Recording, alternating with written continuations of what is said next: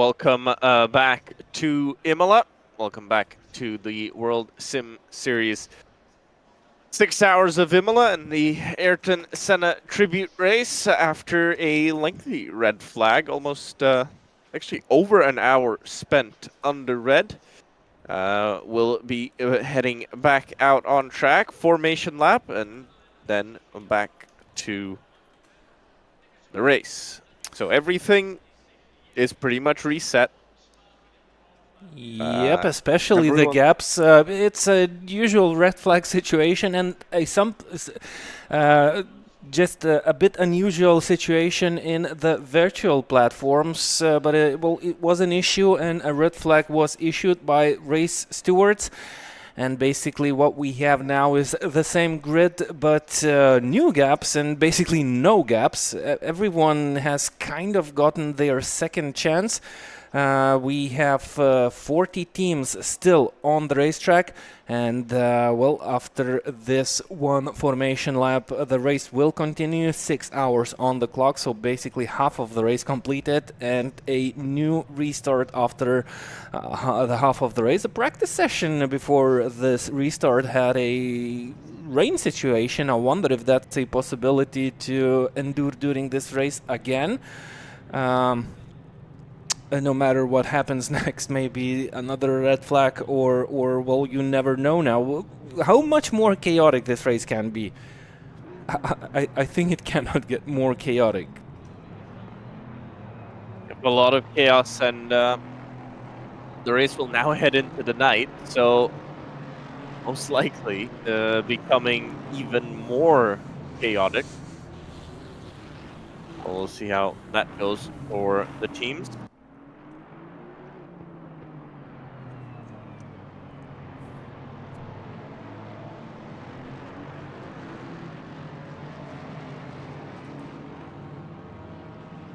As they run on for a full formation lap. Good news for Dream to Drive.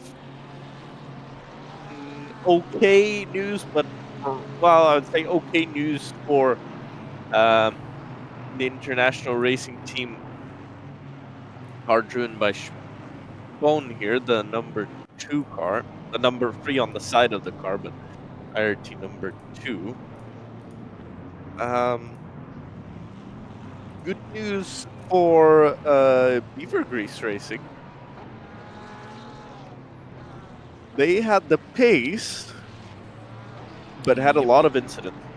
Yep, so a lot of new possibilities for most of the teams. Maybe a little bit unexpected or unwilling to see for others, but that's very similar what you get in those real life situations where the drivers get the ability to put new tires on and gain some advantage against the others. So, well, this time everyone has equal chances. Everyone starts fresh on new cars, new tires. The biggest difference here is the distances they have, the gaps there, they are gone. They are not there anymore.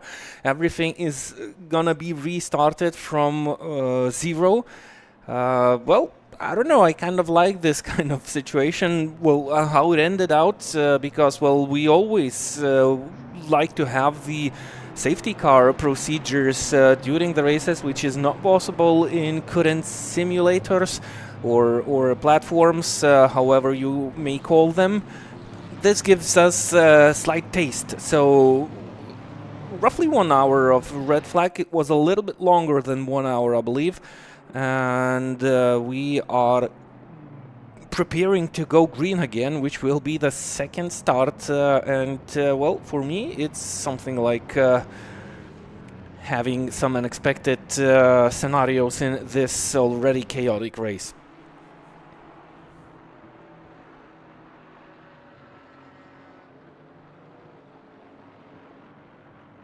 Getting ready to go again. It's, well, essentially, it's the 6 hours of Imola now, as everything's been completely reset.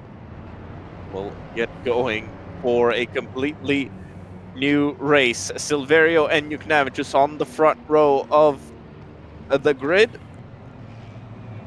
as we get ready to go for part 2 of this race. The track has cooled, so the drivers will be able to push those tires even more. And we're away for the second part of the race. After the red flag, you can have it just side by side with Silverio as they run down into turn 1. Will this be clean, or will we have trouble? Nope. You can have it just around the outside and gets the lead immediately.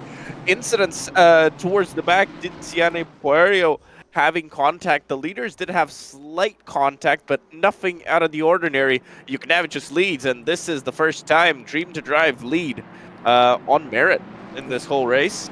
Yep, And it happened right at the restart. And new leaders in the GT4 class, Jean-Claude Racing have given over the wheel for Daniel Dressel, and he's already in P2. Again, a similar situation to what we have in the first start, as the GT3s are kind of getting in the mix with the GT4s and getting in the way of the slower cars, competing with each other. Now the GT3s, it looks like they got away. Still one GT3 behind Dressel, the Jean-Claude Racing team driver, but this is a big change in the GT4 class.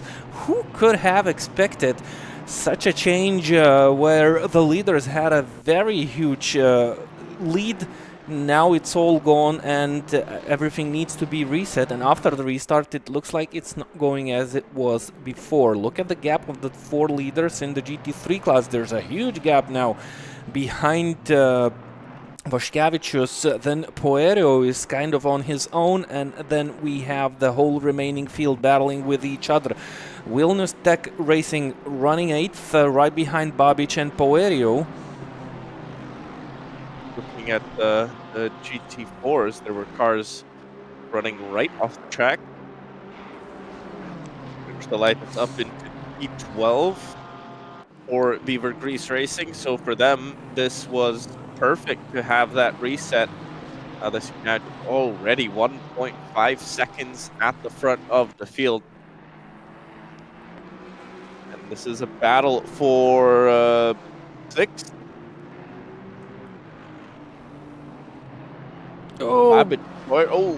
Contact behind. Martin Grawl involved in something. Again, contact. Maintaining those positions, but again, contact. This car has been beat up so many times today that now they were, I guess, hoping to have a clean run. Not going to happen. More contact. Vaškevičius is in the 6th car. The other IRT machine. Oh. Kral just went off the road and gave Critical Light the position. But Vaškevičius in the 6th machine, they were doing well until they had their incidents. Now, with the restart, they're able to run once again. So Kobosnidze quite calmly in the lead of the GT4. And look, again, we have big gaps already during the first lap in both of the classes. Kobosnidze has a safe lead. Pix is still mixed in between the GT4s. Dressel holds on to P2 as Ilmas tries to gain on his rival. Then we have another GT3 car and the next group of GT4s. It's a nice battle at the opening laps. We didn't see a lot of battles in the GT4, and that's what one would expect after the restart. So the first opening laps should give these drivers some nice little on-track battles. I will be cheering for them to try and avoid big accidents and stay close for as long as possible. To have a much cleaner and safer race. Wario in trouble, dropping down the field very, very quickly. He had some contact somewhere out of the top 10, down in 22nd position. This is the replay of what happened to Puerio. He was being overtaken around the outside of, wow, a small contact. They both continued, and and Puerio first lost it on his own while clipping the gravel, then lost the back end and clipped the front end of that BMW. another unfortunate incident. Elisa doing a good job, I have to say, staying with the lead pack in GT3. Will contact at Rahmanian, Virchenko, Freshy, and Halabak for position in GT4. Wow, drivers making mistakes here at the back of the pack in the GT4 group. Nice battles, nice harsh battles with Nika Kobosnidze still holding on to the lead, but it looks like Dressel has found a lot of pace and he's gaining on the current leader, trying to reverse back the leading position that we had before the red flags have been waved. This is Venuti against Rimdeka, battle for 5th place in the GT4 class. Running on board with Dominikas Rimdeka, as he's being chased down by Matteo Venuti down the main straight, approaching turn 1. Venuti kind of being given the chance of taking the inside line, so it looks like not a lot of fighting will be taken place for the 5th spot. And slightly moving under braking. Looks like the car was twitchy for Venuti, but he managed to take that spot as Dressel tries now to gain on Nika Kobosnidze. Very similar pace by both of the drivers. Dressel was slightly faster, and I think it's about time for us to move over to the GT3 field. That's Pedrazini against Babic, battling for P7. Look at the gap Juknaviches have. Well, to no one's surprise, actually, they had enormous pace in the first half of this race before the red flag dropped. And, well, they waste no time now. They started second, went into the lead of this race on the opening lap, and they are not looking back at this moment. Bernie Pedrazini. Oh, a slight contact with Kristolaitis. Both cars continue on the track. That was close with the kind of comeback onto the racetrack by Kristolaitis. He's lucky that Pedrazini was not a little bit closer to his back end of the Porsche. And now there's a chance not only for Pedrazini but also for Hansford. A very tight, close situation where the drivers need to have a good conversation with each other. And it looks like it's going okay so far, at least. Spawn 3/10 behind Silverio, and again these two cars were battling in the first half of the race. Remember, there were times that these cars were changing the lead. At that time it was, I believe, Chris Inani behind the wheel, and Daniel Spawn managed to overtake him after a couple of attempts.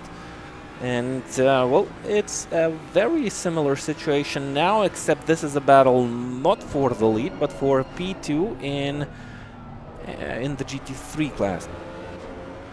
Just looking, have car numbers changed? I think they did. They did. Juknaviches was definitely number 1. Yep, exactly. Nice catch. Juknaviches was definitely, well, Dream to Drive definitely had number 1. I wonder how that will work out. Does it mean that Tadas Juknaviches is now driving for International Racing number 1 team? They had time during the red flag to re-sticker, but a lot of the cars I think have changed numbers. Looks like that to me. I think, you know what, the numbers should be regarding the positions that the positions they had before the red flags dropped. I think that's the case here. It's the way the ACC handles out the numbers, or maybe the WorldSimSeries platform works with the numbers. And, well, the grid was set up the way it ended in the first part. That's why ACC simply put those stickers in that order. I believe that's it, why the numbers are different. I thought maybe we had another issue here. Kral incident for him as well. Well, again, a lot of trouble for a lot of cars. 5 positions dropped for him here. Oh, look, Let's Raul have a look lost what plenty happened. of places. I think he lost 4 places here. I wonder what happened, but I think he lost it on his own because there's no accident on the table. Yep, ran wide. Oh, lost the back Oh, end. no. Clipped the No. barriers. I think there's not going to be a lot of damage to the Aston Martin as Krikštolaitis makes the job done on Babic, or was it actually a side-by-side situation? He overtook him. I can see a position switch. So slide this up into 7th. Good for him and the whole Beaver Grease team. They had a horrible start to the race, and I honestly couldn't even believe they were still running. Krikštolaitis started the last lap in 12th, so I'm looking at the WorldSimSeries platform results. I'm waiting till they will cross line, or are the results hanging? No, maybe the... No, no. I think the results are hanging on the website. They are not changing here. Even on a refresh. What am I looking at? No, yep, R2. Yep, I think the results are stuck at least for now. Zagorach off the road now as well. Oh, and that's... Into the gravel trap. Rejoins relatively safe, I think, as safely as you could. One of the safer rejoins today, so no harm, no foul there. And he lost plenty of places. And he had a great start for this race because he's now back into P18 after that incident. So he was up a couple of places before... Did he get touched? Yep, he got knocked out. But the car has scars already from the past. It didn't receive these scars. The right side is all damaged, and it was not of this situation. Well, at least it didn't look like that. Lobkov drive-through penalty for the 24 car. I don't think we saw what he did, but drive-through penalty given.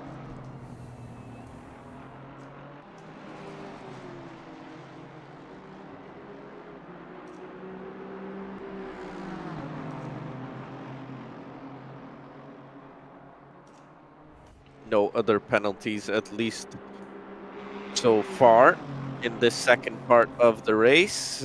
Good for those that collected penalties in the beginning.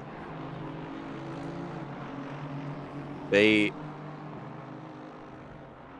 kind of have had all of their losses reset.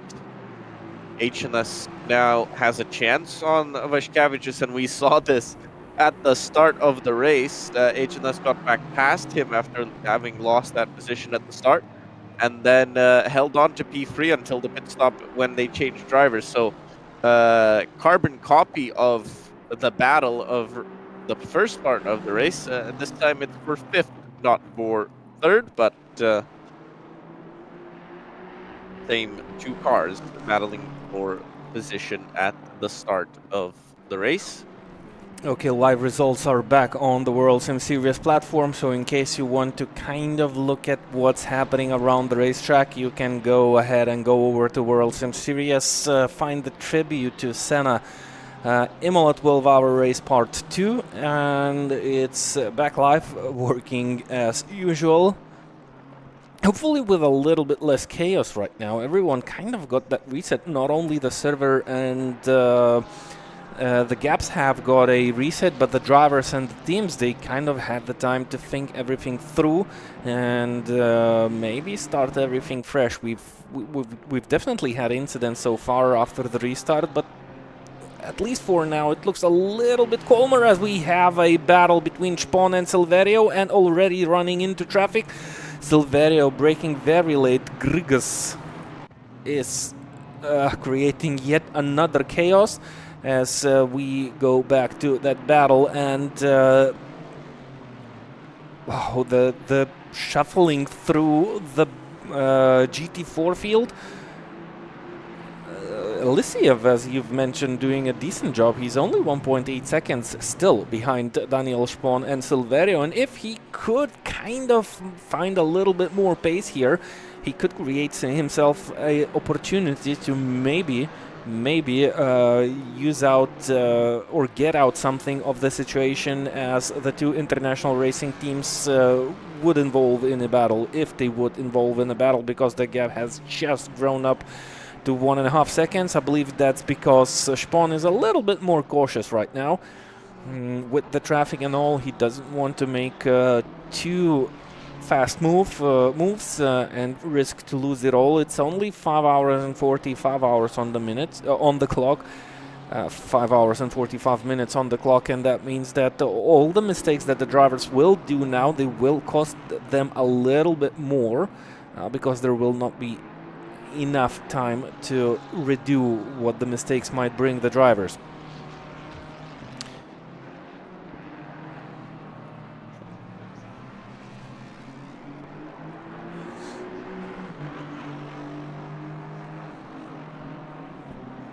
Grigos managed to overtake Zagorac, I believe.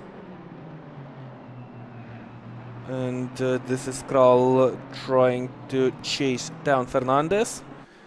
A close battle on the GT3 field. Pedrazzini and Babic fighting for 8th, as Gediminas Krikštolaitis is already running far into the distance, trying to chase down Dominikas Eichinas, who is by himself battling with Dominikas Vaškevičius. And look at the gap of Juknevičius, 10 seconds. I don't know. I think that's gonna be it in the battle for the lead, unless the Dream to Drive guys will face some issues underway, but they have the opportunity to kind of stay calm now. They don't need to make too risky moves, rush too much while dealing with the traffic. They have the pace, they can drive much more clever races. Pedrazzini is giving his opponent a look into the rear view mirrors as he flashes his white Ferrari in the right mirror of that black BMW. As we approach the Variante Alta chicane, we've seen plenty of drama evolve here in this chicane, and I'm happy to see that some of the drivers now tend to lift off and not make those risky moves. Definitely less chaotic race, even though we had a couple of accidents, so everything looks a little bit smoother now as we head over and move over to the battle for P2 between the two team cars.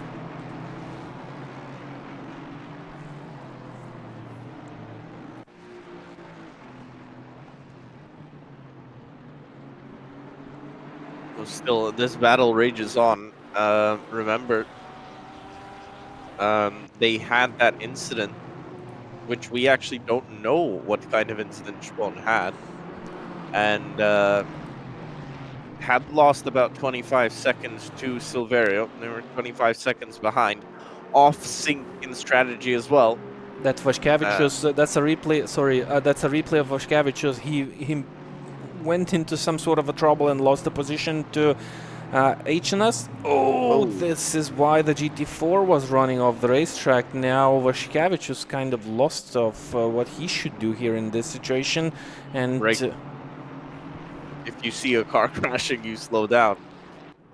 Well, he sent that car crashing into the barriers, or at least onto the gravel by hitting the back of it. I think no, he was already sideways. The car in front was already sideways. That's why he hit him, because he was very slow. But normally, if you're approaching a car, you should try and lift off. I'm watching, actually, the battle between Spahn and Silverio. They were in a big gaggle of traffic and almost had a chance with Spahn, but backed out of it. And now lost a bit of time out of the gaggle they were just in. Mega job from Elisa. Really doing well. Staying behind these two. I mean, he really stayed with the pack. 1.1 seconds down from the two cars second and third on the podium. Now this actually opens up an opportunity. We're talking about that maybe we can see a Honda on the podium. I said it was just too far away.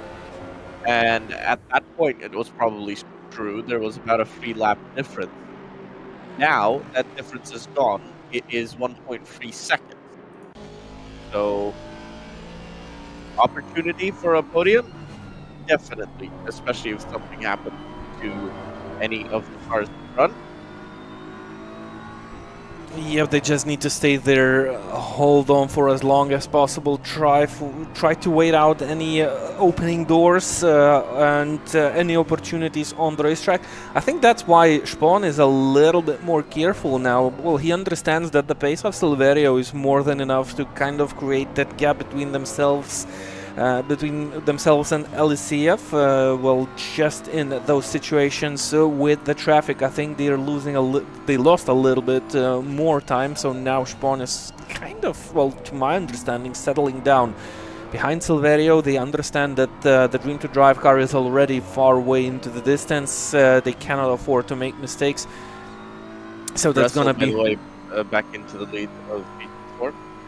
Oh, nice catch. Just overtook on this lap, I believe, and still under pressure from behind. But and this is still very much fun approaching them now as well. So battles intertwined, and And not that's pretty actually Kobosnidze is down in P3. Remember, he was leading the race after the restart, after the new start.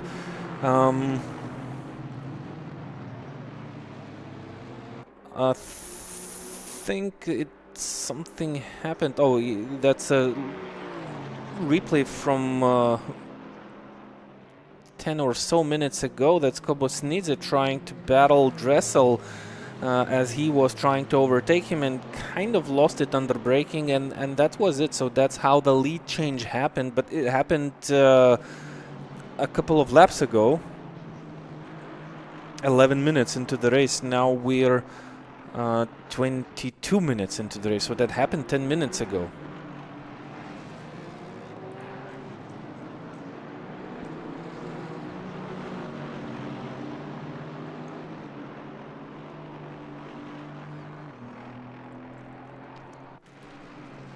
So remember, Vaškevičius in the IRT number 3 car, they were also strong on the opening laps and then kind of faced issues. That was also close with the Schonklart Racing team on the exit of the final corner onto the straight. Thankfully managed to avoid silly mistakes taking place. That's not what we want to see here now. Do you have some weather predictions on your side? Do you see something beautiful and sunny for the next half hour? Okay, and it's already 7:30 on the virtual racetrack. I wonder what time it gets dark in Imola and what time of the year we are currently racing now. Because if that's live, if that's the end of March... Definitely not live. Yeah, that's definitely not the end of March. I mean the timing, so the seasoning. Yeah. It's definitely not end of March. It would be very much dark out in Imola at 7:30 p.m. Look, should be summer, so should be early midsummer or early summer. Yeah, summer or late, very late spring, at least with all of the greenery around. Air temperature 26, track temperature 26, so it's a little bit cooler than it was before the red flag. Well, some time has passed. That's why it cooled down a little bit. The wind has come up. It's up to 6 kilometers an hour, which is interesting that the wind has gone up. It looks to be a headwind down the straight. No, actually, we're getting a side wind down the straight.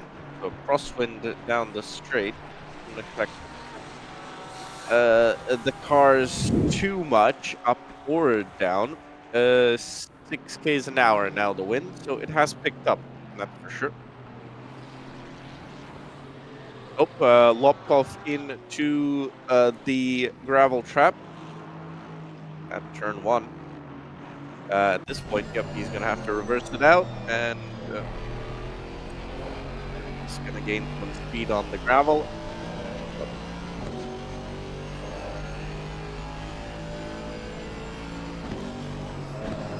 On board with Matteo Venuti, as he has been overtaken by the GT3 car and almost ran into the back of it. Look how different the pace looks from the inside of a GT4 car. Looking at the GT3, it's almost like a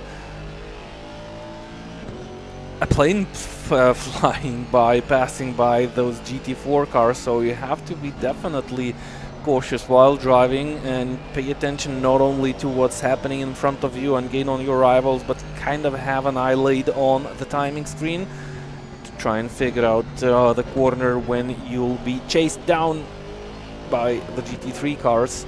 I thought he was taking a little bit too much of that curb, sausage curb on the inside of the Acqua Minerale corner, but seems to be okay. Those GT4s can handle those sausage curbs. Looks like pretty nicely. That's Halavac and Rahmanian. Another GT4 car battle down the track, approaching the penultimate corner. Rotating to the left side, looking for a good apex, maybe a later apex to get a nice exit on the straight.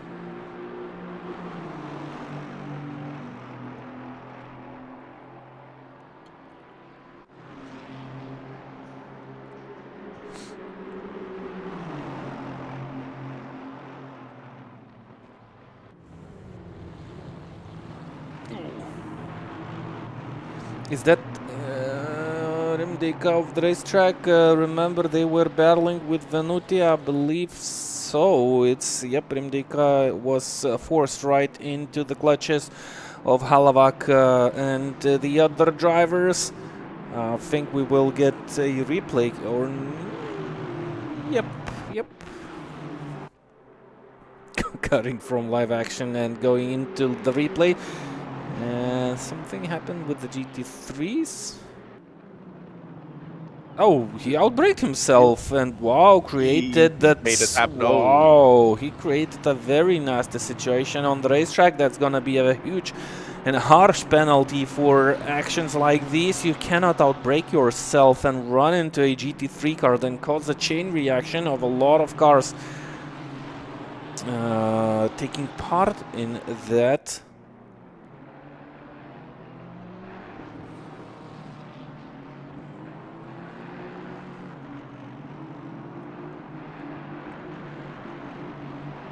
He now needs to be very cautious because he's surrounded by faster cars and slower cars approaching.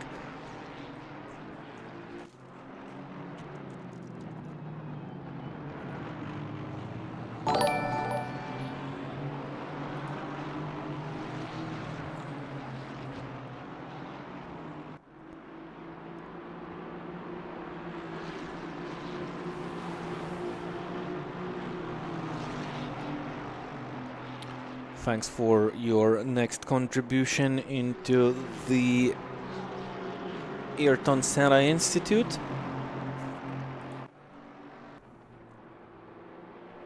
As we kind of focus on the GT4 class, we didn't have a chance to have a look, a closer look at battles in the GT4 class, and I think it's gonna spread out quite shortly now between the GT4s as it was in the first half of the race. Kind of I'll repeat myself that one would expect closer battles, tighter gaps in the GT4 class, as they are a slightly slower class, have more mechanical grip, so the timing, the pace of the cars should be much more equal than the pace of the GT3 cars.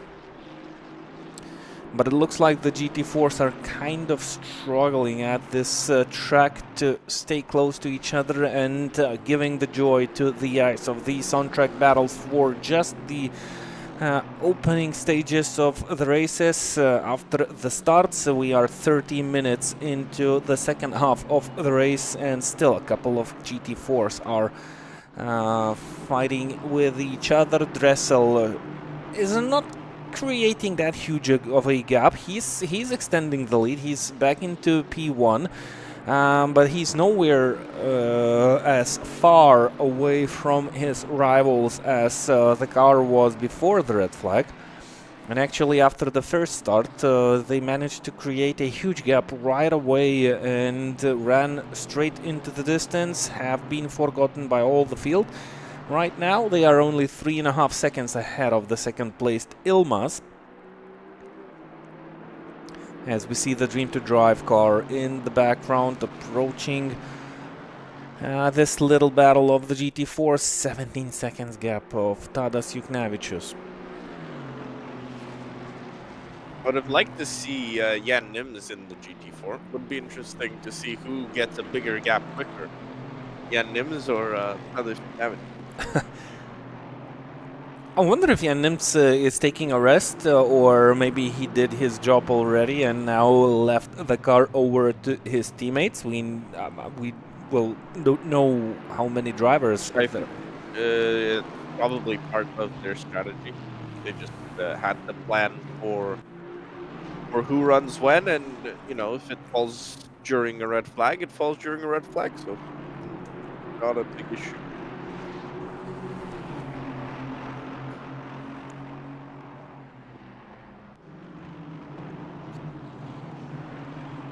Melnichenko versus Rahmanian. Battles happening further down the grid in the GT4 class as the leaders start to spread out in this field.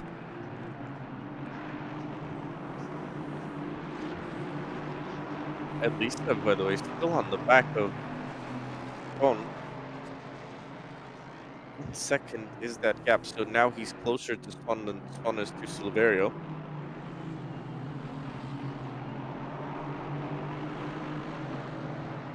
Which I have to say is quite unexpected.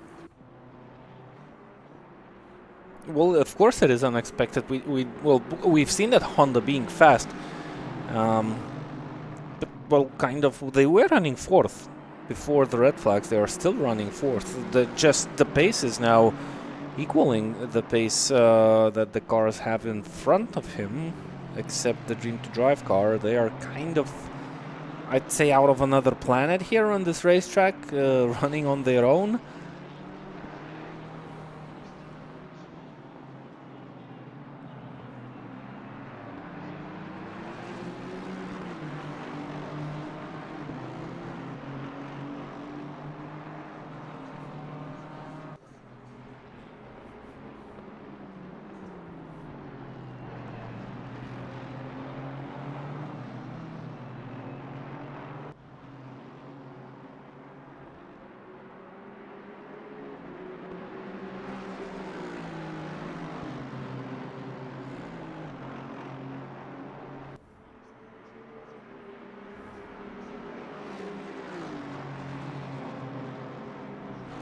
Jamie FN29 Fernandez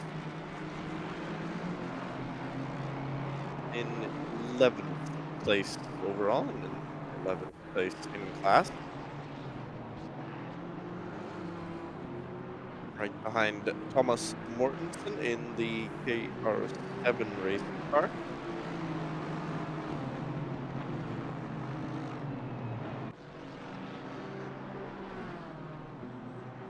Car 15, that is. Everybody settling back into some sort of rhythm. Washkowicz and HNS, that's not a battle that's done yet. We give a second between those two.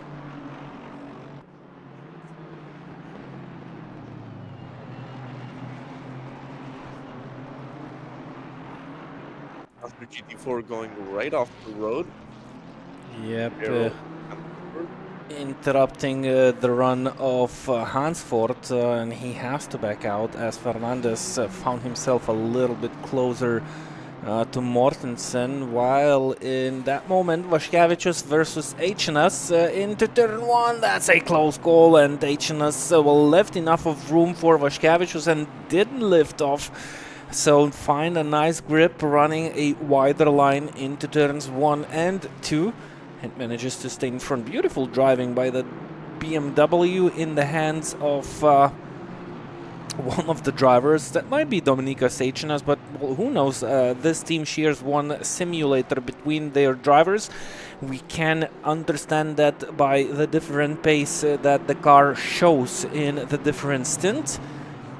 And looks like it's the strongest, fastest driver behind the wheel at this moment. Vaškevičius has been slightly stuck behind that Mercedes GT4 car as HNS finds another spot on the track to deal with the traffic. Vaškevičius finds himself a little bit unlucky. Nice move. It was a little bit risky. It looked like the GT4 made a small mistake, and that was more than enough for Vaškevičius to take that spot and try to stick with HNS, who is now running into the distance as Vaškevičius needs to deal with the traffic. Both cars doing nicely with the traffic, avoiding contacts, still being able to stay as close to each other.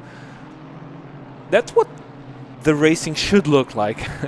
Beautiful driving, a little bit risky moves, but everything on the clean side, and that creates beautiful pictures of the racing action from the virtual racetracks. And it lets all the participants to continue their journey without bigger interruptions. Although that chaos that we had in the first half of the race created also some interesting unseen scenarios.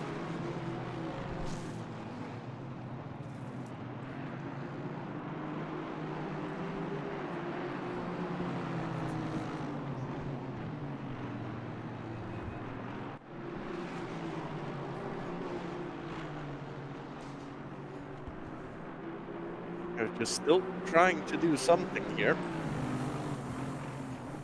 Well, that 0.6 of a second, these two, well, they were inseparable before, on the first race start, no, second race start, they're in the same position, but the Honda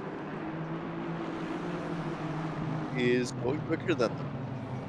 That's not something that was happening in the first race. Vaškevičius trying now to provoke a mistake from HNS. Like, he cannot make a move. At least can't find space to make a move. The best option then, try to provoke him. It worked first time.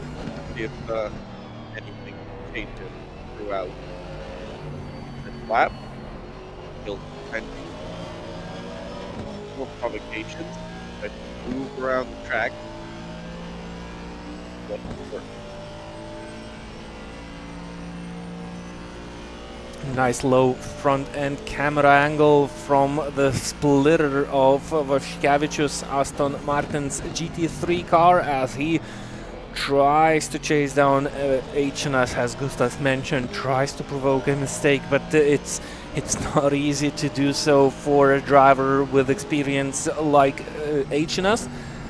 And he makes a mistake by himself, runs a little bit deep into the first part of the corner, needs to ease off the throttle a little bit more than he would have liked to if he wouldn't have missed that first apex, and giving the advantage to HNS.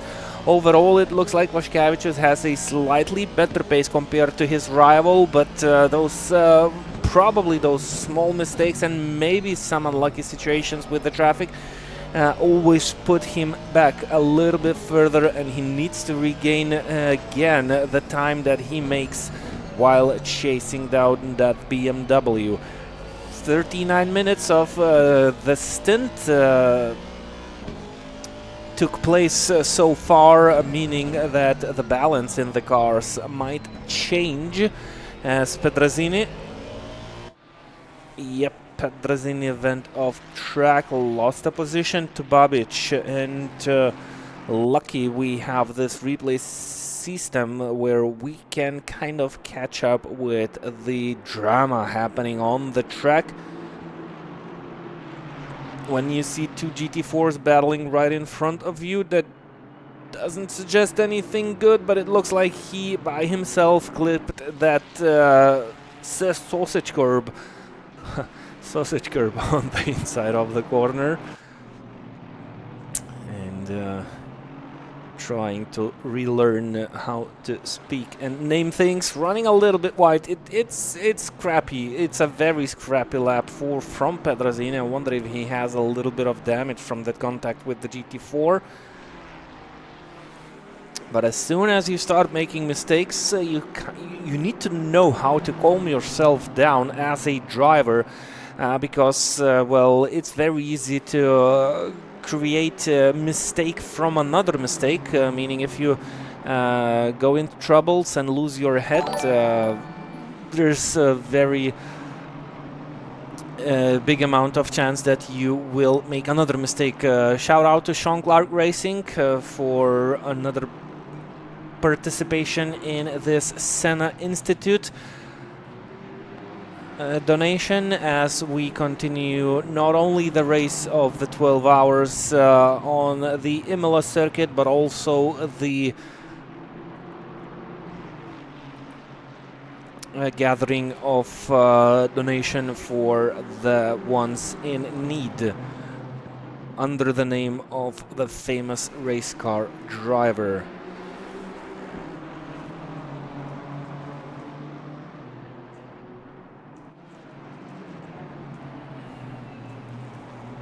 This is a close battle between Martin Krall, Daryl Hansford, and Pix.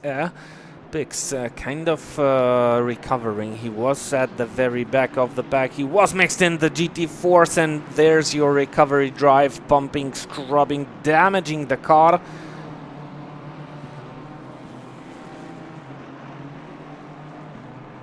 Old drivers going hard.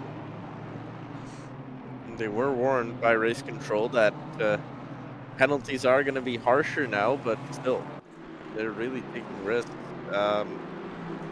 I'm pretty sure they are motivated by the speech of Ayrton Senna, who said once, if you no longer go for a gap, you are no longer a racing driver. So I'm kind of seeing the inspiration by these words, but, well, not always beautifully... not always beautifully made moves. Too bad a lot of these are not even moves. A lot of these are just either they have an accident on their own or drive into the back of someone. So not even finding any gap, and that is the unfortunate part here. Yeah, bad execution by a good motivation, but well, it's virtual racing. It's definitely on the harder side, on the more difficult side of a perfect execution.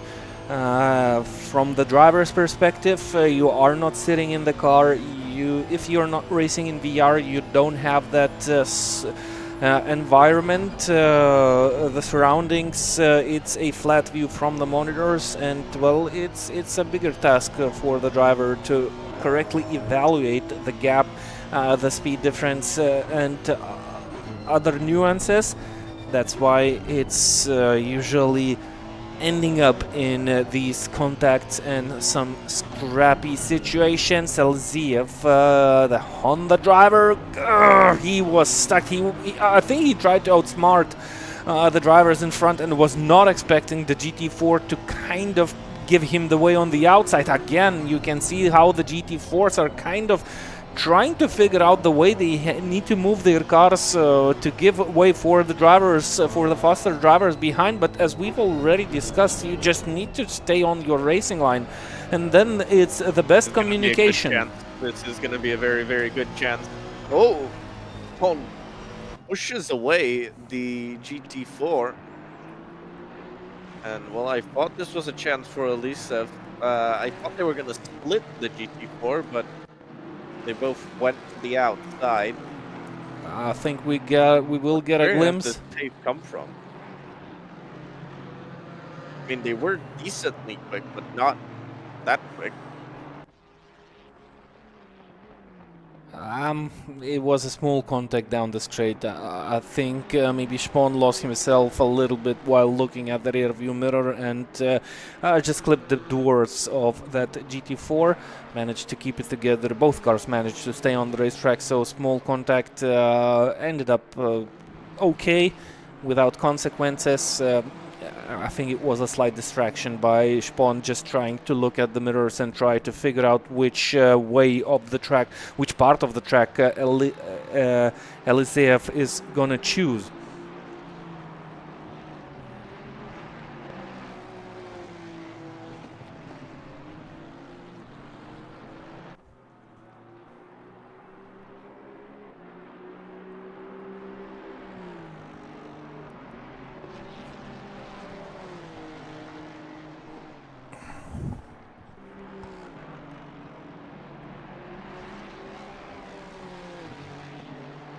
Good news for Silverio, though. His gap is now 3.6 seconds, but I would have expected a slightly bigger gap from Silverio, as these two kind of not only deal with the GT4 traffic, they deal with each other, and Spawn sometimes needs to go defensive, and they're losing precious time, but Silverio still not building out enough of a gap to what he could build here. And on the other side, Spawn is kind of slower now as he was in the first part. Well, of course, he was battling Silverio's teammate Nani. Maybe he managed to put a little more pressure on the shoulders of Nani than he's able to do with the same strategy for Silverio. And Silverio still, even though he takes those small steps to build out that gap, he's still extending that gap rather than decreasing it.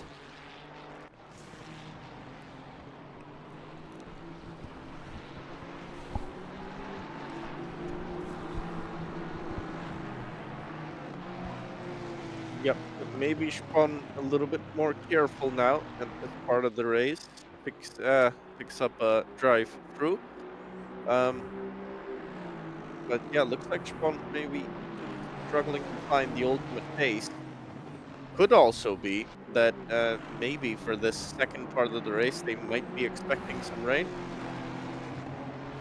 And car 13, Fernandez, stop and go. Ooh, Eliseev! Oh, Oh my word, this Honda is twitchy now, he has to be very careful. Oh, what started as a small slide and it looked like Eliseev is still under control.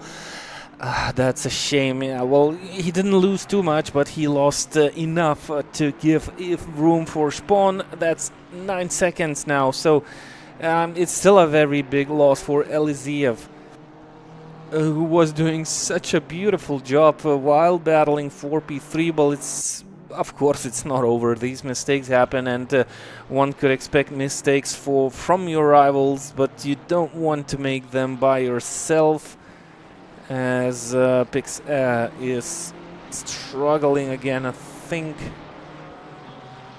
Oh no, actually he just he returned from the pit lane. I thought he had some sort of an incident, but actually he's back on the track after completing a drive-through penalty.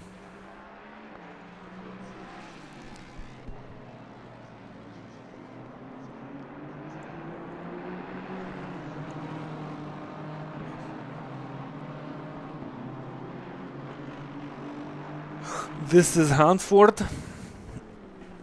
versus Fernandez.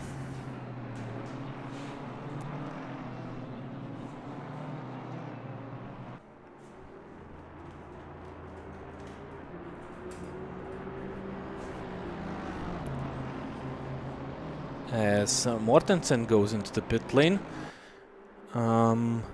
that's an early stop. That's definitely a very early stop. I don't think either. That's yep. About 15 minutes early. Interesting choice, as a little bit of cloud has come in. Still, the next half hour looking to not have any rain.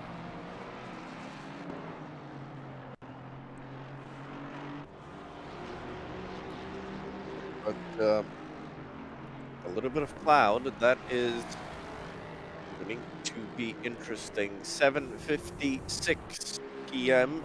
on the virtual track. As the sun starts to go down, we'll have the final few hours in complete darkness here at Imola. And if you thought that racing here in daylight was difficult, just wait till it gets dark.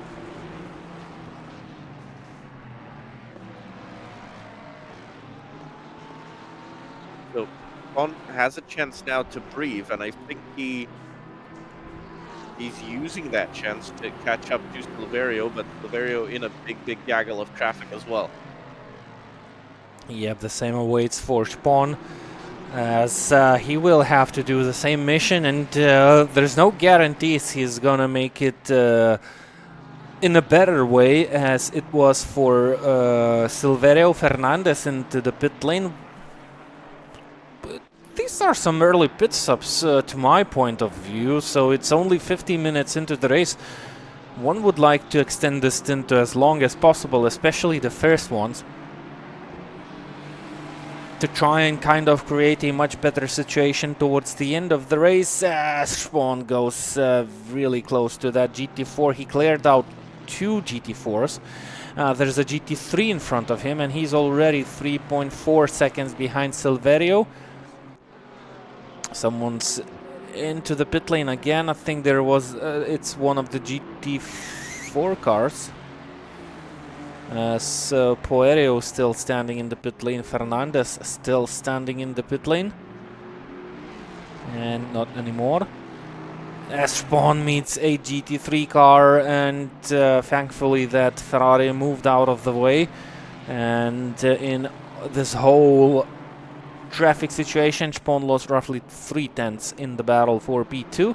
Before the traffic it was 3.8, it's now 4.1, so basically a similar situation for both of the drivers. Neither of them lost or gained too much.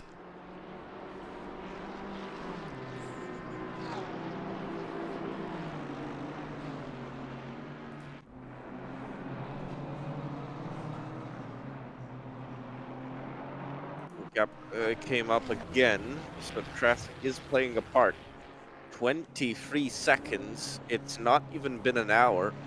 That is a huge gap. Oh, that's Dressel having to deal with the GT3 cars. Looked a little bit tight. Both cars managed to survive. I think these tense situations for the drivers, they are keeping them awake. I think this track. 26 disqualified for speeding in the pit lane. 26 should be one of the GT3s. That's the international racing team. Justina Sinitsa. The BMW, so DQ'd. You have to go in quick to the pit lane to get disqualified. Pretty much have to forget where the pit limiter is. It's not even a very fast approach to the pit lane here at Imola. Well, it is. Well, it's not a too fast, but it's still, you are coming down the straight. Not at maximum speeds, of course. You're coming out of a relatively slow turn, and there's a relatively short run to the line. It's not a difficult pit entry, is what I want to say. You don't have difficult walls and stuff around you, so interesting to see somebody speed in that much. Well, that's a shame, you know. They have been doing this race for the last 7 hours almost, and a little bit longer with the red flag situation. So it's almost 8 hours now until we have seen the green flags drop, and with only 5 hours remaining, see a DQ issued by the system, and you cannot revert it back. It's not something that the drivers enjoy seeing, and the team should be desperate now and feeling hopeless. But it is what it is. That's racing. A lot of drama evolves on the real tracks also.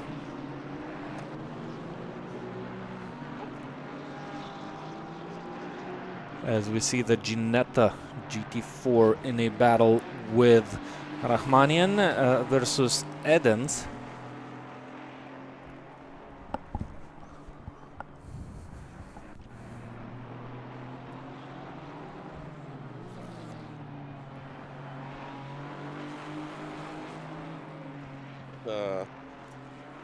That Ginetta, we kept seeing it on track, still running strong.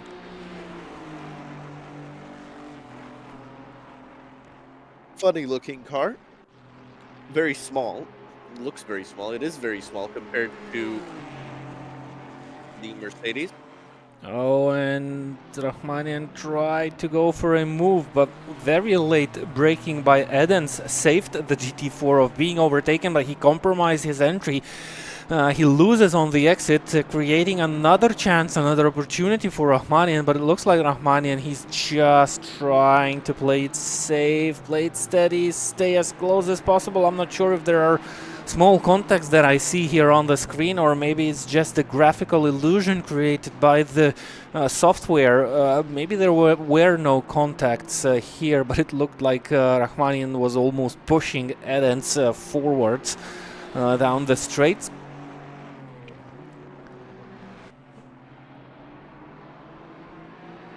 How wide is able Edens to make that that narrow, small Ginetta on the Imola racetrack? He finds those ideal lines, runs a little bit wide on the exit. That's going to be a huge chance for Rahmanian to make that move count, but we approach that very slow chicane of the corner. Rahmanian understands that how calmly and nicely Rahmanian is driving here. Well, he always chooses to play it on the safe side rather than make some risky moves, as they've been approached by GT3 from behind. A couple of GT3s, they are also patient here. They know that the next straight is just around the corner, so wide to create these dangerous situations. Rahmanian goes into the pit lane as the first wave of pit stops starts hitting the track.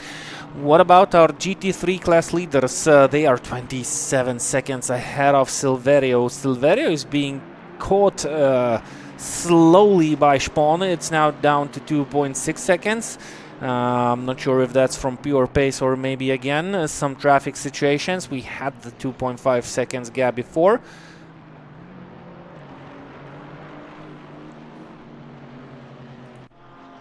As Vaškevičius has been caught by Kristolaitis and runs a little bit wide. Kristolaitis runs sideways on the exit, manages to control the car, keep it on the limit, and sneaks through into P6. Yep, a great prize for Kristolaitis here. That red flag was. That car was way down the field. I wonder what issues Vaškevičius is facing, as all the drivers are yet to enter the pit lane. The top 10 drivers are still staying out on the racetrack. Look at Eliziev. He's gaining on Spawn, so basically Spawn is Eliziev is in the pit lane.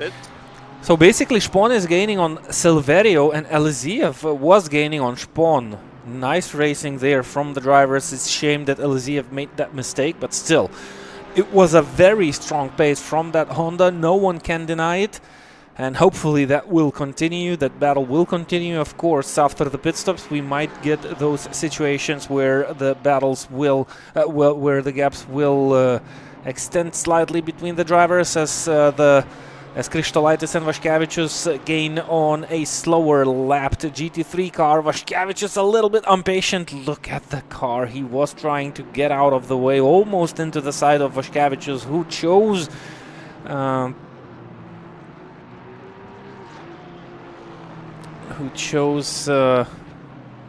Looking at the table, a bit lost. There were a lot of red names here, and I was trying, while I was speaking, I was trying to figure out what's the issue here. Everything seems to be okay. Well, reading the well, that is Vertec, no, that's now Pecco Almir in the Dams Aston Martin. Eliziev back on the track. 32.2.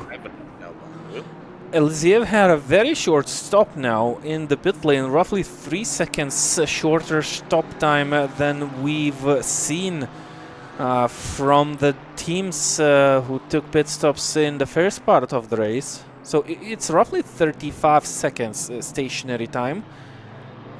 Wonder why that's 3 seconds shorter. Maybe because he went into the pit lane just a tiny bit earlier and put in less fuel. And there's the next wave of the pit stops. Vaškevičius into the pit lane, leaving out Krikštolaitis on the racetrack to try and chase down Eichinas. Spon on a very similar pace here as Silverio. He was slightly faster on the previous lap. The gap is kind of still the same. You can see both of the international racing team cars in one shot as we go down up the hill.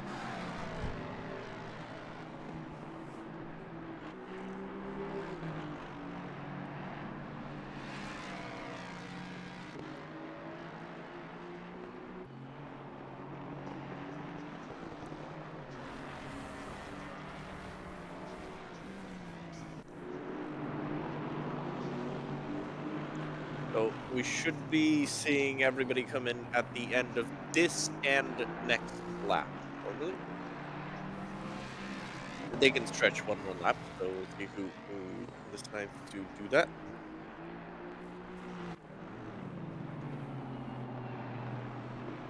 Now it just stayed out, not a surprise. They'll run to the max, as they always did. Silverio down into the pits. Spon stays out.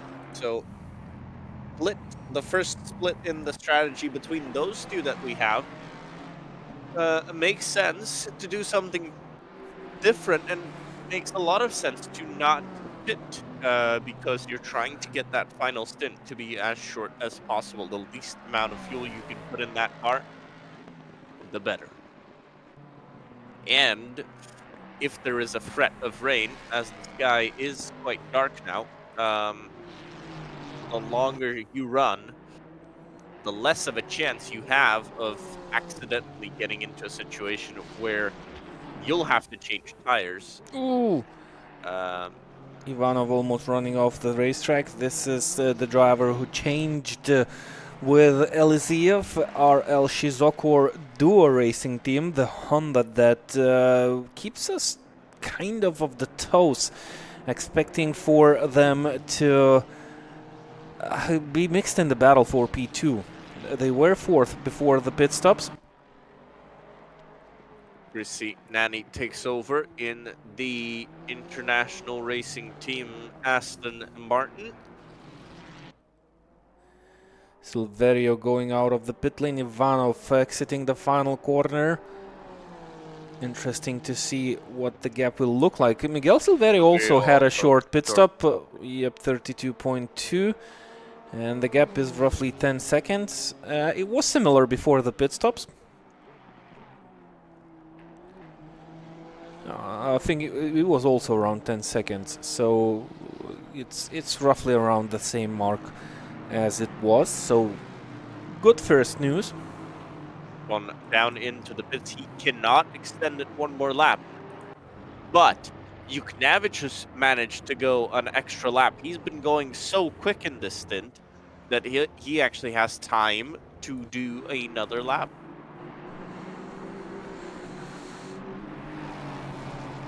Do they need to take risks like that, or it's not a risk? They have 1 minute and 4 seconds on the clock now to finish off this lap. That should be more than enough for Yuknavich to... It's not a risk. They calculated it for sure, and it's just not a risk. You're going to the end of the stint, so you know exactly when you're gonna hit. It's a good thing to do. Makes strategy just that little bit easier if you can follow the plan. Yep, I cannot agree less with you on that point, and yeah, definitely on the very safe side. So the Coming pace, in now yep, with 23 two. seconds to spare. Yep. So the pace not only allows them to create a bigger gap, but lets them have a much safer choice of strategy.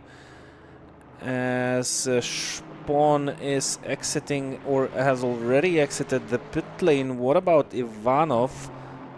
So similar gaps now, by the looks of it. On a second longer in the pit. Not a big difference. Steven Askatkos takes over the Beaver Grease car as he goes out on track. Still in P6 in the Porsche.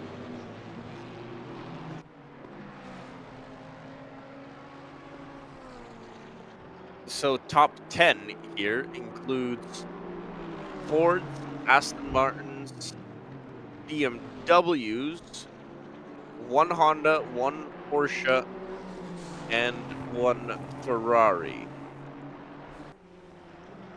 Do we have any other brand in GT3 racing here today? No. So actually every single brand is represented in the top 10. Nice mix of manufacturers here. Sun has come out slightly again. Yep, that's Papanastasio behind the wheel. So No, Christine. Sun has come. Oh, Sun, okay. I thought you said Spawn. No, Sun has come out, and that rain maybe not as close as we thought it would be. Still, the next half hour, no rain. Well, it's definitely a clear weather outside in the virtual Imola racetrack at this moment. It doesn't look to give us plenty of chances for the weather to change.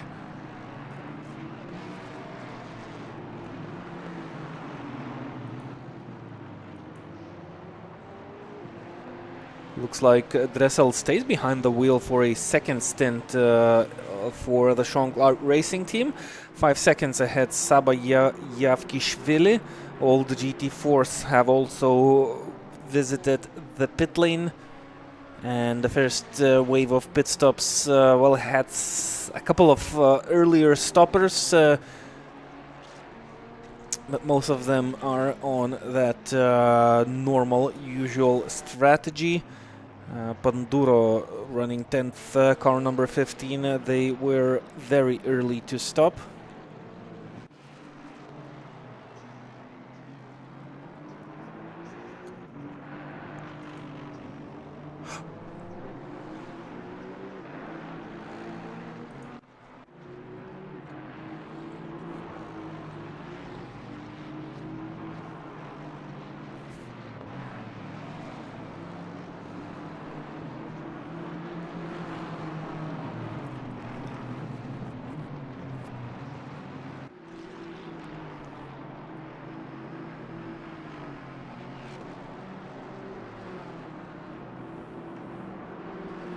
Looking at Melnichenko out on track.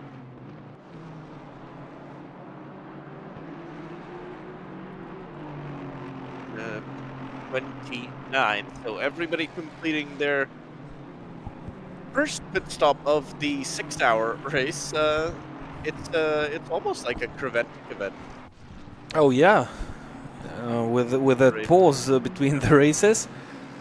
We could have the second part tomorrow. Oh yeah, that's a nice idea. The organizers haven't thought about this. Maybe for the next event. Racing, they keep the lap loss, but Yeah. it goes back to 0 gaps if you were on the same lap. So for the next red flag, if we have any other World Sim Series event, we can maybe even think of a World Sim Series event that could go over 2 days.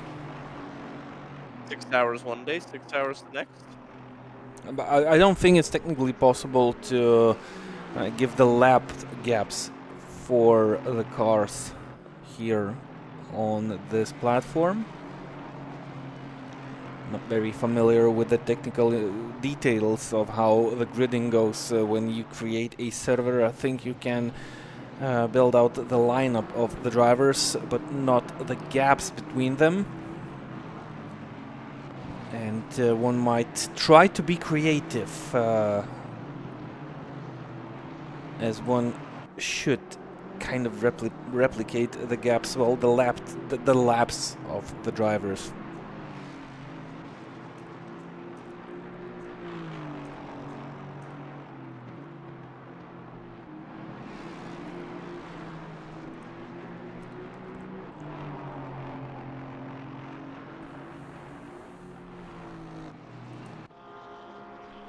Looks like...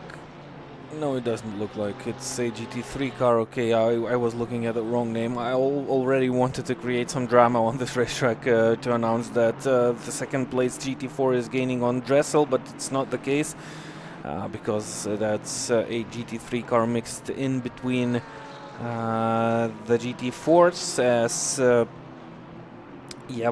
Yavakishvili has been waved the blue flag by the marshals, by the virtual marshals around the racetrack, to get himself familiar that a faster car is approaching from behind. But that's gonna be... No, that's not gonna be an overtake 4 position. That was an overtake 4 position. Krakten overtook Dressel, and believe it or not, it was actually 4P23 overall. So Dressel managed to stay in front of a couple of GT3 cars who faced some issues down the track. And there are still a couple of GT3s in the... Well, not a couple, it's actually one GT3 car driven by Santino Franco Davico. This Aston Martin Vantage GT3 car, which will have to make some moves on the GT4s for an actual on-track position, as he loses the back end of the car while clipping the curb a little bit too hard in the Variante Alta chicane, and continues his journey to chase down his rivals up ahead. Steven Askatkus, 5th. The driver swap has seen place. It looks like Steven Askatkus trying to chase down Dominika Sachin, as the gap is 5 seconds.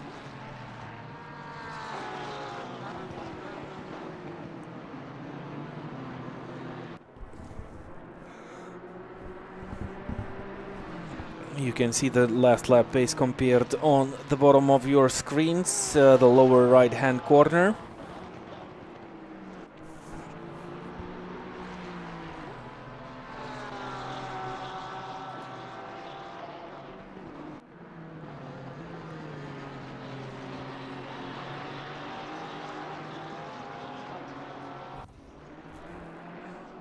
I think HNS has stayed behind the wheel, I expect.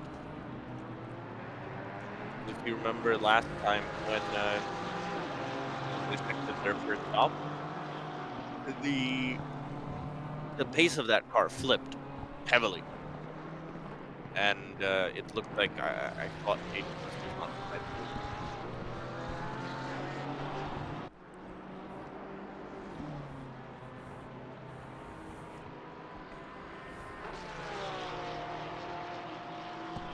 This time, holding the gap just fine. With 4 hours and 45 minutes to go of this race. It's been pretty calm considering it was a full restart. We had a few incidents, but not too bad. I would say the start of the race was much more chaotic than this restart here.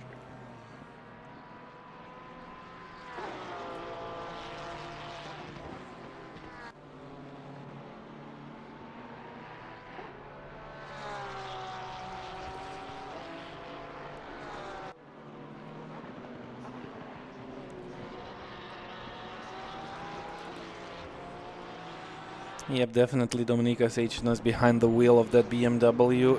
He's on a very nice pace, while Skatkos seems to be slightly faster. But Ayrtonas is also kind of doing an okay rhythm. Gap is slightly decreasing between these two cars, but not too dramatic. There's one car off the racetrack, that's Tvui. Not the first time we see Tvui parked in the gravel. Oh, and going on the track into the inside part of the asphalt.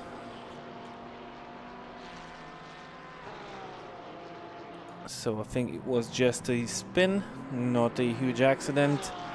As Steven Askatkos continues his efforts to try and catch up with the car in front. This is a battle for P5. What about Ivanov? I think he's slightly slower, but not by much. The gap increased up to 10 seconds. It was roughly 8.5 seconds a couple of laps ago, as I had a look at it. So still looks to be okay in the matter of fighting for P3 or maybe even P2, because Papanastasios is also matching the pace of Kresinani. Beautiful to see identical, similar paces of the leaders, while Grantas Karetskas, well, he's a blast behind the wheel. There's no cure for any driver on the field at this moment to try and chase down Grantas Karetskas. 40 seconds gap, 1 minute 41.0 previous lap time by Grantas Karetskas. That's the fastest lap time of this second part of the race. They managed to go a little bit faster in the first part, but just wait a little bit, and I think Grantas Karetskas might extract something more from his car, though he doesn't need to do that now. No one to be chased, just hold on to the position. As either way, I think he will overtake the whole field by at least one lap. If the team will continue to demonstrate the pace that they currently show.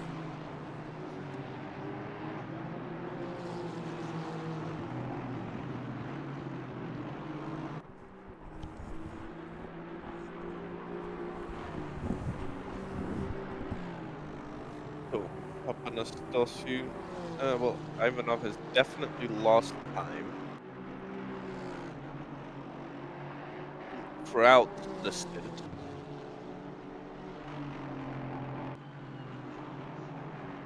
But doing well, I think HNS doesn't really look like a threat behind, at least for the time being.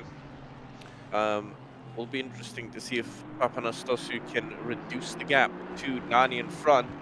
And good news for those who like drama, in half an hour's time, we finally expect some rain. Oh wow, that would definitely might be a game changer in those battles for positions. So those, I'm kind of expecting the Ford,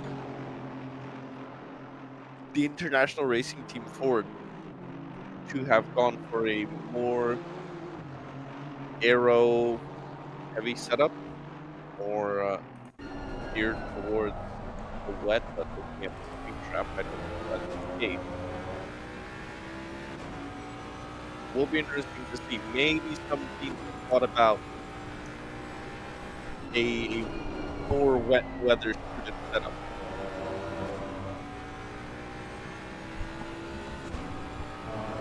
This is very good for even a in the Beaver Creek Porsche. Don't count them out for a podium now. If the rain is going to stay for longer, that Porsche should be flying. Rear engine car is always one of the fastest in the wet. Fantastic traction on it. So could that be the car of choice?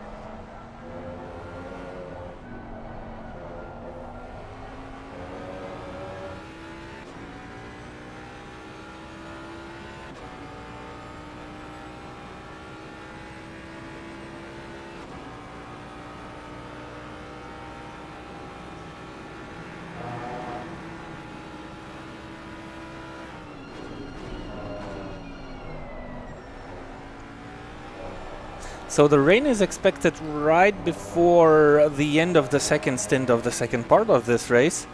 Maybe that will not create too much drama. Oh, Ayrton has lost a little bit of time, I believe, during this lap because the gap went down from 4 seconds to 1 second, looking at the lap time. 145.6, so not that big of a loss, so maybe it adds up all together. The slightly better pace by Katkos, a small mistake or maybe unlucky situation in a traffic, and now giving us a view of a Porsche versus BMW in the GT3 class. Who will have the better pace? Is that going to be enough for Steven Askatkus? Enough of pressure on the shoulders from HNS? As we have some incidents on the racetrack, Neugene and Metzger. I think they had a travel off the racetrack. As Katkus now enjoying a little bit of track time on his own while trying to chase down the blue Vilnius Tech race car.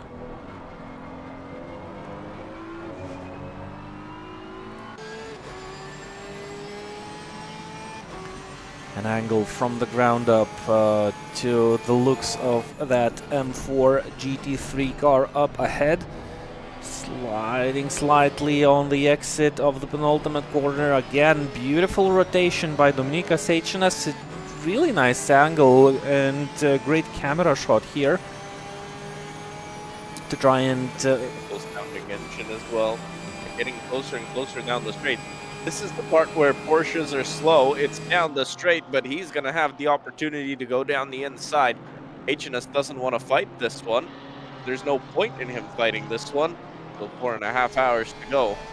Jonas cut us up into P5 and, well, nightmare to almost fairy tale race for Jonas cut at Beaver Grease Racing. Weather forecast change though.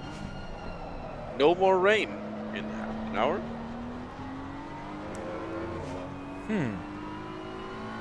I've never seen that. I've never seen the forecast change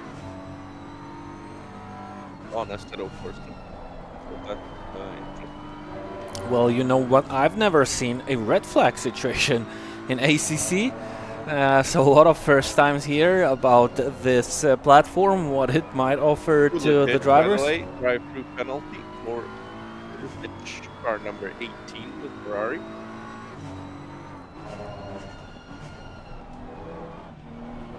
I've seen red flags in race. Safety cars. I've seen a forecast change on a different platform. I've never seen forecast change on ACC.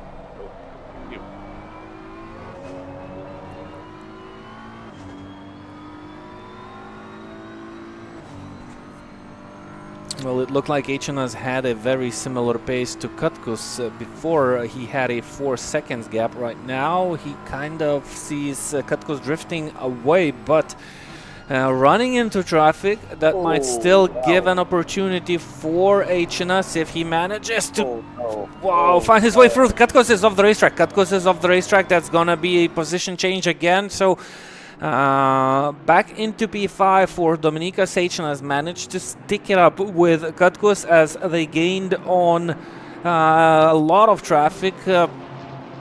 This is the replay of what happened for Kutkus. Oh, there was a contact in front of him. He tried to stay cautious, and he was simply pushed off the racetrack by that Aston Martin. And wow, one wouldn't want to see that. One wouldn't want to feel that while you try to lap some cars.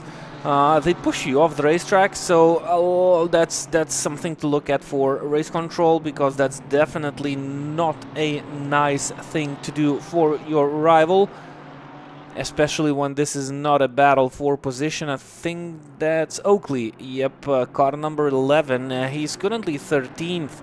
Has been chased down by Kutkus and HNS, and was not aware of the situation. Oh, HNS understood that he's a little bit too late for a defensive move. Well, he looked a little bit lost on the track to what line to choose there, and he was kind of looking to go defensive, but then kind of took it a little bit too long for that decision, and then, well, there was nothing left for him to do rather than open up the door for HNS and be overtaken again.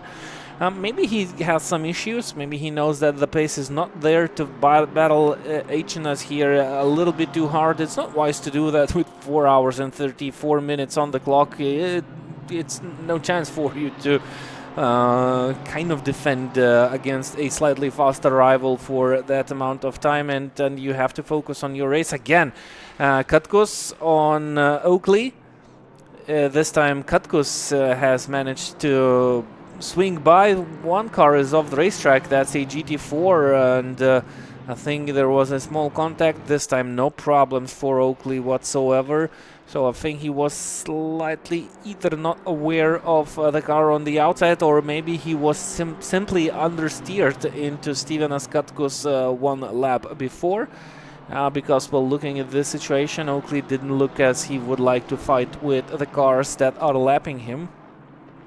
So when driving on the limit, even and at the same time battling your rival and being approached by faster cars, it's definitely a difficult task for the drivers to drive flawlessly without mistakes.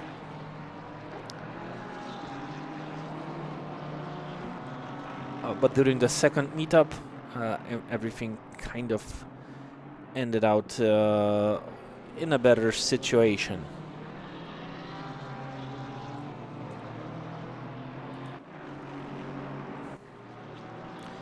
Aaron Gray for P33 overall. Camera jammed. Camilo Arias. Yep, that's further down the back in the GT4 class. Still some battles shaping up.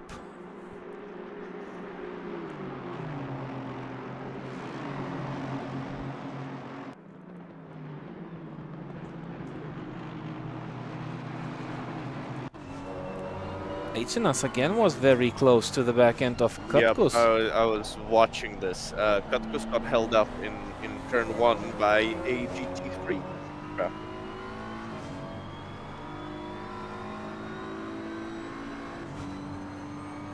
So it was strange to see how that looked, but yep, did get held up.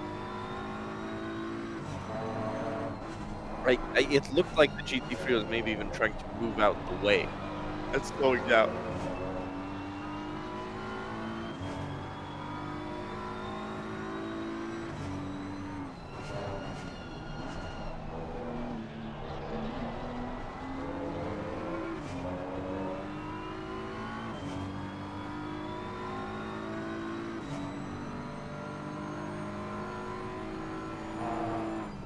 Looking fine for now is Cutlass. I think he'll extend that gap to Ayrton once again.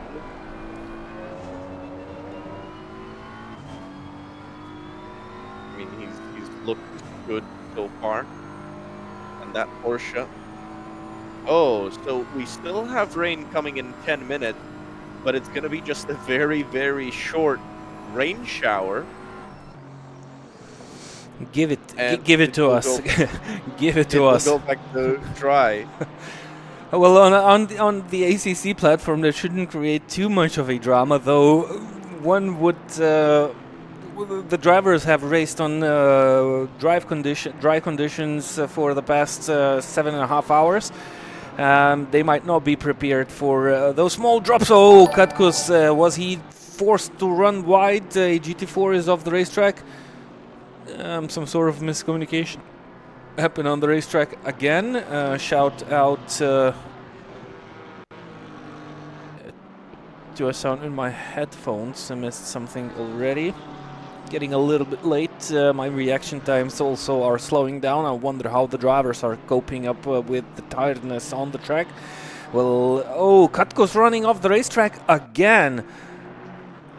So a couple of mistakes in one lap might still keep the chances alive for Dominika Seichenas, though he runs a little bit too harsh over the curbs in the Variante Alta chicane by himself, giving back that gap to Katkus that he had before that mistake. So back to the rain topic. Remember the race we had in Spa 1 or 2 years ago, where the weather was constantly changing. It was raining, then it was drying out. It was raining again, and it was drying out again. And we had a situation where one team chose to stay on slick tires for the whole hour when it was raining, and then they came into the pit lane as it started to dry, and they then put on some wet tires. So the weather on ACC is sometimes unpredictable, and the way the car handles on the wet track or on the dry track, sometimes it allows the drivers for some interesting strategy choices. So we'll wonder what a very short drizzle or a very short heavy rain would cause here on the racetrack if we had cars running on slicks. Well, of course, it was a race where the drivers got already used to those changing conditions, and you kind of get into the rhythm. You know what to do when it's raining. You know what to do when it's dry. You adapt much more easier when you are forced to run on conditions like those. But this time, the drivers are flat out around the track for the whole past 7.5 hours. If they would meet some rain, someone might get caught out by the slippery surface.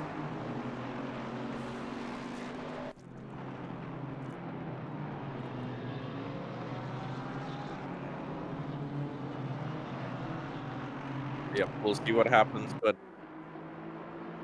I am sure this will be very, very, very exciting. Just a short rain shower. That means a very, very difficult decision to make for teams. Do you risk staying out? I mean, the pit time loss is so large that I don't know. Maybe it's quicker to try and stay out, but it depends how wet it gets, of course. It does say it's going to be heavy rain. That sounds nice. That sounds nice. I like it. I'm sure almost everyone in GT3 likes it, except Dream to Drive.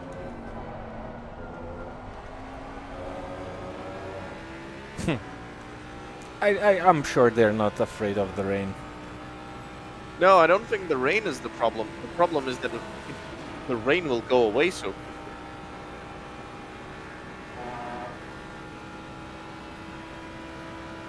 I mean, for them, if they make an 2 extra pit stops, that's a big time loss. And if they don't make them, they could have a crash or have even more time loss.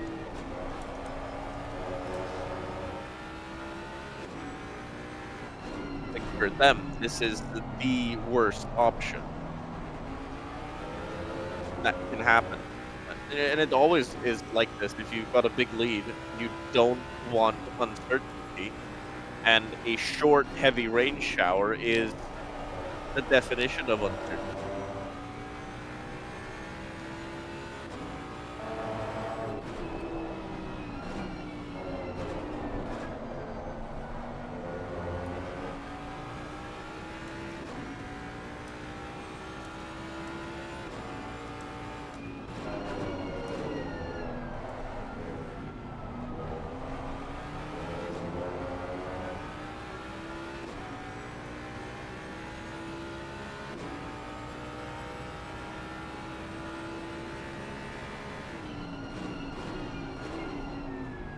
Chaos in front of Papanastasio, managing to avoid. Well, he was very evasive because there's a car behind which managed to get a little bit closer. So Papanastasio lost a little bit of time here, but just all for him being a little bit more cautious, and that's a very wise thing to do. As he doesn't need to run in any problems here at this stage of this race.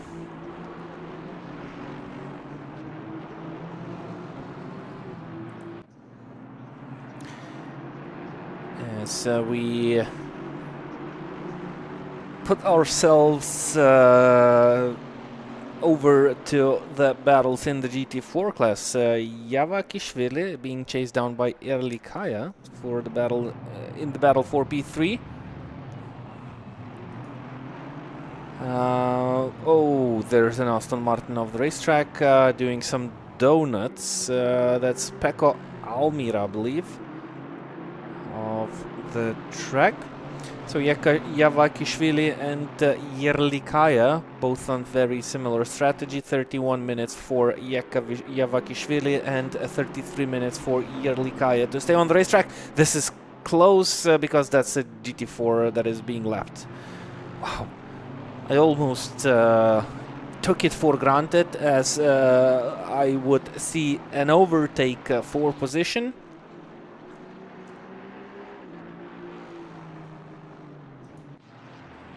As Camilo Arias is having a nice run off the racetrack. Moving to another part of the track, this is a GT3 car battle. Denis Panduro and Leandro Amaral, both cars fighting for P3. And this is a BMW versus a Ford Mustang GT3 car.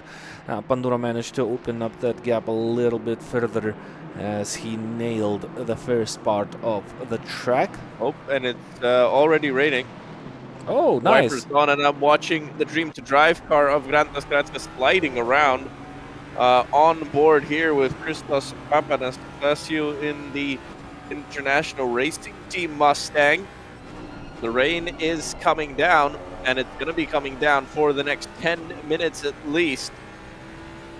Will we see a switch, and from who on to the wet rubber, and who will be in trouble here? Grantas Karatskas, I think this is the one to watch to see how they make their decision on whether to take a different set of tires or not. Believe it or not, Grantas Karatskas losing only 6/10 at this moment while running on this lap. Bernie Pedrazini, I think he's in trouble. He's off the racetrack. As you can see, the rain start to pouring down the track. That's going to... Nugent as well. Nugent spun around as well. This is... And hit the wall. He hit the wall. He needs to put the car in reverse as he needs to go back on the racetrack. Gaps are kind of still very similar. Grantas Karetskas looks like he's losing the least amount of time now when it's pouring down on the racetrack. I don't expect anyone to go into the pit lane, as everyone knows that this is gonna be a very short 10, well, not very short, it's a 10-minute rain, so it is not pretty short. Sliding around, you need to be very careful with those curbs and those white lines. Yep, I think they're gonna go on to the wet. I can't really see another option. Some cars pitting already. It looks like that final section of the lap is the slipperiest of them all. I was watching on board with Karatskas. It looked like he was sliding around a lot. Ivanov down into the pits, and this is going to be... it has to be for the wets. So early on, and this is too early for the wets, I would say. If you're going to go towards that tire, I mean, wait until it actually gets wet. Grissinani running wide. Grissinani in front went a little bit wide. Gap came down between him and Papanastasio. 1 minute and 3 seconds the gap to the lead for Nani. So Karatskas opening up the gap at the front of the field.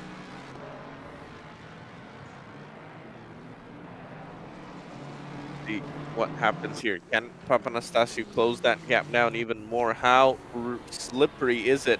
In this final section, you'll see cars moving around now. As you're watching Grantas Karatskas in the middle of the lap. A couple of cars pitting. So yep, Ivanov on the wet tire. This will be a good representation of what kind of lap times we can expect.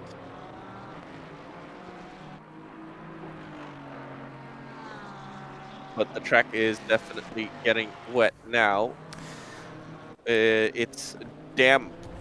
That's the condition that the track is. Papanastasio, 0.5 of a second behind Grissinani. I think that's going to be, well, an attack at some point. Well, at least they're going to try. Out on the track. Karatskas stays out for one more lap at least.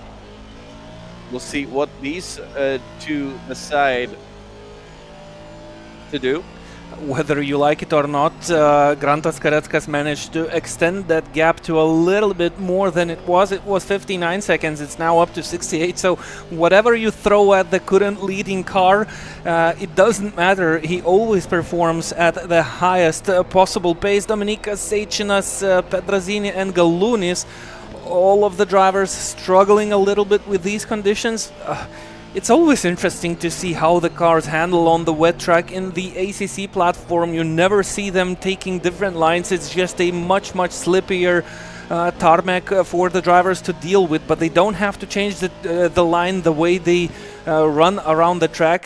So basically, this is good news for everyone participating here. They don't need to search a much grippier part of the racetrack. They just need to be more on their tiptoes while driving around the track. Look at Grissinani, he kind of gained that... staying out. Both of them staying out. In 10 minutes time, the rain will have stopped. But it's properly wet, the track. I can't imagine that the dry tires can hold on for that long.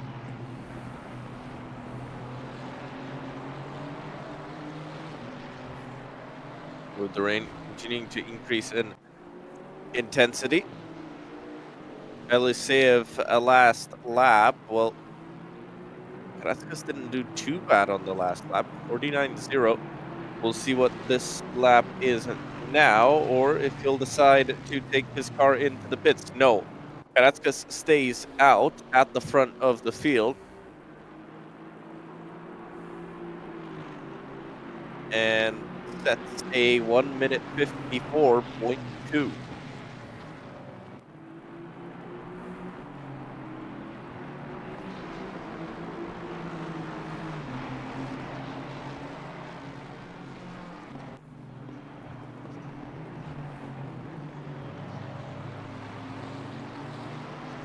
Anastasia still trying to gain on Nani. Both of the cars performing pretty similar.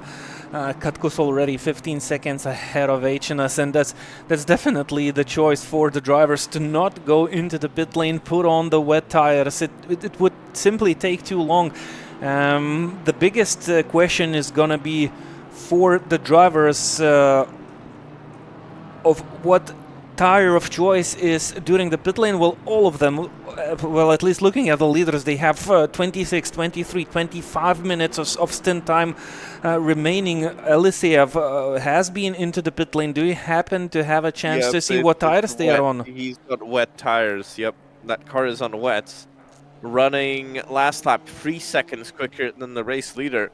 That's a very, very small difference. It is a small difference because a pit stop requires a driver to spend time at least 75 seconds in the pit lane. So if you're only 3 seconds faster, oh, Nani in trouble, Nani in trouble. This is the risk the drivers take. I think that's exactly the same trouble. Actually, probably worse trouble. You lost more time. I will try to catch up with the replay. At first it was Nani who went off the racetrack. Is it getting slippy or slightly, or maybe the driver will just had a little bit too much of confidence in himself? I mean, it's still raining. Just a tiny bit too late on the brakes. I'm pretty sure Papanastasios had a bigger issue, though, well, he went deeper into that gravel, but he kind of made at least a part of that corner before he went off. Still lost a little bit too much to his rival. So back to Elisiev, one of the drivers who is on wets, as Pedrazini in 7th is definitely on slicks. It wasn't HNS of the racetrack, no, well, at least he's running slow. Okay, remember, during the rainy parts of the race, if a car runs very slow, it's gonna be marked as a yellow flag, so that doesn't mean that they are running off the racetrack, though Nani definitely went somewhere off, at least for a short amount of time. The gap went down to 3 seconds. It's nice to see the chaos erupting, but I'm not sure if it's nice to see the leaders still building out that gap even more than they had it before it started raining. So you can... I mean, considering how wet the track is, it really makes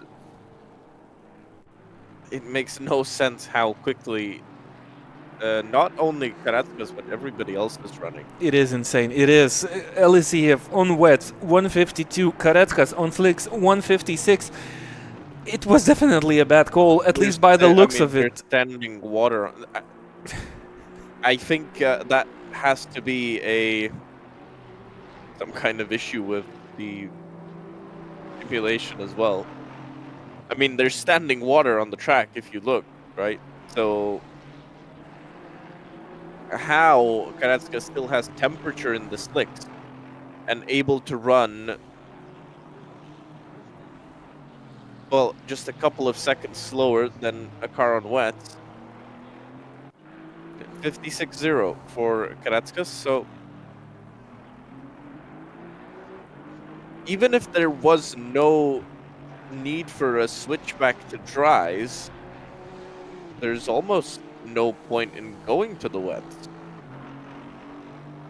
at all.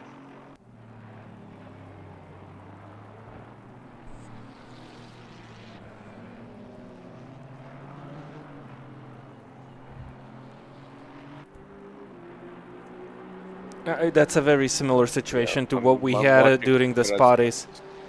He's on slicks, driving the racing line in the wet and taking curbs on slick tires. Well, I mean, everyone is on equal conditions. That's the main part. This is what the system has to offer for the drivers to represent a wet track, you know, and, well, yeah, look, taking those curbs on slicks, it looks so easy, and it doesn't look as like it's... I just checked now, he's definitely on slicks. I was thinking maybe something wrong. No, he's definitely on slicks. Wow. Taking those curbs as if they would be dry, doesn't lose the back end of the car at all, and it's not sliding around. I think HNS, always those yellow flags, freaks me out when I see the driver slide them up.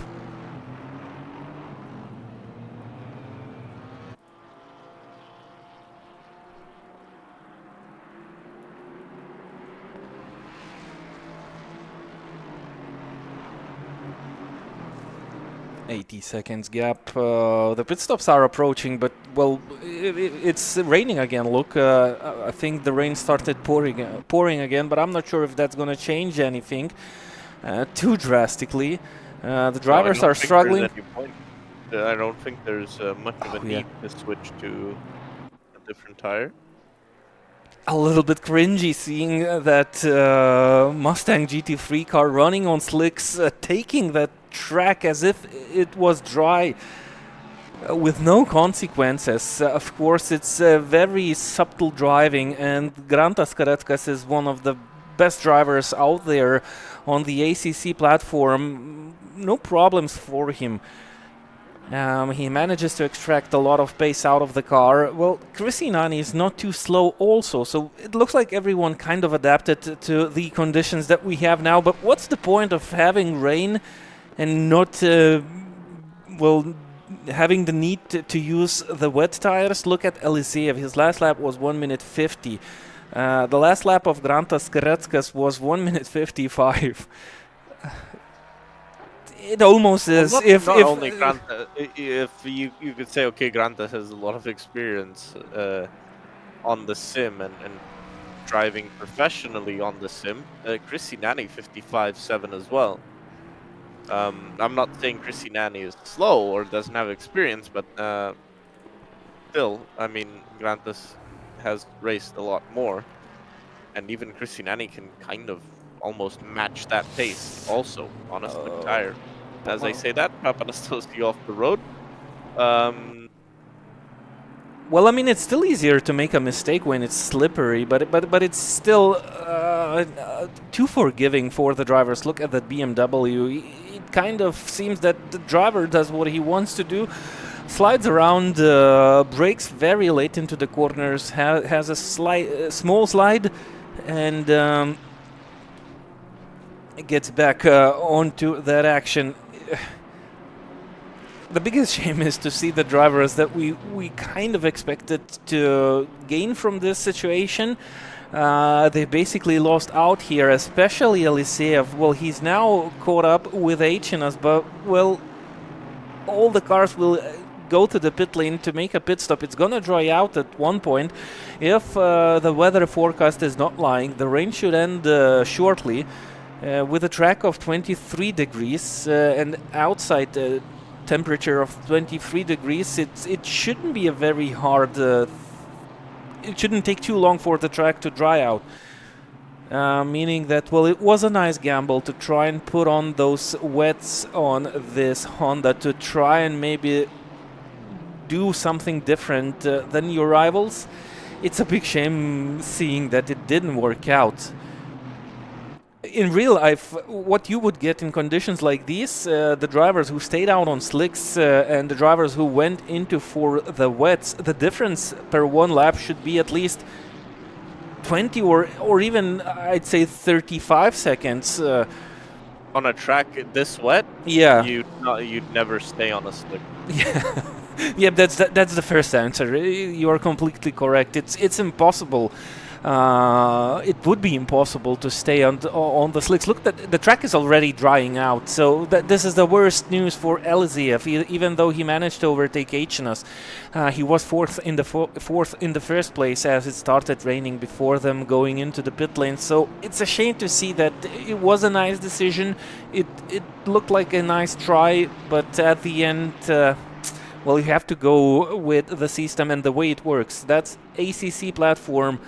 If that's not the first day you drive on this platform, you should know exactly what choice you need to make. And, well, the leaders knew exactly what they need to do here in this situation, and by the looks of it, they made a very nice. Look at Grantas Kareckas already 1 minute 52.5. So it's basically Slicks being faster, the faster tire at this moment when you already able to see the dry line.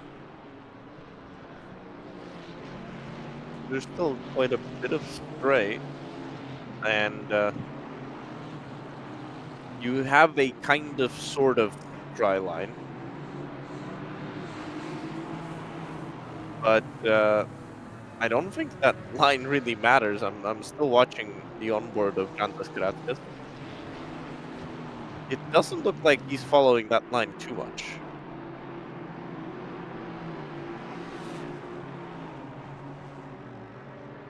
Car 7 stop and go 10 seconds, causing a collision.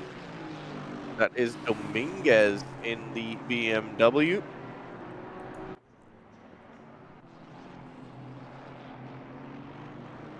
Second stop and go. That's going to cost quite a bit of time. H&S into the pits.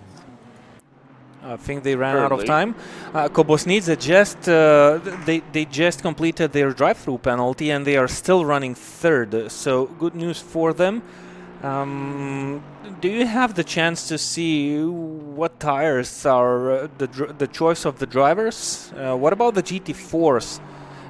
Because Dressel is in P2, so they lost out on the wets. Yep, Dressel is on the wets. Kobosnidze on the wets, Melnichenko on the wets. Freshy on dries, Rimdek on dries, Kalovac on wets. Okay, so Melnichenko on dries. Yeah, it's a very mixed, a lot more mixed grid in the GT4s. Well, as we were focusing again on the GT3 class, where we've seen bigger battles, we kind of lost focus on the GT4s, and the biggest changes happened here in this class. With Schoencloud Racing losing the lead, remember, they were dominating this race before the red flag. They had 2 laps gap, and now they are currently second with Daniel Dressel still behind the wheel. So I wonder what strategy call will the teams have to make after the track dries out. And as we've already seen, it's already a dry tire track. Well, Eliseev was still slightly faster than Grantas Kareckas, but you never guess by how much. Eliseev on wets versus Grantas Kareckas on slicks. You can see the comparison on your screens. It's only 0.7 of a second, so it's only a matter of a couple of laps until the wets will begin to overheat. They should begin to overheat and wear out dramatically, though I'm already lost if that's ever gonna happen and how the tire works here. Well, the slicks are definitely becoming faster now. Look, 1 minute 50.5 as you can clearly divide the dry line from the wet line now on your screens. I wonder what's going through the head of Eliseev now. Is he kind of mad or maybe slightly pissed about the choice that the drivers made, the team has made, of losing the 4th place that they were at. They were not only 4th, they were actually kind of in the battle for P2. I kind of cannot see now how they will be able to fight for 2nd now, as they have lost so much and gained so less with that decision. Gaining slightly on Katkus, but they are now, what, 55 seconds behind Anastasio, and they will have to figure out something what they need to do with the wets, because he's still now he still has a slight advantage against the slicks, but that's gonna change. And by the way it looks how fast the track is drying out, that's gonna change pretty fast.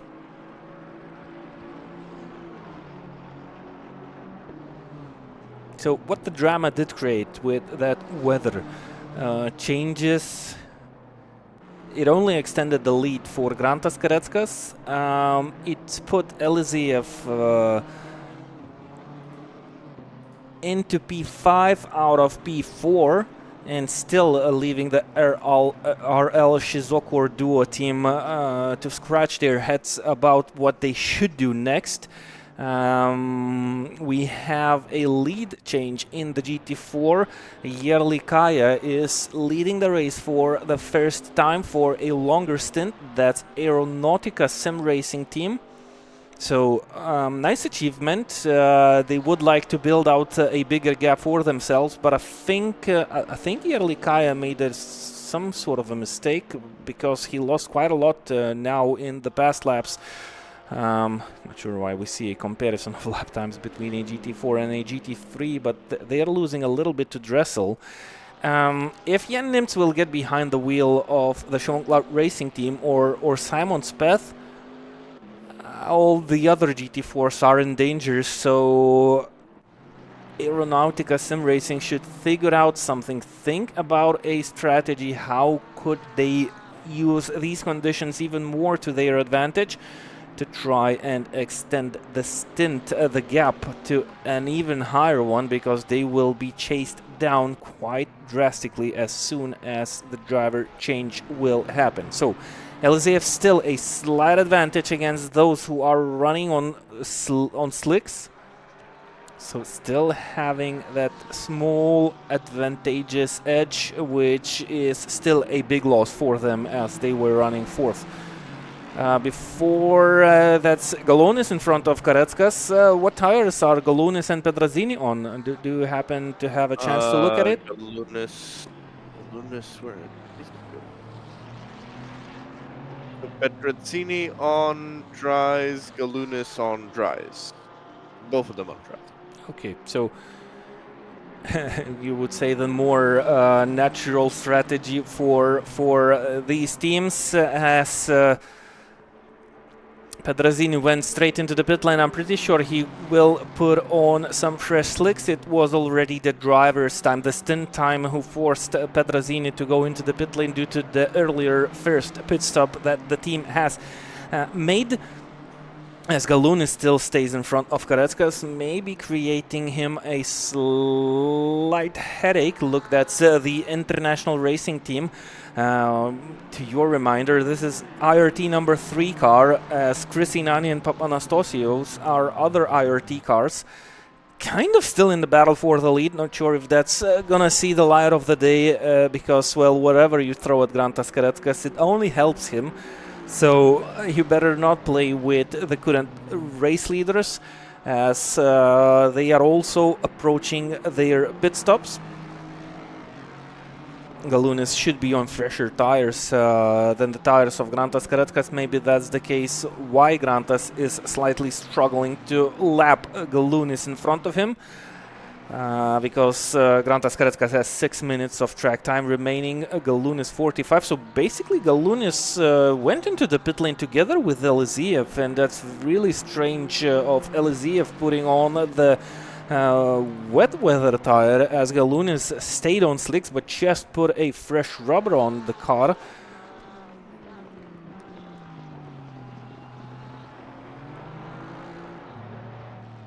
As I'm not sure if that were some raindrops that I could see. My weather prediction system is not working at all. Gustas has a slightly different system for himself, and he is able to look at the weather forecast. My weather forecast is showing that it's clear track conditions, and in any case, the rain has drifted apart, and track is beginning to increase temperature, even though it's already 10 past 9 in the sim time. And by the looks of the lines that Galonis is taking, I'd say he's on wets. Well, he was trying to cool down those tires, so maybe this is still the case. Maybe something is wrong with the system that Gustas was able to check on. But well, seeing Galonis taking the weather line just to cool off the tires, seems to me that they are on wets. Do we have a trick? I think we have a trick to try and look at the tires. This is a very strange camera angle, but by the looks of it, that's the case. So both of the cars are on slicks, yet this is the rain tire. You don't see the yellow markings on the sidewalls of the tires. This is a confirmation that Eliziev is definitely on wet tires, and Galonis is on slicks, even though Galonis made that pit stop together with Eliziev, but took a better decision. I think some of the drivers know this system a little bit better than the others. and they were able to make those slightly better choices. Kareckas is slightly slower than Garunas just because he's on older tire. His stint time is running out. He's still staying on the racetrack with roughly 7 minutes on the clock. Gresini is the car that will need to enter the pit lane soonest. 3 minutes and 50 seconds on the clock for the driver to stay on the racetrack. Papanastasiou lost out in these conditions. At one point it looked like he's gaining on Nani, but couldn't avoid a couple of mistakes. One extra mistake more than Nani has made, as Eliseev. Oh, Eliseev lost some time somewhere. No, he's still chasing down. I was on a bad table. It was showing me a different numbers on the timing sheets. It's 10 seconds and still decreasing, but only by a very marginal part of time. 10 seconds separating Katkus, 40 seconds. So Eliseev managed to shave off a couple of seconds from Papanastasiou. Before the pit stops, he was roughly 10 seconds behind. He's now 40 seconds behind. Papanastasiou is gonna head over to the pit lane shortly.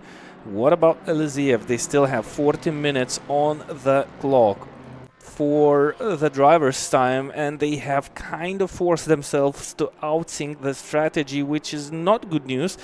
And with the time running out, that's going to be a headache, another headache for this beautiful Honda, which was, well, it looked like it was in the battle for P2 at one point of this race after the red flag restart, and this time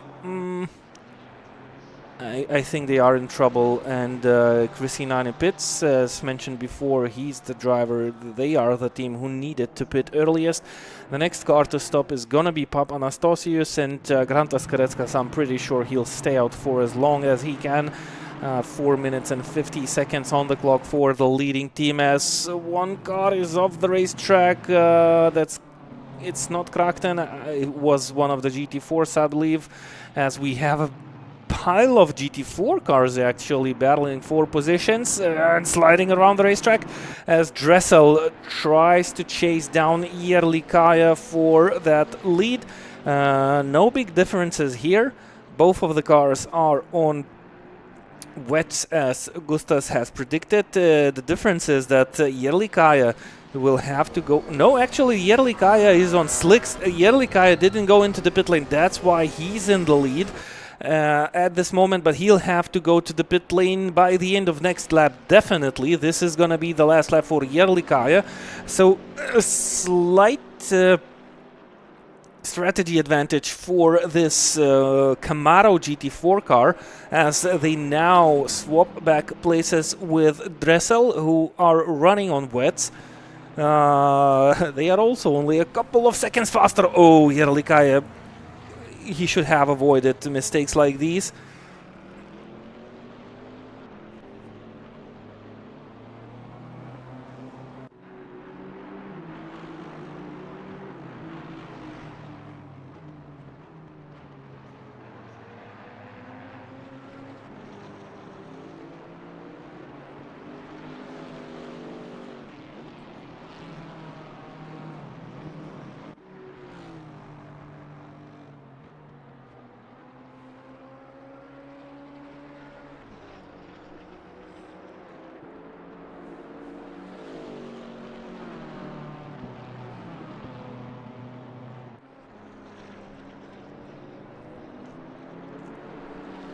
So that's gonna be roughly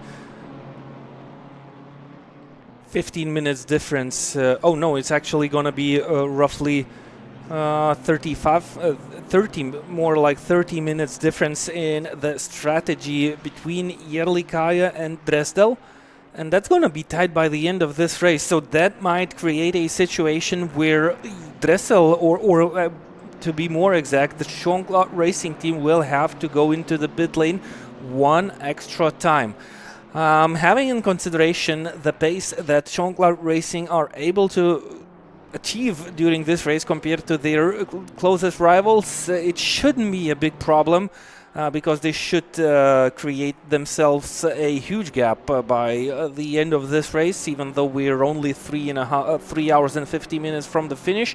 That should be more than enough. Katkus up into P2 as Papanastasio gets back on the pit lane. Katkus and Karetskas, they will head over to the pit lane by the end of this lap. Karetskas has 1 minute and 44 seconds on the clock. That's more than enough for him to reach the finish line. Katkus, on the other hand, took a small risk here. 50 seconds, that should still do for this Porsche. They will have roughly 10 or 15 seconds on the clock when they will cross that start and finish line. Maybe even a couple of extra seconds. Only 2 corners to go.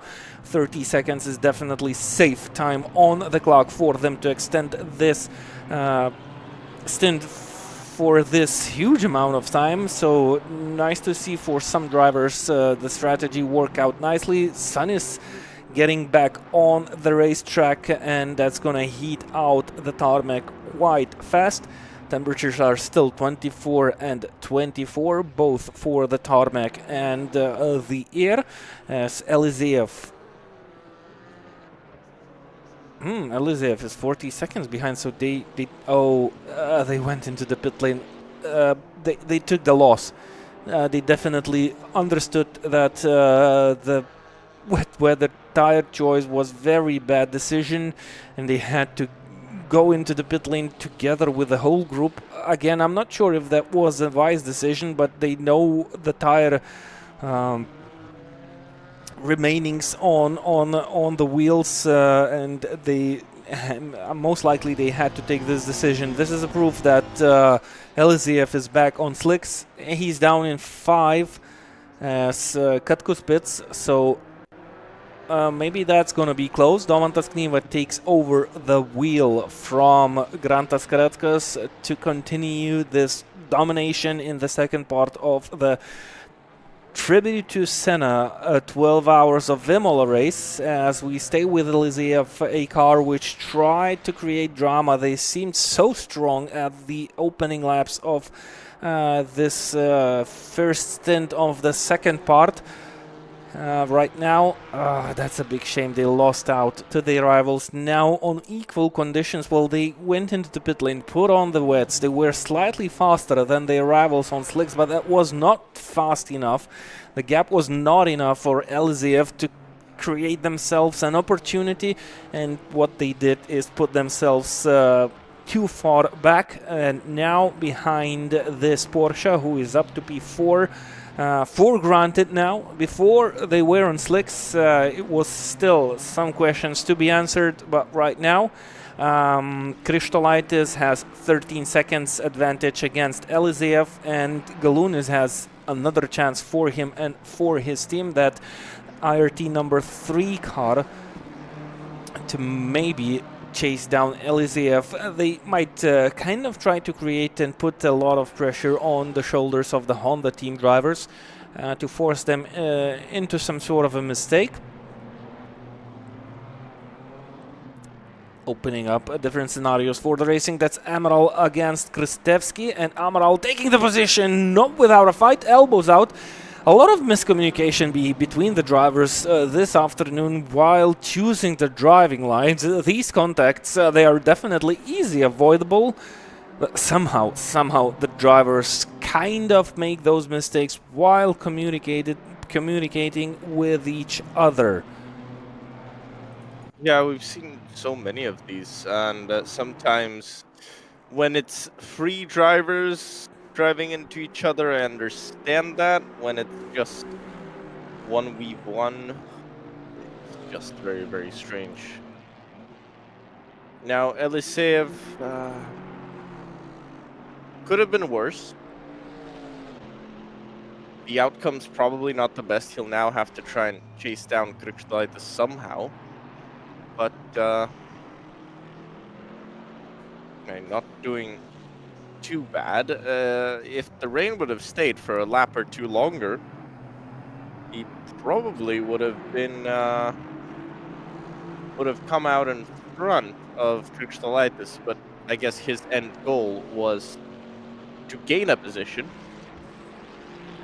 on, let's say, Papanastasiou. That would have been a lot more rain needed, but good effort, good try. I applaud him for trying, at least. But yeah, didn't work. Didn't work in the GT4s either. With, well, Dressel now back into the race lead, so that's fine. But actually, Dressel's still on the wet in the GT4s. That's why he's a minute 15 in the lead. But I'm gonna guess he's gonna have to go to the slicks pretty soon. Yep, they are staying out, and not for long. They heard your call, and that's going to be an interesting moment in the GT4 class. Dressel managed to overtake Aeronautica Sim Racing team driver Jirli Kaya before they went into the pit lane. So I'm not sure if Yilmaz will get out in front of Dressel now as Dressel pits, because, well, Aeronautica team, they took that pit lane also. That's going to be close, but there should be a driver change in Sean Clark Racing team. Speth, I think Speth is getting himself ready to hop behind the wheel of that McLaren 570S GT4 car, and that should give the team that slightly better advantage of pace that they had before the red flags dropped. There you go, the car starts moving from the pit lane. What about Yilmaz? Yep, they'll definitely be behind. They will be close, but not close enough to make that move. Dressel is on the exit. That's definitely gonna be tight as we greet another Justina's WSS member with a nice donation contribution to what this event is all about. This is a tribute to Ayrton Senna race on the Imola racetrack. And everyone who is involved in this action is donating to the Institute of Ayrton Senna, and the money goes definitely for the ones in need. This is definitely a good cause to show kindness to the ones that they need. With an event like this, we had 50 teams starting this race. What is now 9 and a bit hours ago? Well, actually 9 hours ago, we had the red flag. Oh, Yilmaz clipping that curb. So that's how the car should drift when you clip a curb during wet conditions. It's already dry, and the car has made a slide as if it was still wet. Maybe the curves are still a little bit wet. The pace is slightly higher on that dry tarmac, and maybe it's a little bit more dangerous to clip those curves now. Though no problems here in the Variante Alta chicane for the car, which just took all the curves that it wanted. Galoon is back into the pit lane. Again, that's an early stop. They had 28 minutes on the clock of drive time. They were on slicks. When we see the different conditions or the changing conditions, we're almost at that moment. We are introduced with some strange decisions by the teams, which we are not able to understand. Maybe that's due to the conditions of the tires or other things that we cannot chase or follow up with the teams. But by the looks of it, while looking from the outside, sometimes it looks strange. Remember how much we sometimes go into discussions about trying while trying to figure out the decisions being made by the teams and do our guesswork. So it's at least nice to see something similar taking shape here. While I can understand the RL Shizuku duo team while taking that risk and going on the wets, um, I'm not certain I can understand the decisions to take a slightly earlier pit stop when you are out on slicks and everything seems fine. You have an advantage against your rivals with a better strategy, and then soon you kind of blow it off. I'm not sure.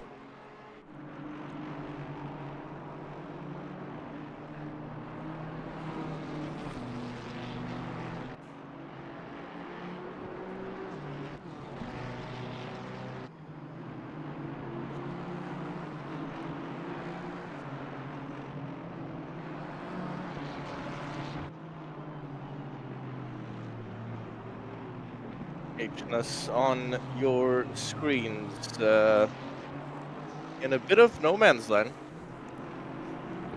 He's 30 seconds behind Eliseev in front, 40 seconds behind him is Amaral.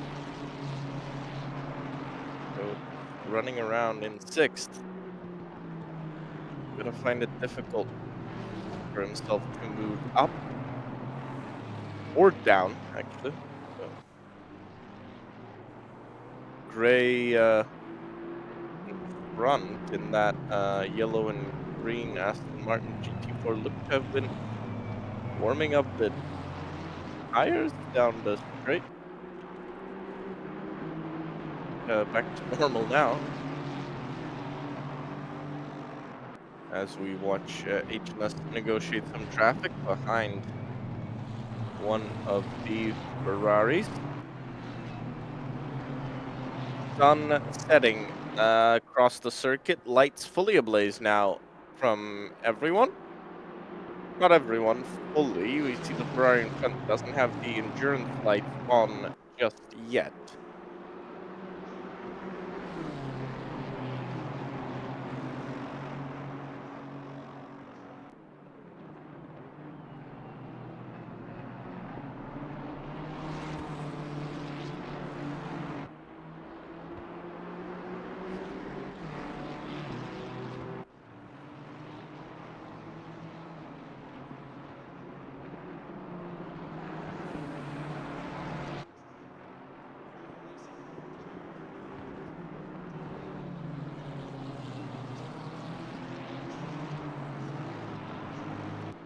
A lot of movement from HNS as well. You can see a dry line on the track, but doesn't look like it's affecting much. As drivers are just taking the normal line. Salamaka in the 21 Porsche drive through penalty.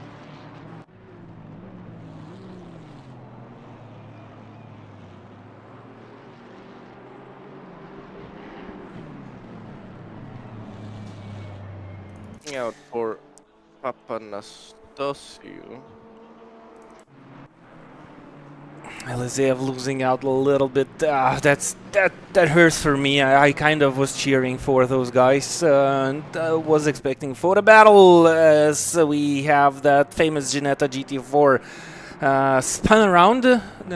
Should we try and find the cause of that? If that's possible, that was Tromke, car number 39, and I think we have a replay of what happened. Maybe he lost that on himself.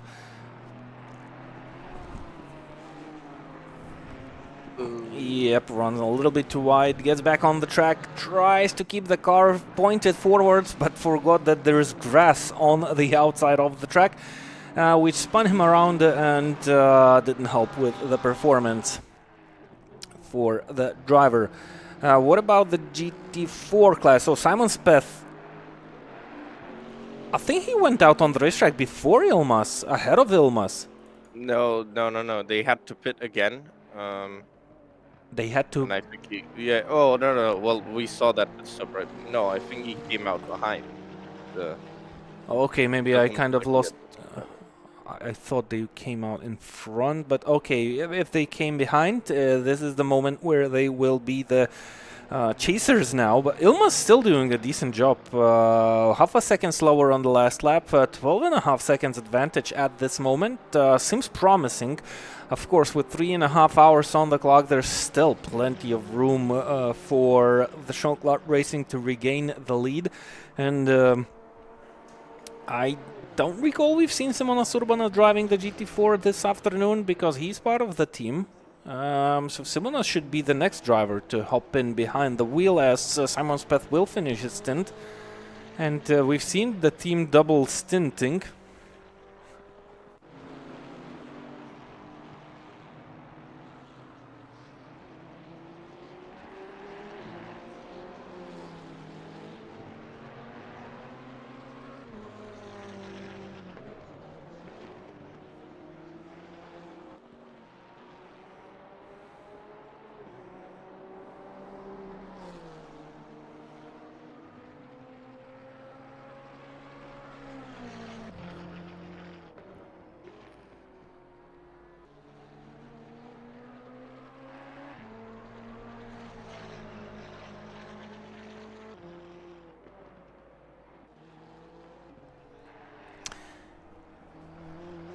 And it got dark, but I wouldn't expect it to cause a lot of drama here, because, well, if rain couldn't cause too much of drama on the racetrack, I'm pretty calm about the changing of the visual conditions here, though.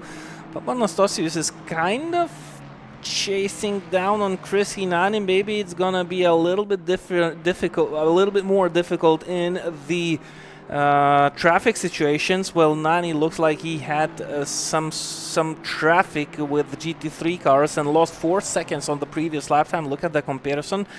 He lost those 4 seconds on the during the final sector of on the final part of the racetrack, on the final sector, as it was a GT4 and a GT3 car. Something went out of hand for car number 1, and actually we have a replay. So they had an accident, and it didn't. Well, it should have happened on the final part of the racetrack. We're still in the middle of the track. Maybe this is another situation. Small contact, and then the contact continued. So yeah, I think that's hesitation from both sides. Just sometimes you have to go and make the move quick, and not hang around. That was pretty clearly just a little bit too much hanging around and trying to decide if he wants to go for the move or not. And when that happens, you get into trouble. By the way, race leader is right behind them now, right behind Papanastasiou. okay, and that's Kniva behind the wheel, 1 minute 45.0. Well, the pace still didn't is not equaling and matching the pace, as the track was completely dry. Not sure if it's a little bit slippery. Well, maybe the water washed out the grippy parts of the racetrack, and now it's a little bit more slippier on the ideal lines. You can see how twitchy that Mustang is in the hands of Domantas Kniva. They still managed to extend that gap. It's now up to 97 seconds, and it's gonna be about a lap on Papanastasiou shortly. Well, it should be, though the last lap of Papanastasiou was slightly faster. Oh, and look, a very interesting part. Identical laps, but different sectors by both of the IRT cars on the previous time they crossed the line, and both of them were faster than Domantas Kniva. But only by 3/10. So interesting comparison of the sectors. Kniva, I'm trying to wrap my head around here. So Kniva was faster in first sector. No, actually he was slower in first and second sector, and he was faster in the third sector on the previous lap, and that's gonna change. 43.9, pace is picking up. Domantas Kniva should cross the line shortly still. So Papanastasiou is not by big margins, but still able to extend that gap or try to postpone the lap deal situation. You can see Kniva in the background still ever so slightly because it is getting much darker on the virtual track of Imola in Italy. It's 35 minutes past 9 of the evening on the track. 23 degrees of the air temperature, 23 degrees of the asphalt. Remember, when it gets cooler, you get a slightly longer tire age, meaning that the drivers can use a little bit more of the tire. They should become slightly faster during their stints. Maybe that's not the case here because it's still a slightly slower track than it was before the rain. Oh, look at Crisinani, how much he has lost again. And he just got the Variante Alta chicane because his lap time got invalidated. So did Papanastasios. So both cars were off the track, abusing track limits. But we haven't seen those drive-through penalties for track limits so far during this race. But Crisinani is suffering. It looks like he's lost the pace, lost the rhythm as soon as it got dark. And there's still 40 minutes on the clock for the driver to stay on the racetrack. So we might shortly see a position change here between the drivers. Looking at P5, Eliseev 37 seconds ahead of HNS. But 25 seconds behind of Kristolaitis. What about Kristolaitis? Do you think he might come into play into this battle for P2 as Crisinani runs wide again, clips the gravel, sends the car sliding slightly. Still trying to have a good exit, and Papanastasios runs wide on the exit of the hairpin. At one moment he was very close to Nani, now he lost it a little bit, so mistake after mistake. The driver had made a mistake earlier. Driver behind kind of figured out it's nice to make a mistake somewhere around the track to keep that gap equal.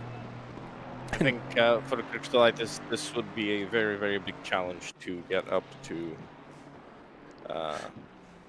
podium positions. 28 seconds. Something goes wrong in the course of one corner. Yeah, Papanastasios. I mean, something has to go wrong for the two up in front. I can't really see that on raw pace because he's not actually lapping quicker than the others. Same pace. He's matching the pace. Yeah. So if he was running much quicker, sure. But right now, I don't really see that opportunity. So, yeah, I think Crystalitis, he needs to hope for a mistake by someone else, but good for him that Eliseev is falling behind, or at least not catching up. So, that's the good part. He's solidifying himself in P4.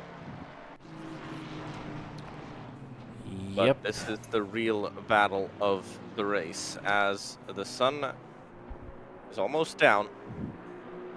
Papanastasiou versus Crisinani for P2. This battle, it was once for P1.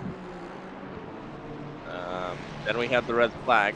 Then Dream to Drive took the lead in the first corner of the restarted race, and has held on to the lead ever since.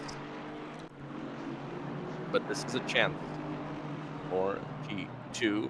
Looking on your screens at the GT4 not race leader. Nope, it was Simon Speth, Schonglar Racing. They are falling behind Ilmas, actually. They are not only they are not chasing the leaders, they are slightly falling behind them, which is a very interesting sight now, as Schonglar Racing had a 2-lap lead before the red flags came. So how would one feel about that? Well, they had a huge lead before right before the rain as well. They had a big lead. So it's more that they haven't had Nims in the car. I think that will be the real shift in their luck here. To me, they're still favorites to win this race. I couldn't argue with you about that. I'm the same opinion, and I think everyone is of the same opinion. I cannot see a chance for everyone to battle Shonklok Racing, as they had this huge dominance, but currently the Shizokor RL Shizokor duo team are doing a fabulous job. Oh, actually, Aeronautica Sim Racing team. I meant Shizokor RL Shizokor Duo are the GT3 car. That's Aeronautica Sim Racing team with Ilmaz and Ierlikaya behind the wheel, a team from Turkey. Man, they are doing a nice job here. Keeping up with the drama for the win of this race. Well, look, as Simon Speth is being released from the traffic, he's kind of stuck with the GT4s. You can see Papan Anastasio and Nani right in front of Simon Speth. He's still kind of chasing down on Ilmaz. Yeah, because Ilmaz is now kind of being overtaken by the GT3 cars as we head back to the Papanastasios and Nani battle for P2. Look at Papanastasios coming ever so close. 0.3 of a second. That's we had a similar battle on the opening laps. It was between Nani and Spon, I believe. It looked really similar, so it looked that Ford was slightly faster than the Aston Martin. It was really hard for Spon to make that move, but he managed to make it. Now his teammate is on a similar case as he gets in between GT4s and a GT3, and a GT4 is up. That's a GT3 Aston Martin. I cannot recognize it anymore during the dark part of the track. Wow, Papanastasios is not willing to wait any longer. Takes two cars in one corner, one GT3, one GT4. He lost a little bit here in this traffic situation, but doing a fabulous job. Taking those small risks. Well, it looked like a big risk, but he is confident here. Looks like he's on the stronger edge at this part of this race than his other team car. Putting some nice pressure on the shoulders of Chrisinani. They're looking a little bit better than right after the restart. I felt right after the restart, Spon couldn't really put the pressure down enough. Now it looks like with Papanastasio behind the wheel, it's just a little bit more confident, just a little bit more pushy. And, well, as the sun has almost set. You know what? You know what? Long run in the darkness. You know what I would like? I would love to see now the inside of the IRT team. What communication do the teams have? Do they communicate with each other, or do they communicate separately only with the driver? Looking at the start of the race, the first couple of hours, I don't think they communicate. Yeah, you never know. Well, we can only do that guesswork, which we always favor to do. Anyways, I wonder what the team is now saying to their drivers. How are they motivating them? So one is pushing the other. Both should be receiving different kind of advices, or maybe it's complete silence. Just the teams looking at their drivers, trying to not disturb the job that they are doing now. It's pretty difficult. It's virtual racing. You have to be totally confident. You have to have plenty hours of practice put into the driving to be able to cope with that pressure. And Nani is in a slightly more difficult situation here. He's the driver that's being chased down. He is kind of looking at the track, and at the same time looking at the timing sheets and the rear view mirrors to try and understand where his friend from another team is and his rival on the track is. That's Nani against Anastasios. And giving us a big joy watching this battle. Anyone who tried out sim racing in any part of their lives know how hard it is to drive on the edge of the limits. There's going to be a chance for Anastasio to make a move. Not really, just about holds on, does Nani, but again, traffic playing a big part. Again, some traffic. If Anastasio can box Nani in, not really. Might be a chance still on the sliding exit. around. It looks like it played a little bit into the hands of Nani, but he was brave. He chose the lines wisely and didn't leave any chance for Anastasios to even think about going a move. And Anastasios was definitely thinking about it. Let's get ourselves pretty low, right on the tarmac, being lit by the lights, by the headlights of the Ford. You can see the Aston Martin sliding around the curbings of the racetrack. That's how hard the drivers are trying. They're pushing that to the limit. Nice part of the race. Nice part of the battle so far. It's still 3 hours and 20 minutes on the clock, and both of the drivers giving it 100%, if not even more.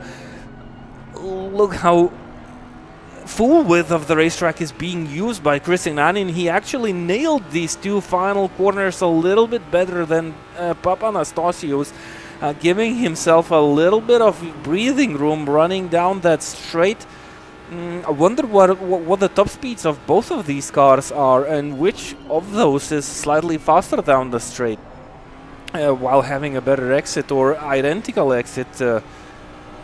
Normally the Ford, in terms of top speed on the speed trap, so that is the best that they've achieved. The Ford is quicker by 2 kilometers an hour, but it has always looked like the Aston Martin kind of has a push towards the end of the straight. So when the Ford, I feel like the Ford is maybe a little bit more affected by the slipstream, being such a large car. But it looks like once the Ford gets out of the slipstream, a BMW gets out of the slipstream, the Aston Martin almost looks like it has an extra bit of boost at the very, very end of the straight. That's what it kind of always looks like. So top speed pretty soon. Elisev actually lowest top speed, 264. Yep, then Honda, maybe it's nice, nicely handleable race car around the corners, but it lacks that top speed. Still a shame seeing that Honda now down in P5.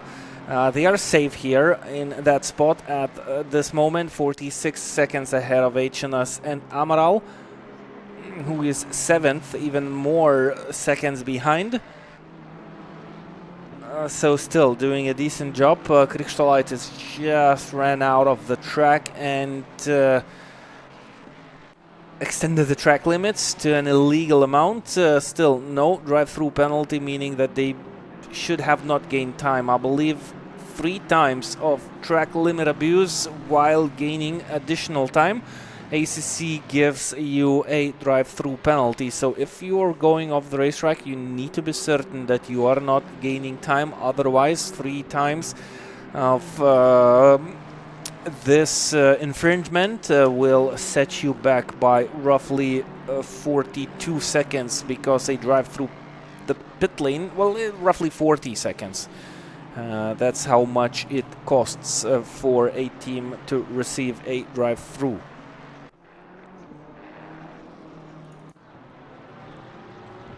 Back to the GT4s as things seem to settle down a little bit between the IRT cars. Simon Speth, 10 seconds behind Ilmas. He gained quite a nice amount of time on the previous lap. You can see the comparison on the bottom part of the screens, but the bottom right part of the screens. 1.7 seconds was the gain that Simon Speth was able to put in the previous lap. Both cars still more than half an hour to stay on the track as it is. Slightly longer for Simon Speth, but just only by a couple of minutes, as he needs to deal with the traffic. That's not Nani, that's the IRT number 3 car, I believe. Vlasis Galunis overtaking Simon Speth on the racetrack, because we don't see Anastasia nowhere around this battle.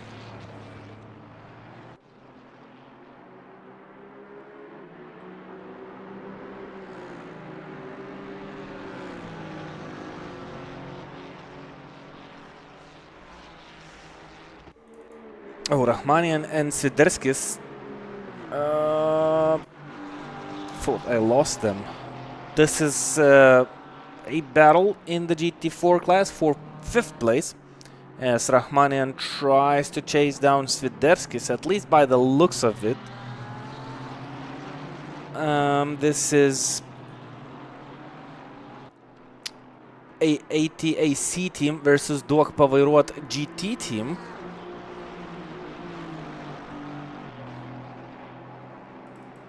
By the way, Speth bringing the gap down. Continuing to bring the gap down. Lost a little bit last lap, but I think still looking promising with 3 hours and 15 minutes to go.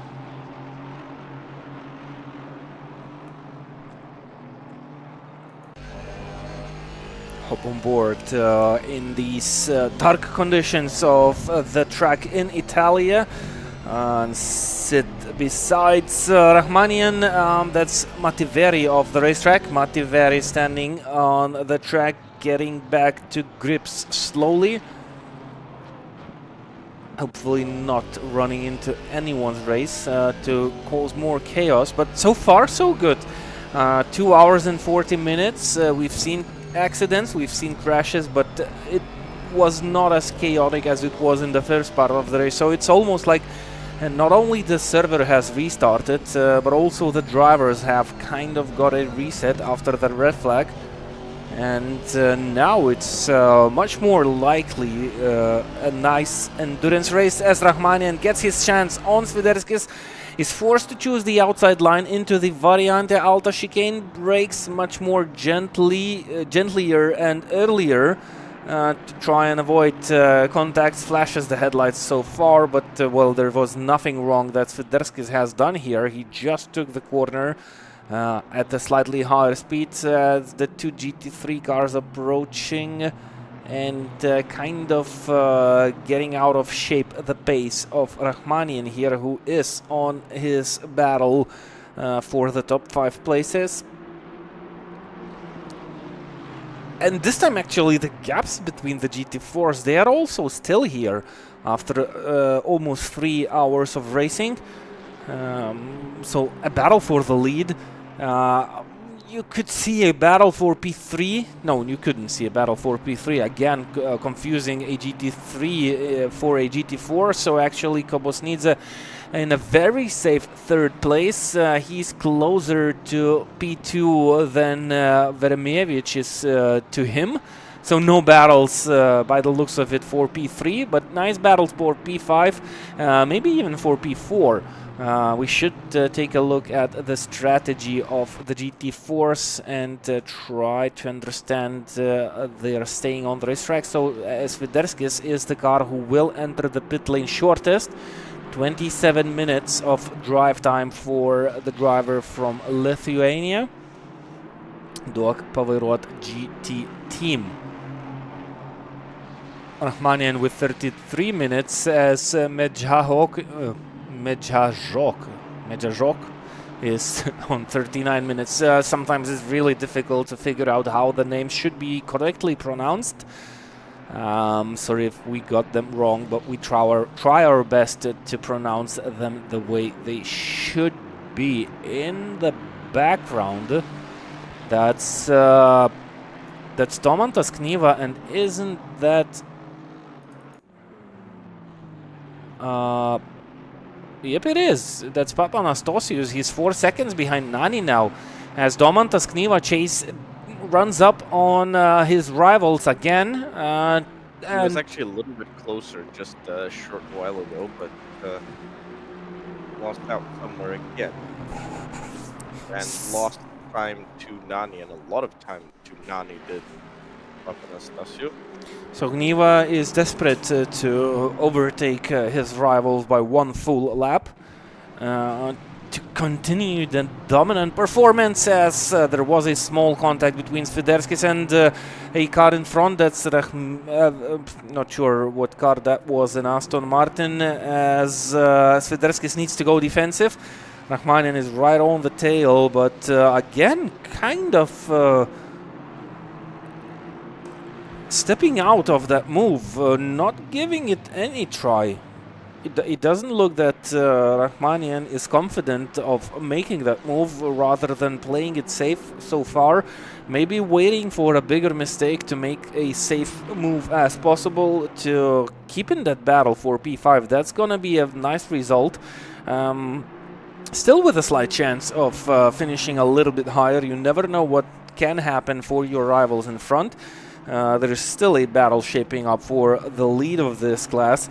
8.7 seconds, as you've mentioned. Looks like Simon Speth is constantly gaining, even by little chunks of time, on that lead, as this time Rachmaninoff was having a look into the inside, and he forced a mistake for Swiderskis, and that strategy played out nicely for Rachmaninoff.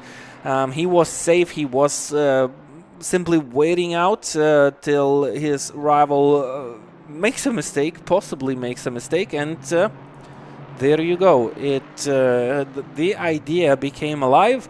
Rachmaninoff is up to P5. Had to double check that. But that's definitely a P5. 28 seconds behind Veremievich for P4. And I'm already starting to kind of double see things. It's getting late. Yep, getting later and later, and even if the sun has gone down on the circuit, there's still 3 hours to go in this one. It's not over yet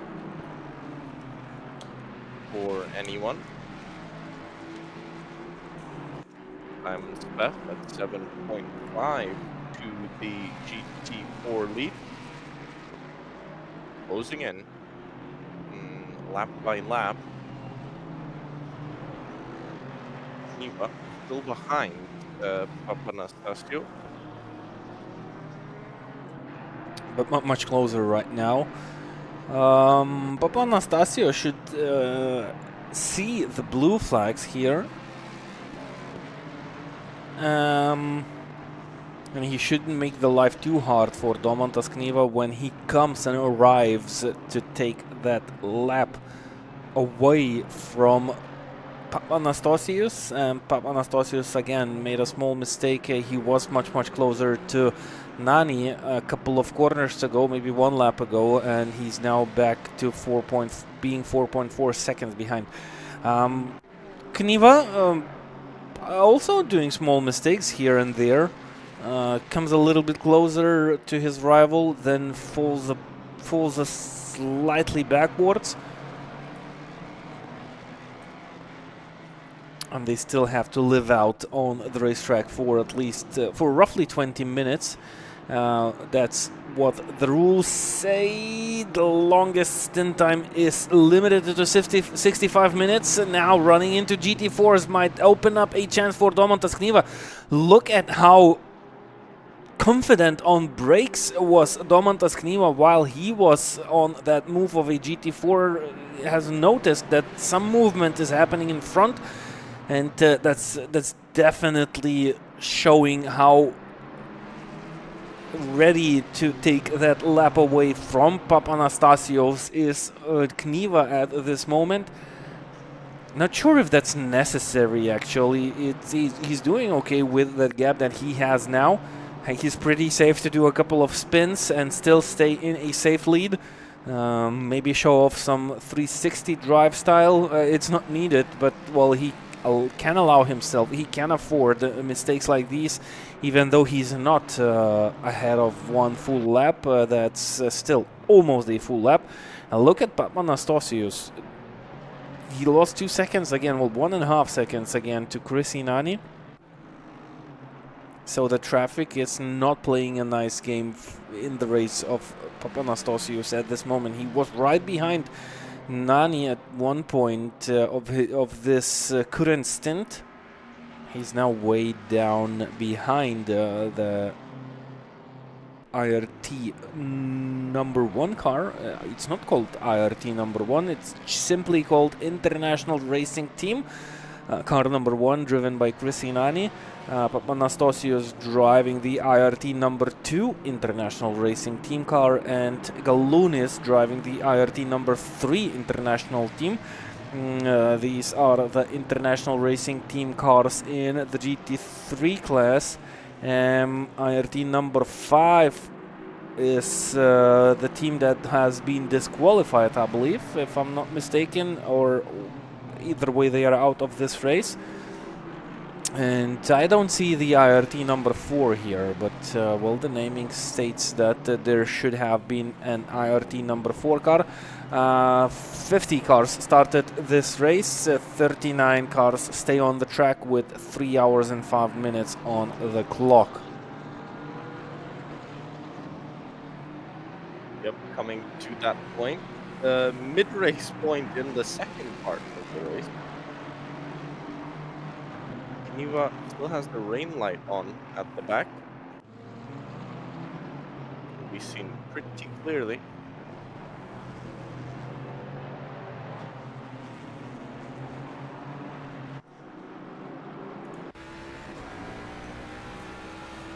This is as close as it gets. Yep, I think he's gonna go for the move now. Yep. Can't really do anything about it.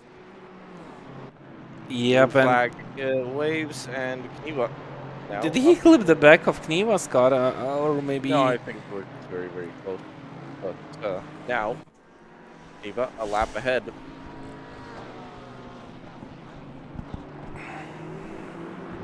Oh, I know. Straight away runs into the traffic. What that GT4 car is doing. Wow. Kind of tried to choose the line straight away as he exited the corner. Papanastasios, who had a different plan in mind. Thank God it was only a slight touch. Papanastasios lost a little bit of time. And another miscommunication happening live on the racetrack between the two classes. But look again, Papanastasios managed to gain on Nani and lost a little bit again. That's Simon Speth ahead of Papanastasios. Simon Speth is still behind Ilmas, but this time he's only 6.5 seconds. So that battle in the GT4 class is still keeping alive, and Schunklart Racing is definitely the favorites in this race to take the checkered flag in the GT4 class. I have no doubts about it. Still, they are currently in P2.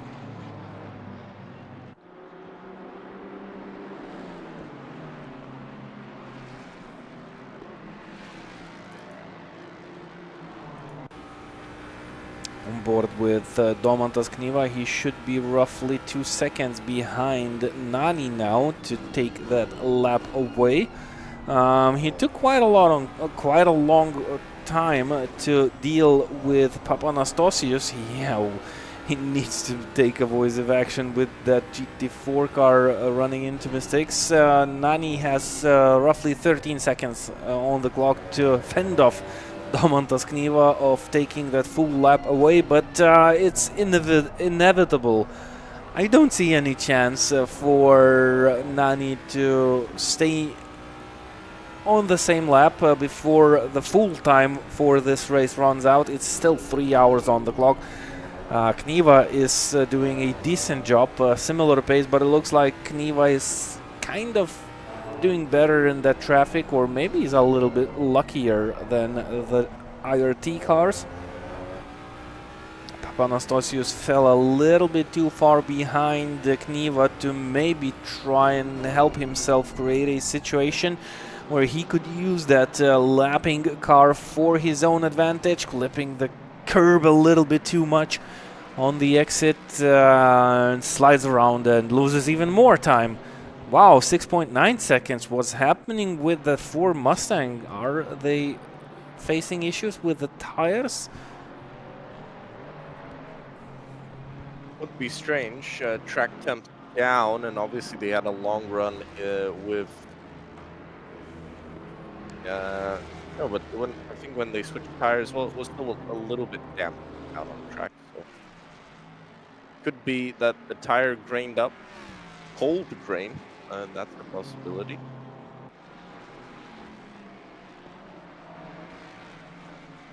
But yeah, we'll see what happens once they stick a new set of tires on to the car as well.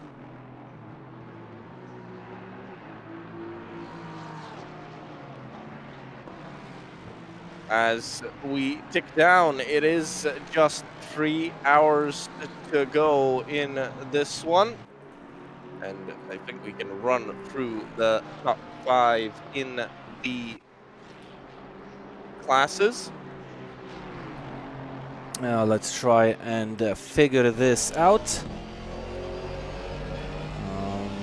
Results should be running on your screens now, and we should simply separate the classes. Here you go. Dream to Drive still lead this one ahead of International Racing Team and International Racing Team number 2 in third. That's the big battle for second place. Beaver Grease Racing, that red flag was a gift for them. They're in fourth, and for our El Shidro for duo. Aeronautica Sim Racing, a surprise leader in GT4 ahead of Sean Clark Racing and Simon Sebath. That gap now down to 7 seconds. That battle will continue. AOR Racing Team in third, then Shidro for GT Corsa and GTAC. These are the 2 top 5s in each of the classes. As we tick down, 3 hours to go in the 12 Hours of Imola. It's the Ayrton Senna tribute race here on WorldSimSeries. We'll be back after the break.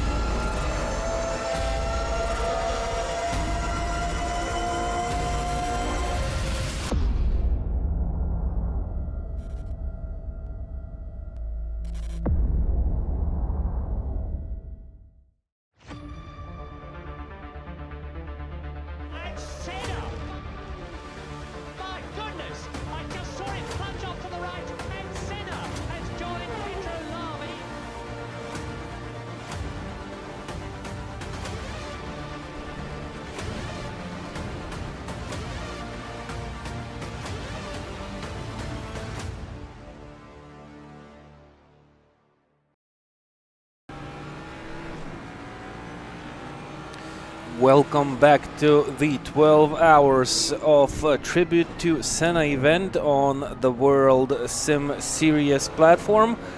We continue our journey with the teams, with the drivers, trying to reach that finish line in the top places possible, and also continue the good deed of collecting charity for the ones in need. And wow, we come straight into hot action. It was Juknavicius and Papanastasius involved in this situation. A slight change to the leaderboard at this moment, but it looks like it's a little bit more to have something to do with the outseeing strategy. This is a replay of a wrong situation that didn't take place now.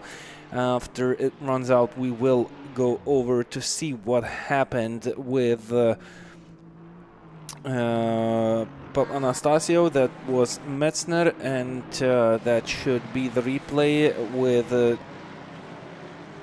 Tadas Juknavicius involved in this situation.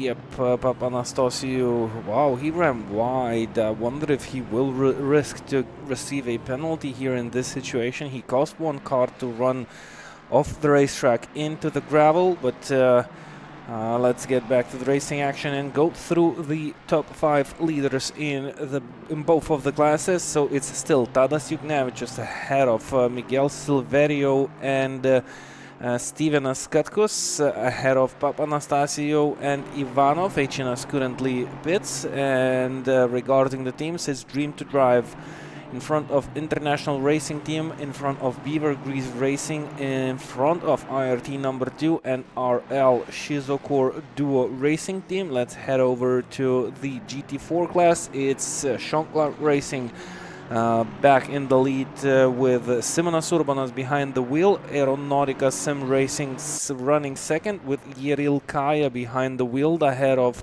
Nika Kobosnidze, the driver of AOR Racing Team, and Amir Rahmanian for ATAC, with Sviderskis in the team Duok Pavairuoti running 5th. That's your current running orders as we see chaos erupt on the racetrack as the time for the 12-hour race runs out. It's taking a little bit longer than it was planned in overall time due to the red flag conditions we had earlier on. It was something to do with the racing servers as everything went crazy and started jiggling around. We are back and currently still running. 1 hour and 53 minutes on the clock. That's Simonas Urbanas having to deal with the traffic. It's a little bit harder task for the GT4 cars because they always have to look into the rear view mirrors for the faster GT3 cars, and if they run into a slower car, it's gonna be of the same class, just a little bit of pace. 28 seconds gap is the current gap on the timesheets, but Yeril Kaya will have to go into the pit lane in 13 minutes, Simonas Urbanas in roughly 18 minutes, and means that both of these cars will still have to do one extra pit stop by the end of this lap. Nika Kobosnidze, in the meantime, who is running 3rd, 98 seconds behind Yeril Kaya. I think they are on a better strategy at this moment, even though they have pitted 6 times already. Maybe they had some drive-throughs. Remember, we count only the last 6 hours after the restart of this race. So Kobosnidze, they were in the pit lane for 3 times more and still are 98 seconds behind Yeril Kaya. So this looks to be a pretty decent result. That's not going to be enough for them to go in front, but you never know what happens. Looking at the leaderboard, Juknavicius 18 minutes on the clock. Miguel Silverio, International Racing Team, they will be heading out into the pit lane in roughly couple of laps. And that's going to be the penultimate pit stops of these drivers. They are kind of on a good strategy. Christos Anastasios, 51.5 of drive time. They will be right on the edge. It looks like the strategy of car number 3 is looking pretty good indeed, but they are 80 seconds behind Katkus, who will go into the pit lane in roughly 12 minutes, and that's gonna be the penultimate pit stop. So out of the 5 leaders, only IRT number 2 car is looking to kind of be already done with all the pit stops, and only one remains for the currently 4th placed car. So the results that we see now, they probably will change. They probably are slightly different than they were before we went on to a break. IRT number 2 car were 3rd at that moment. They now swapped places with the Beaver Grease Racing team, as Igor Ivanov from the RL Shizokor Duo team are heading into the pit lane now. They had 36 minutes. They had the chance to kind of do a strategy to their likings. They still had 2 pit stops planned till they reached the finish line. The teams have the ability to choose the strategy, but well, looking at the timing now, 36 minutes, I would have stayed out for as long as possible, then make the pit stop and have the ability to choose the timing of the final pit stop to my likings, and also creating a slightly shorter pit stop for the last stint. That would have opened up some doors maybe in the strategic opportunity. At the moment, it looks like they will kind of cement down the possibilities, still with a slightly shorter final stop, which will need to take place with slightly less than 1 hour to go on the clock. Silverio down in the pit lane, they had only 3 minutes on the clock, so they could have extended this stint to 1 extra lap with no consequences. Also decided to take a pit stop. Maybe they have to do those driver changes, and this is more related to the driver stints. Maybe the drivers are already exhausted and they just call it the day. More details come into the strategic planning, and looks like Eliziev should have taken over the wheel. I see both of the drivers connected to the server as Silverio drops down to 3rd, with Katkus still staying out on the track. So a couple of out of sync strategies here in the top 5 places, creating some shuffling through the order, which kind of brings a little bit of spice into the end of this event. Still Ivanov being shown as the driver of this Honda. The only Honda in this field which we are cheering out. They were in a slightly better position after the start, but they took a gamble during the rainy conditions of this race. Looks like that didn't work out to the favor of this team. And yet they are doing a very strong race and looking at a 4th place finish at this moment, even though they dropped down to 6 behind Vaškevičius. IRT number 3, the car is also strong.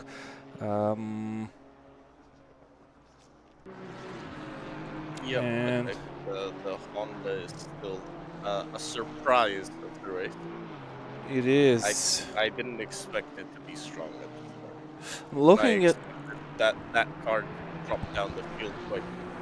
Yep, they didn't. They hold on strongly, but looking at their situation now in the battle between themselves and the IRT number 3 car, both of the cars, well, car number 6, they are 23 seconds ahead. They will go into the pit lane, so they will definitely lose time in roughly 12 minutes. and then both of the cars will have to go into the pit lane before the end of this race. So still, the RL Shizokor duo team are currently in a better position to finish off this race in P5.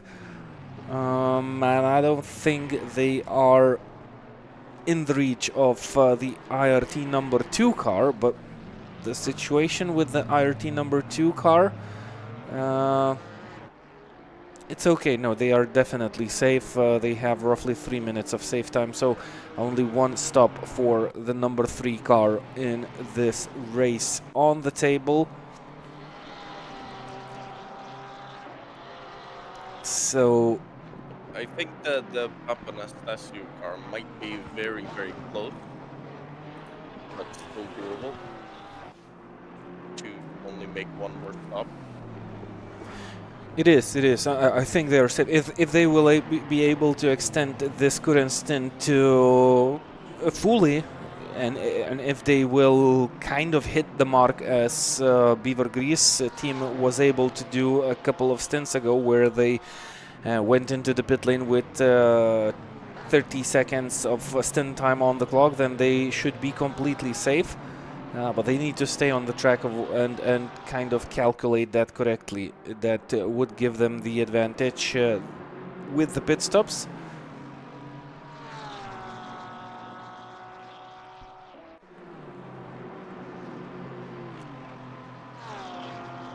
Yeah, it looks tight, but it's still okay at this stage of this race. I would just solid in the lead.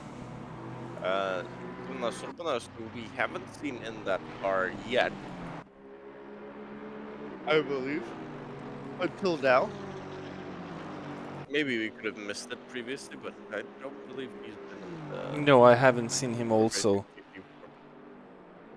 No, I think that's his debut, and he should finish off this race. I kind of think he will run till the end, though it would be a long stint. I'm going to guess they still need Yannim to drive. Yeah, maybe we might see a driver change for the last stint. Simonas will stay on the racetrack. Well, he has 10 minutes on the clock to stay on the track, and he should stay in the car after he pits. But then the question remains open for the final stint. Because I believe now, after the restart, everybody again needs to do at least one stint. Because the system would treat it as a new race. Okay. Let's take your word for granted.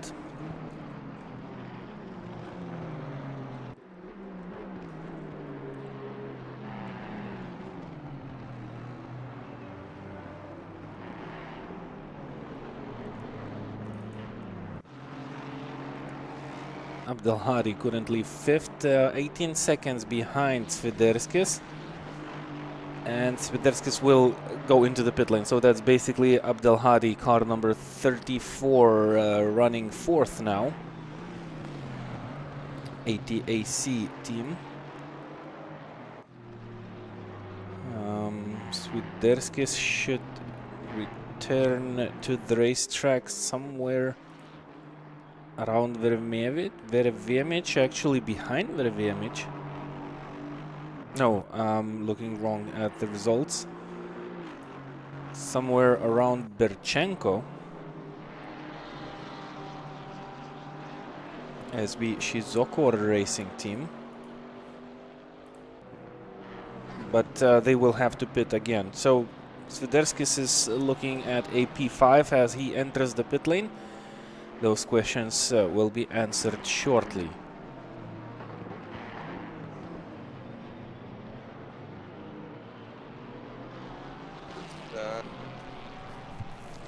Shchenko in 27 overall.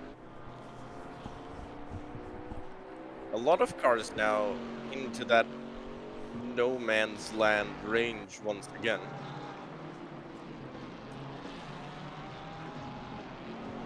If you remember, that was exactly what happened in the first race as well.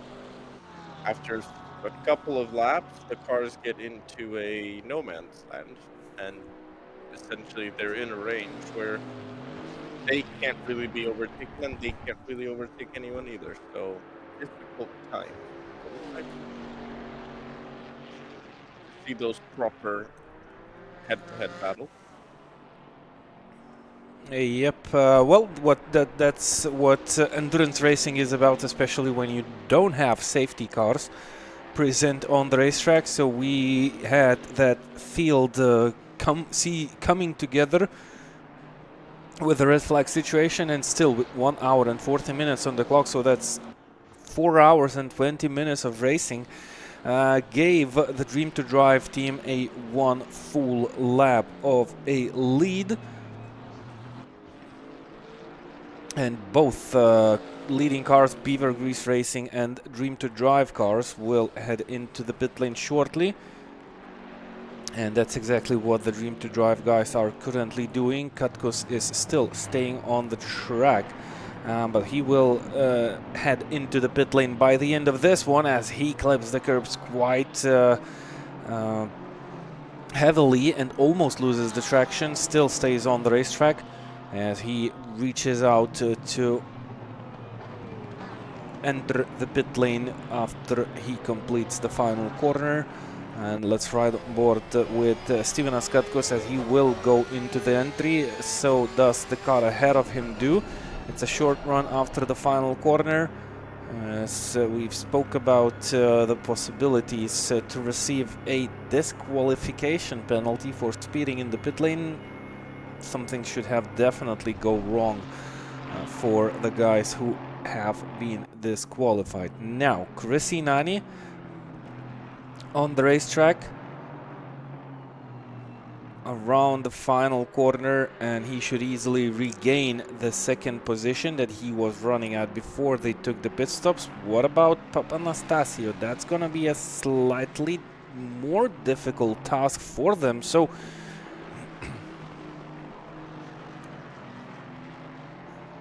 that should be close. Oh, and we have lead change. Okay, so something new on the table. We were speaking about a lap lead, and actually this is... Oh no, that was the table. That was the timing sheet going crazy. Okay. I thought for 1 second that Crisinani took over the lead of Grantas Karetskas. But So that's... still about almost a lap.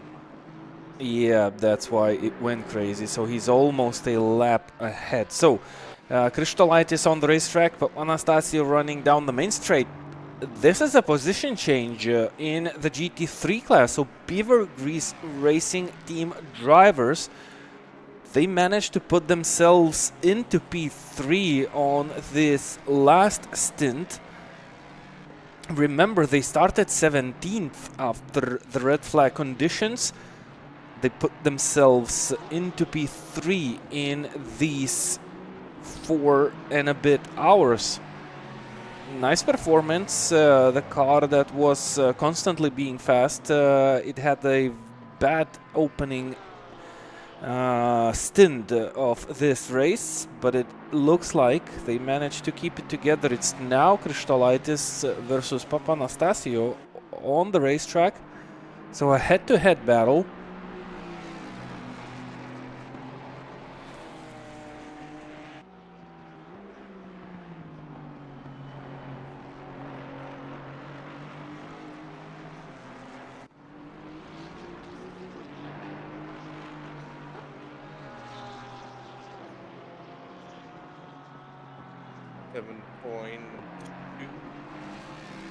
Very, very close.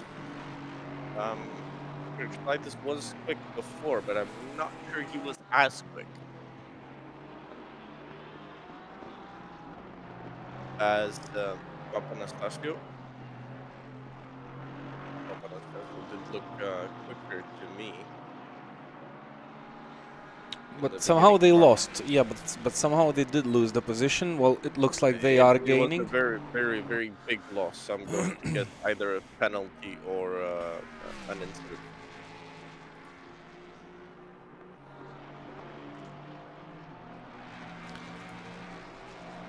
There's no really other way, because the gap was still about over half a minute, I think. We have a car standing stationary on the racetrack, so mistakes still do come in. As we observe the battle for P3, looks like at this moment Papanastasio is gaining on Kristolaitis. At least the gap is melting down. Wow. Looks really beautiful. The action on the racetrack during the night. You see sparks flying all around if the car clips some curbs with the bottom part of the car.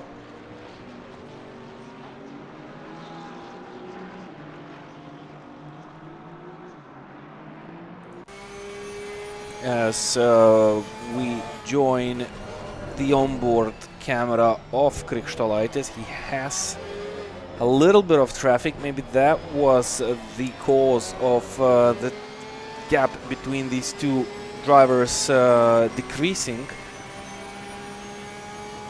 It's now kind of staying stationary, so 6 seconds is basically nothing between these two cars with 1 hour and 35 minutes on the clock. Even a smallest pace difference of either driver can create a different outcome, so Papanastasio could be at least 0.3 per second or 0.2 per lap faster. They would have a very nice chance to gain on car number 17 in this battle for third position. Papanastasios and IRT number 2 team, they started this race after the red flag in third place. They are currently losing one position as a car is again seen running off the racetrack, creating difficult conditions for the drivers. Papanastasio, I believe he ran into the traffic because he starts to drift away now into the distance behind Kristolaitis, and gap is now back to 7.2 seconds as it was after Papanastasio went back on the racetrack. Galunis and Achinas, there's another small battle further down the field for P6. Both drivers are on the racetrack as Kristolaitis spends quite a lot of time in the traffic. That should have been a time loss. What about Papanastasios? You can also meet him on the racetrack surrounded by slower classed cars, as the gap is not changing, even though Kristolaitis was definitely off power at the exit of turn of the final corner.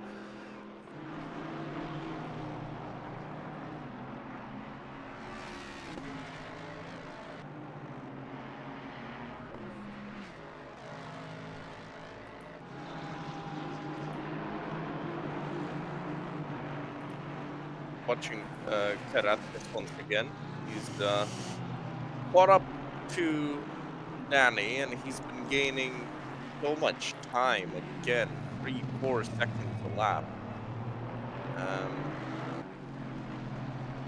It's quite a contrast actually to what Kniva was able to do. Not saying he was slow, but these guys, Karatis, just driving on another level. Karatis is gonna take that lap from Nani right now. Oh, Koretskas clips the curb, still keeps it together. What a nice car control here we have seen. Flashing the lights by Nani behind. He wasn't happy that he got held up. It really, for Nani right now, it really is a very, very calm race to the flag. From this point, he's got 42 seconds behind him, 41 and a half behind him. Nice control. This was a replay of the clipping curb situation. And still, Grantas drifts into the distance by overtaking the whole field by at least one full lap. And with 1.5 hours to go, it's still not the end of the team's domination, especially when it's Grantas Kareckas behind the wheel. Now, looking at these two, Krikštolaitis gained 2/10 on the previous lap. And the gap is basically hanging around the same mark, 7.2 seconds. That's gonna be tough decisions by both of the teams to try and figure out what they could do, maybe with the strategy. Well, there's not much that IRT number 2 team has on the table to choose from the strategy. They should extend the stint to as long as possible, while in the case of the Beaver Grease Racing team, well, they can stay on the racetrack for at least 55 minutes and then head into the pit lane for a relatively shorter pit stop to gain extra time. So it's looking at the strategy possibilities, it still looks that the edge belongs to the Beaver Grease Racing guys. Yep, even if the pace is maybe not optimal. Goes up and down, which is, I guess, good for Beaver Grease, that they're able to sometimes recover a little bit of that time, but it shows you that there is some time lost.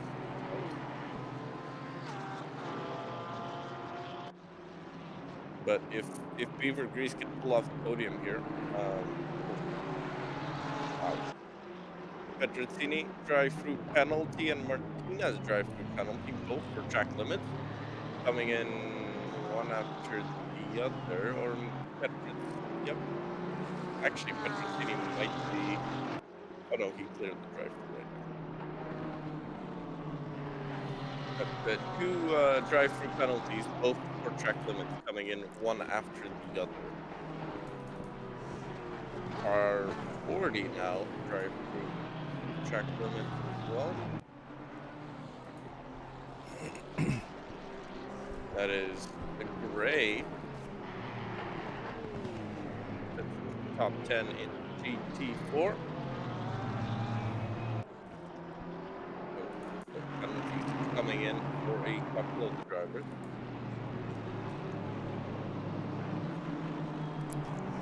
Kobosnidze finds himself quite close to Ilmas. 4.2 seconds now. 3.8. So another battle in the GT4. So we've just mentioned that there are a lot of a lot of drivers in a no man's land. It looks to not be the case at this moment here, because Kobosnidze kind of trying to pull out something out of the sleeve and try to chase down Ilmas.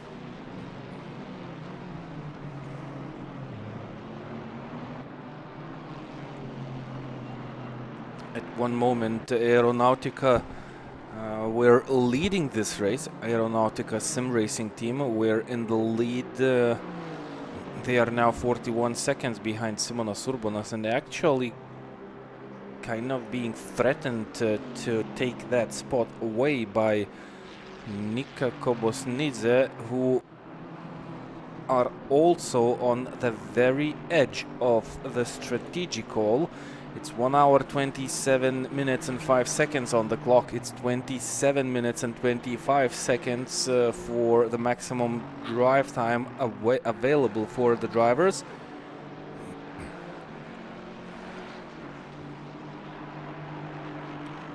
So they will be forced, Kobosnidze, they will need to extend this one to as long as they can if they want to still be in contention to battle for P2. Pace seems to be pretty similar by both of these drivers. Ilmas was slightly faster on the previous occasion, but overall it looks like Competizione still is able to kind of slowly shave off that gap.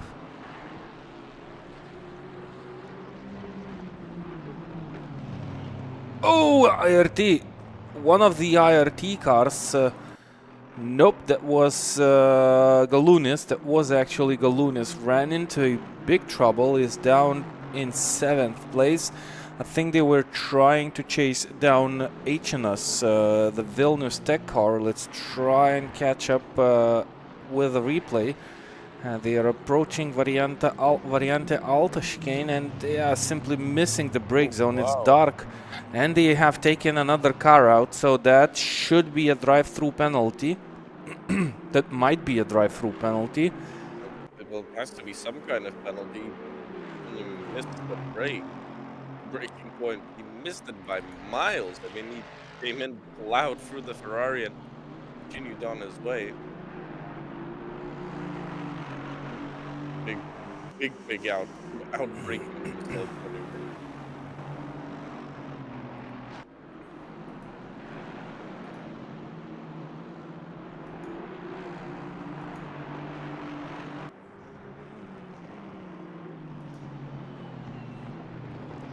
Competizione lost a little bit to the lead of Ilmas here in this situation. He kind of got distracted and he still only lost around 1 second in that moment, which is surprisingly not a lot.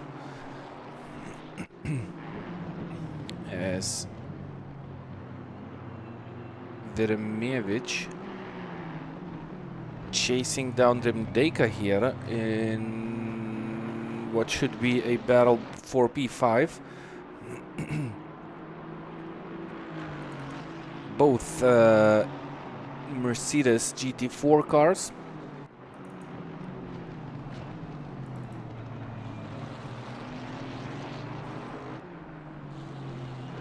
Looks like Veremjevic has a slight edge of pace here in this battle. Well, at least by the previous laps. What about these?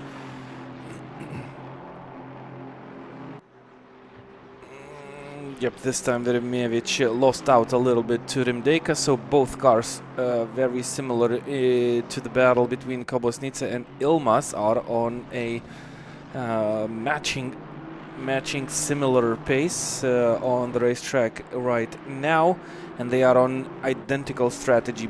Both have a little bit more than 45 minutes on the clock to stay out on the racetrack, so everything needs to be done on the track if well, they want to either stay in the positions that they are or gain places. They will need to do and figure out something on the racetrack. Back into the battle between Krikštolaitis and Papanastasio. Krikštolaitis, I think he had issues on the previous lap. The gap went down to 5.1 second. This time Krikštolaitis was slightly faster, and it's a very difficult stage of the race for both of the drivers. Everything that depends on where you meet the traffic and how smooth of a driver you can be here. What about Galunis? What happened to HNS? Last lap of HNS is 1 minute 58. And it's not about a pit stop, so Galunis had an issue, but it looks like HNS had a slightly bigger issue on himself. Remember, Galunis is kind of threatened to face some sort of a penalty.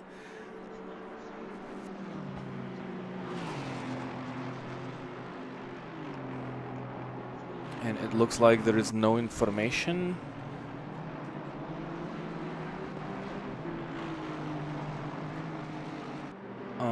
Yep, still a work in progress. So that's definitely gonna be considered.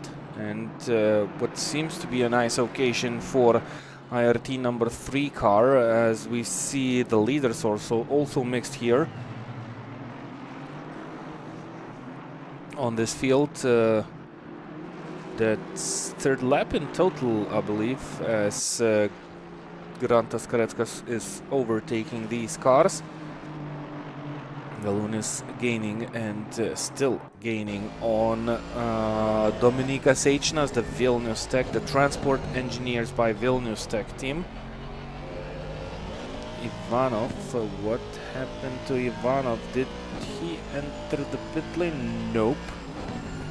So Ivanov had something here, was being waved with a yellow flag. Let's take a look at the replay. Oh! Wow, oh, wow. Oh, and they hit with the barriers and they still have 42 minutes.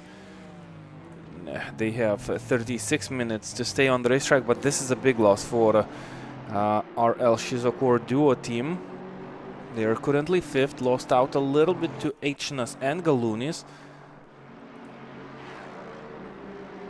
Well, I think Galunis has that threat of penalty over him.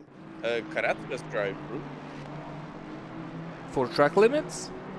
I'm going to guess so. I only see that he does have a drive penalty, so my guess is track limit.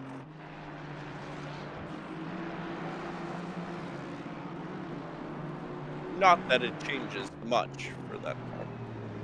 Yeah, it will change nothing, just probably will lose that lead of one full lap, but also should not be a big issue if that happens. They have the pace.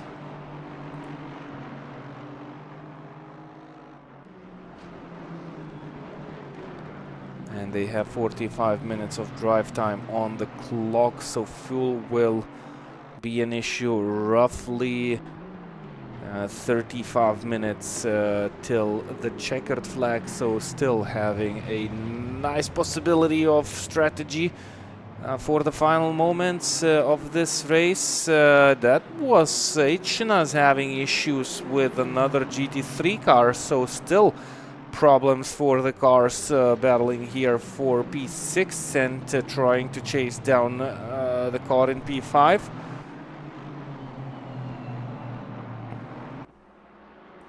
Let's take a replay as Galunis is still not making any moves on Eičinas. So he's kind of overtaking that Oh, it's about the Aston Martin who outbraked themselves and ran into the side of Eičinas. So there's nothing, it was nothing to do with Eičinas being at fault there. That dark green Aston Martin was at fault, and there goes Galunis for an overtake. And look, there's leaders here in the mix also. They should be heading into the pit lane. And there was a contact in the background. I cannot see which car was in that incident. No, it's not Amaral, so...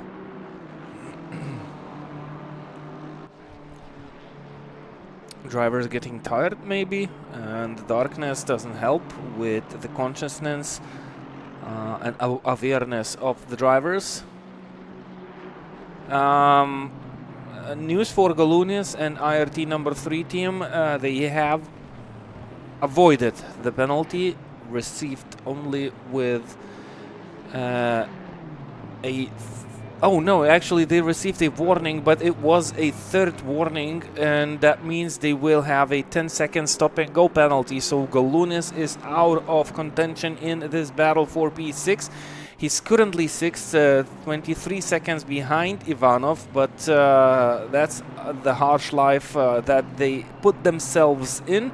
A small mistake, which was third in a row.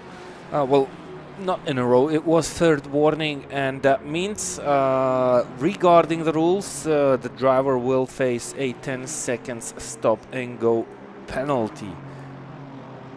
A big penalty. So that's going to be roughly 85 to 86 seconds. So they will come out quite close to Pedrazzini. I think they are still faster than car number 10. this white Ferrari, so it's not going to be a big threat if they will avoid further mistakes. And Karetska's completing the drive-through penalty.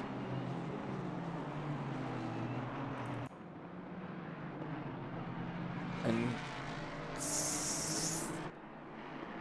losing quite a lot of time, so looking at the board, hard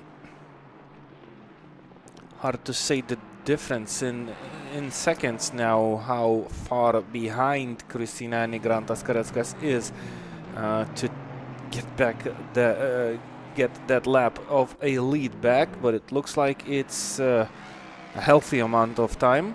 He spent 40 seconds with the drive-through penalty, 39.8 to be exact.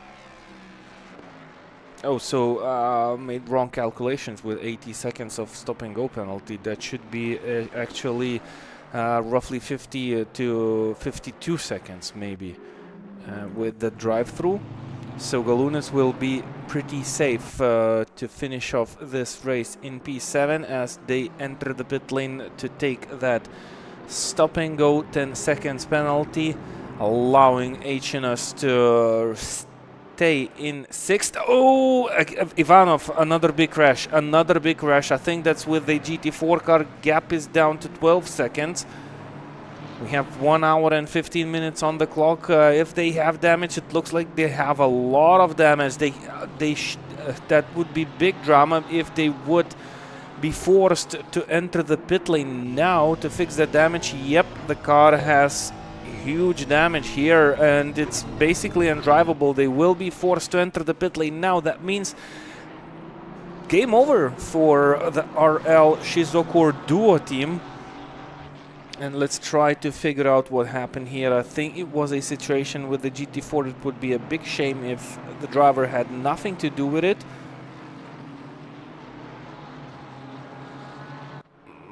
That's strange. Well, it looks like Ivanov just simply ran into the back of that GT4. So, my bet, the blame should go for car number 4 here. They will be forced to enter the pit lane. Let's try to catch up what happened from another angle.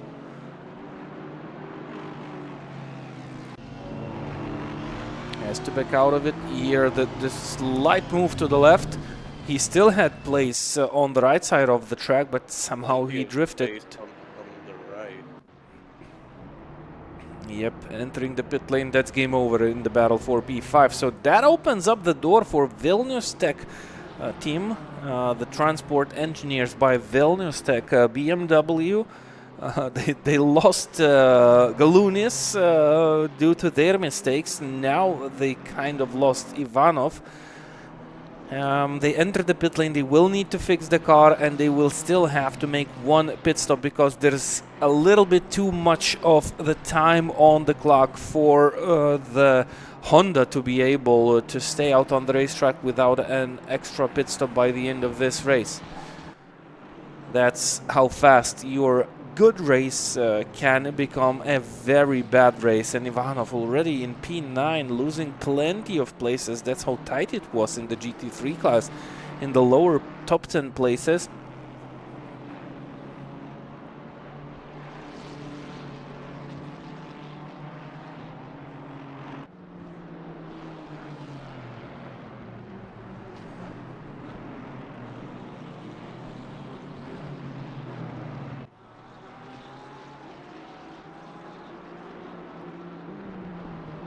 Papanas does you losing time to collide this. Gap up to 14 seconds.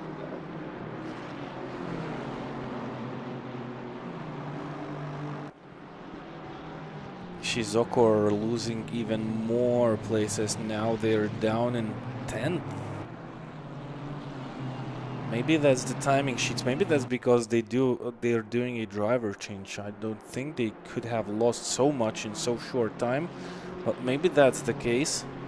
I'm thinking So yeah, they lost already 1 lap actually because HNS is already 1 lap ahead now.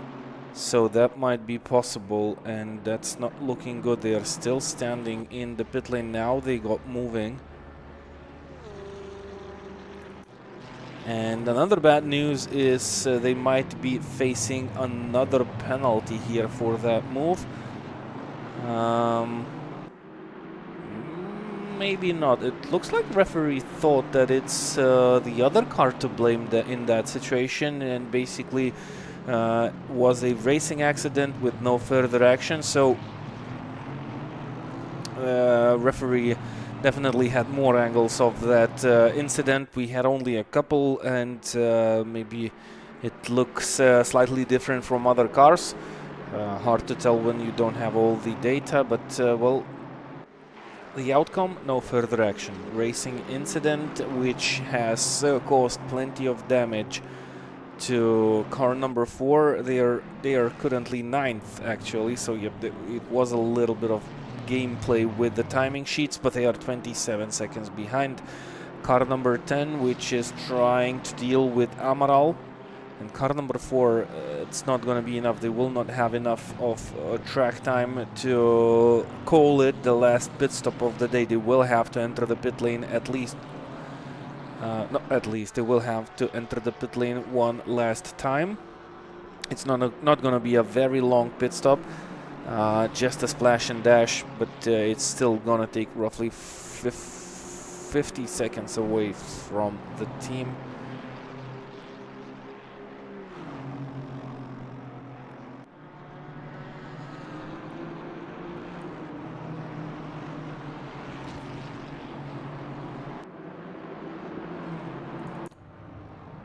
Ilmas and Kobosnidze. What is happening here for Ilmas and Kobosnidze. Looks like there was contact, and looks like Ilmas just let Kobosnidze through. I think there were... Yep, there was a contact between the two drivers. That's Kobosnidze in front of Ilmas.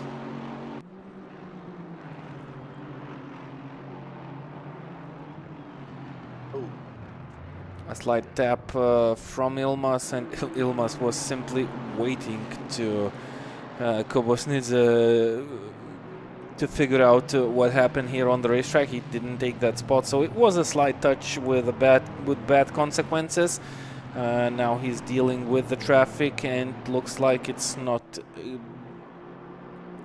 the easiest part for him. That's a battle for P2 in the GT4 class. Kobosnidze will have to enter the pit lane. They are tight on the schedule.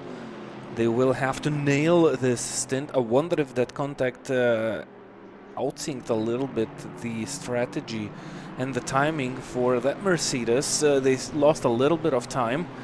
I wonder if that's going to hurt their performance, and if that will force them to enter the pit lane a little bit too early. Well, they have 65 minutes actually of drive time, so Kobosnidze has 8 minutes of track time, so okay, they are on the safe side. Just a couple of laps on the track, and that should be the day. With the final pit stops, they will be the car to stop in the pit lane for the final time in this race. They will be the team of a couple of cars to be the first ones to stop the last time.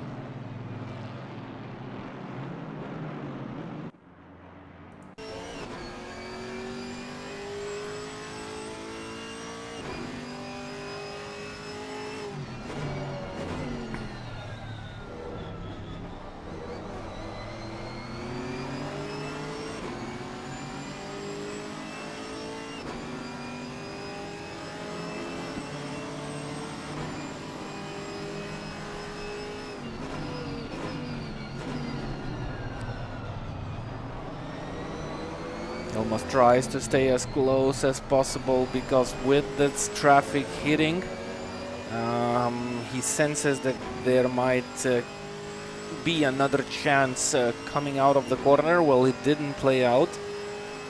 No chance here for an overtake. Blue flags being waved, meaning that there are still faster cars behind these two GT4s. I think that's going to be at all. No, there's actually, they have a little slot of no traffic. They put another GT4 behind. So they're in a bit of a slot with no traffic. That's going to last for about half a lap here. But a little bit of no traffic. So a chance to maybe make a move now or wait until that traffic comes and try and follow behind the traffic. But that's a risky move. Two Ferraris coming up to them. Yep, you can already see the blue flag indicator on the dashboard of Ilma's car. And now you can... Veremievich and Rimdeka. Veremievich and Rimdeka have problems. Veremievich, that's actually who is standing by the side of the racetrack. As we get back into that battle. Ilma's off. Yep, Ilma's off the road. He went in super deep into the chicane and had almost lost it. The Ferrari, well, I don't think he had really too many places to go to. Ran into him. And that is, well, I wouldn't call it game over, but the gap is up to 8 seconds. The chance that goes too deep, starts sliding, and the Ferrari tags him. Yeah, the Ferrari should have lifted, but at the same time, Imola definitely went in way too fast in the chicane, trying to not be overtaken by the Ferrari to save time himself. This is what happened between Rimdeka and Veremievich. Traffic coming in, and wow, that's Veremievich. No, that's actually Rimdeka. He was coming from far behind and took Veremievich out. Now Rimdeka is in front of Veremievich, but I think that's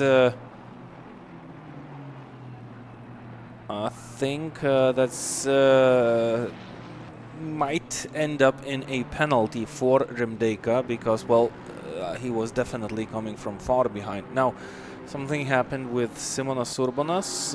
Maybe he was short of the racetrack.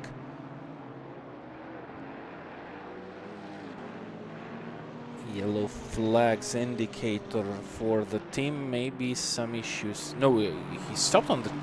I think he cut the chicane. He came to a halt and got back moving again. So maybe he had a cut or something. He needed to wait it out. Let's say it was an inner penalty from the ACC platform. This is Pedrazini and Amaral battling for P6, P7 already, because Eliseev, well, they dropped a couple of places, allowed some cars from behind to gain some spots.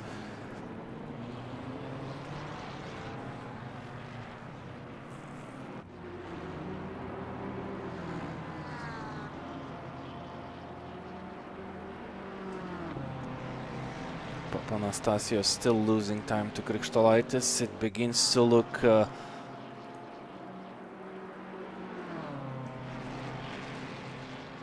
quite nice for Krikštolaitis. And these guys are trying to extend their final stint. I think they are pretty safe now to enter the pit lane. So should Ilmas be. Or Kobasnidze. I already forgot who are on the...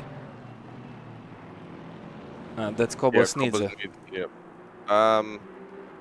Yeah, if you can, you'll take it another lap, just to be 100%. Yep, and they are taking that final, that one more lap, and that's gonna be the last lap before the final pit stop. What about Kobasnidze? He finds himself in traffic. Kobasnidze will definitely enter the pit lane by the end of this one. They have 2 minutes and 10 seconds on the clock, but that's also gonna be a pretty safe pit stop to make it the last one, 10 seconds ahead of Ilmas.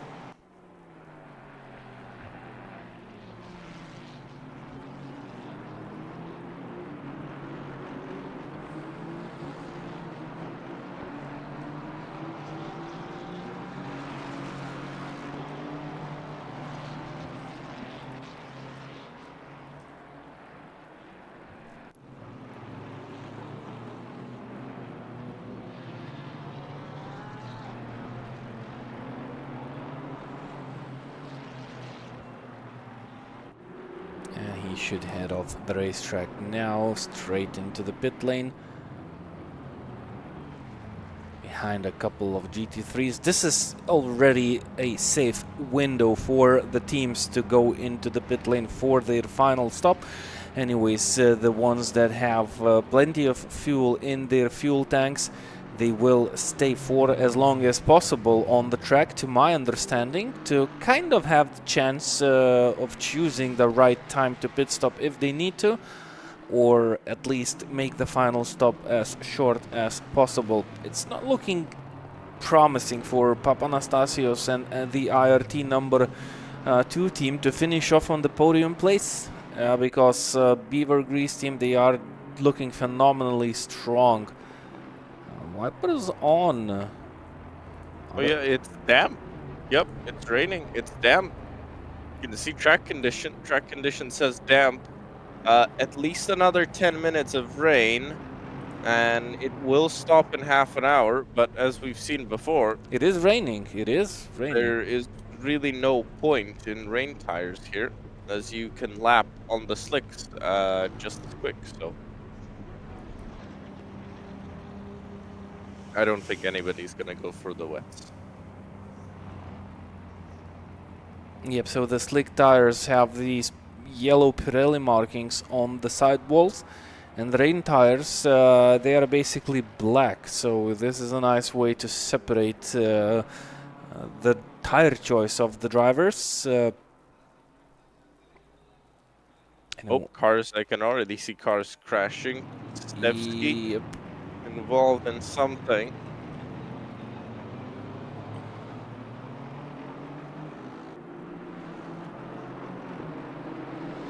Manuel Lopez, the last car on the field, also facing issues. It's nighttime. It's a little bit harder to see the correct driving lines. Papanastasio on the exit of the pit lane.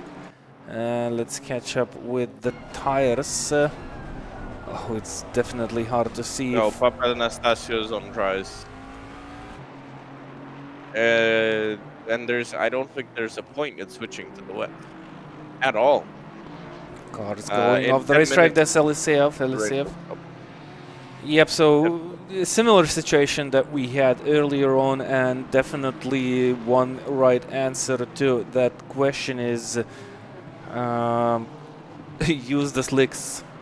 Just go with the sim and how it handles on the rain, and just stay on the slick tires. So no matter how funny it sounds, but that's the tire choice. If that would be a real race, everybody would be in trouble, and I'm pretty sure everyone would be rushing into the pit lane right now, because now from what we see on the racetrack, even in the dark conditions, it's definitely quite wet.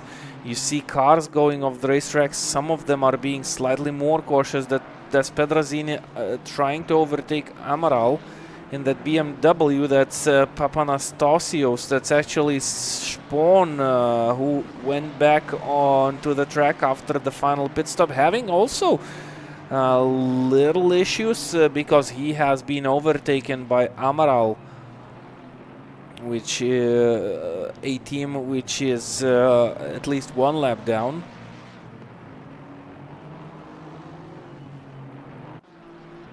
Oh, and Amaral goes into a spin. I've missed if that was a hit or just an too early throttle. Pedrazzini losing places, so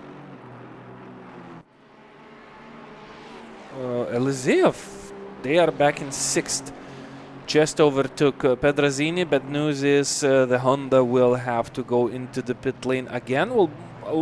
Actually the drivers around Eliseev, they will also have to make at least one pit stop, so that's not too bad if they manage to climb up back into P6 after that unlucky moment that they had with the crash. That would be something. Krikštolaitis with 22 minutes on the clock of drive time. Everyone who has a little bit of time to stay on the track has the possibility to maybe go into the pit lane and put a fresh rubber on.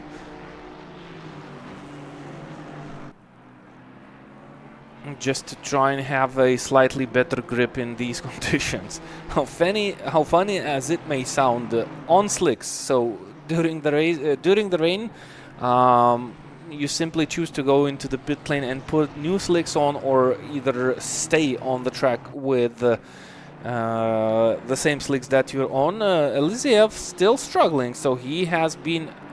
The place has been regained by Pedrazzini, who runs wide of the racetrack. Should that be considered an overtake of the racetrack? Well, the overtake has kind of been completed. They were still running side by side. I think that's Pedrazzini with an overtake of the racetrack. Again, he ran wide of the track. Car number 10, we don't have that replay of the Ferrari going off the racetrack. As that's Kristinani, or no, that's Dominykas Vaškevičius, actually, another car in the battle for position. After that stop and go penalty, they also lost quite a lot of places. Now they find themselves surrounded by Vaškevičius and Eliziev. What about Vaškevičius? If they have plenty of fuel or in the tank, they can go till the finish line. Kristinani has spun. Kristinani, second place driver. Gediminas Krištolaitis, suddenly he might kind of get the chance to battle it for P2 now. 13 seconds and the time is melting, and that's Eliziev, I believe, who gained on Nani. Vaškevičius with the moment. We've lost him somewhere on the racetrack. He's now 6 seconds behind Pedrazzini. And Eliziev, so it's slippery. It looks like it's a little bit tougher to stay on the track during the rain on slicks when it's dark.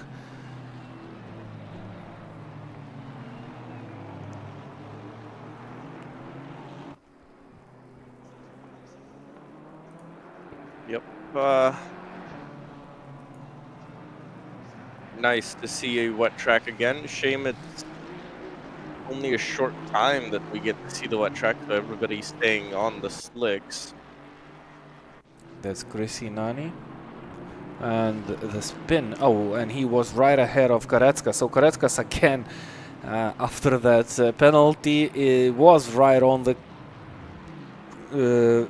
rear bumper of Kristinani and didn't have to even make a move because Kristinani opened up the door for him. So Karetskas again at least one full lap ahead of all the field.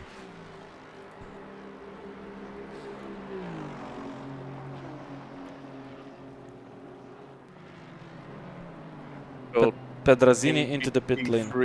The only car in the top 10 on wet is Vaškevičius in the 6th car. Oh, so they went into the pit lane and put the wets on and still made a mistake. That's not going pretty nicely for that team. Let's make a visit to the GT4 class. Simonas Urbonas ahead of Ilmas by healthy amount of time. That's because Ilmas was recently in the pit lane. Kubuznidze is 9 seconds behind Ilmas.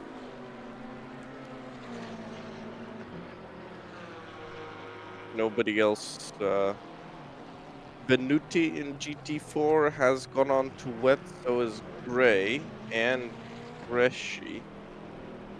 But I really can't see the point of wet here. Especially as we've already had a very similar situation, and it was obvious that the strategy is not working with the wets in these short raining conditions. Eliziev is the biggest victim of that strategy. Lost a couple of places due to that decision, which didn't play out as the team has hoped for. But maybe not everyone is able to follow up with what's happening on the racetrack and how it's playing out at the end. Now Eliziev running 6th, 4 seconds ahead of Vaškevičius. So Vaškevičius seems to be the faster car on the wets now in these conditions.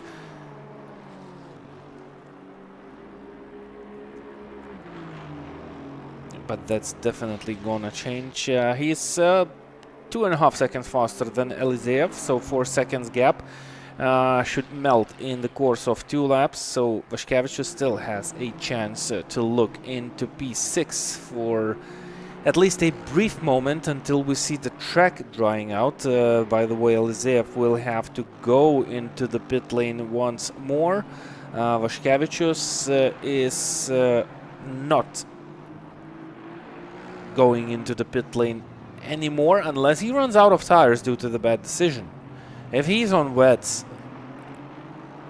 there is a possibility that he might have to go into the pit lane again. It's still 50 minutes on the clock, and as soon as the track dries out, the tires might get damaged quite easily, and simply force the drivers to go into the pit lane to put on some slicks if the track dries out. And it's definitely much harder to say how the asphalt looks now, but from some angles I think you can notice a drying line already. I don't see rain falling now, just the spray coming from the tires, but no actual rain.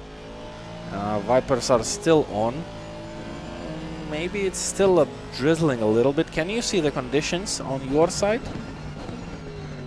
Yep, it's still drizzling a little bit, but rain decreasing. Track now at a damp condition. It was declared wet, and now the rain has stopped.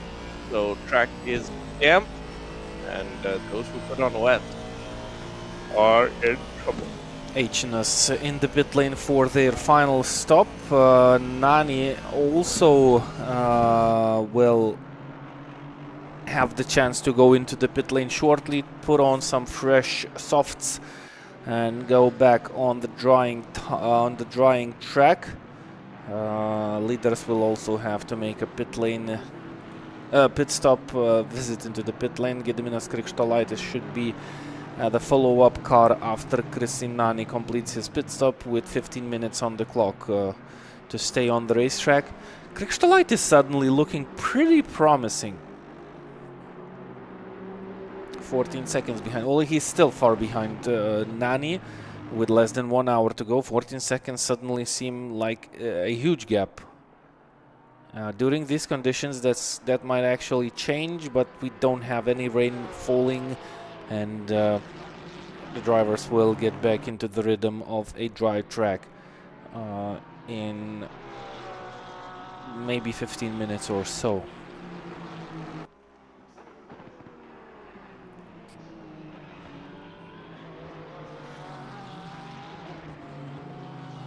HNS heads back on the racetrack, still in P5. Eliseev has just lost the position to Vaškevičius. This might be a momentary loss. It will now all depend how fast and how far HNS will drift away and how fast the track will dry out.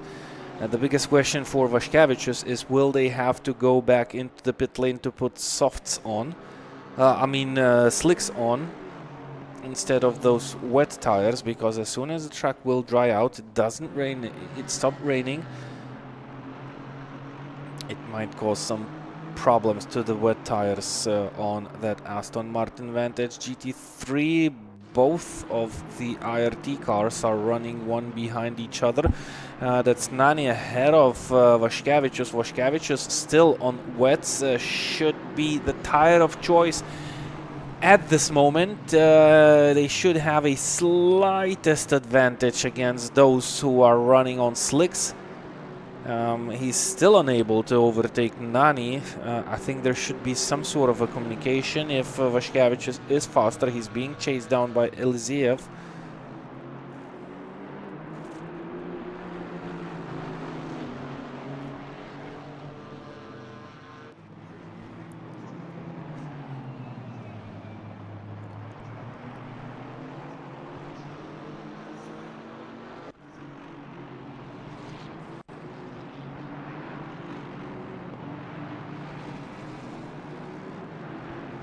Skouchus, he's 33 seconds back from Hnas in front.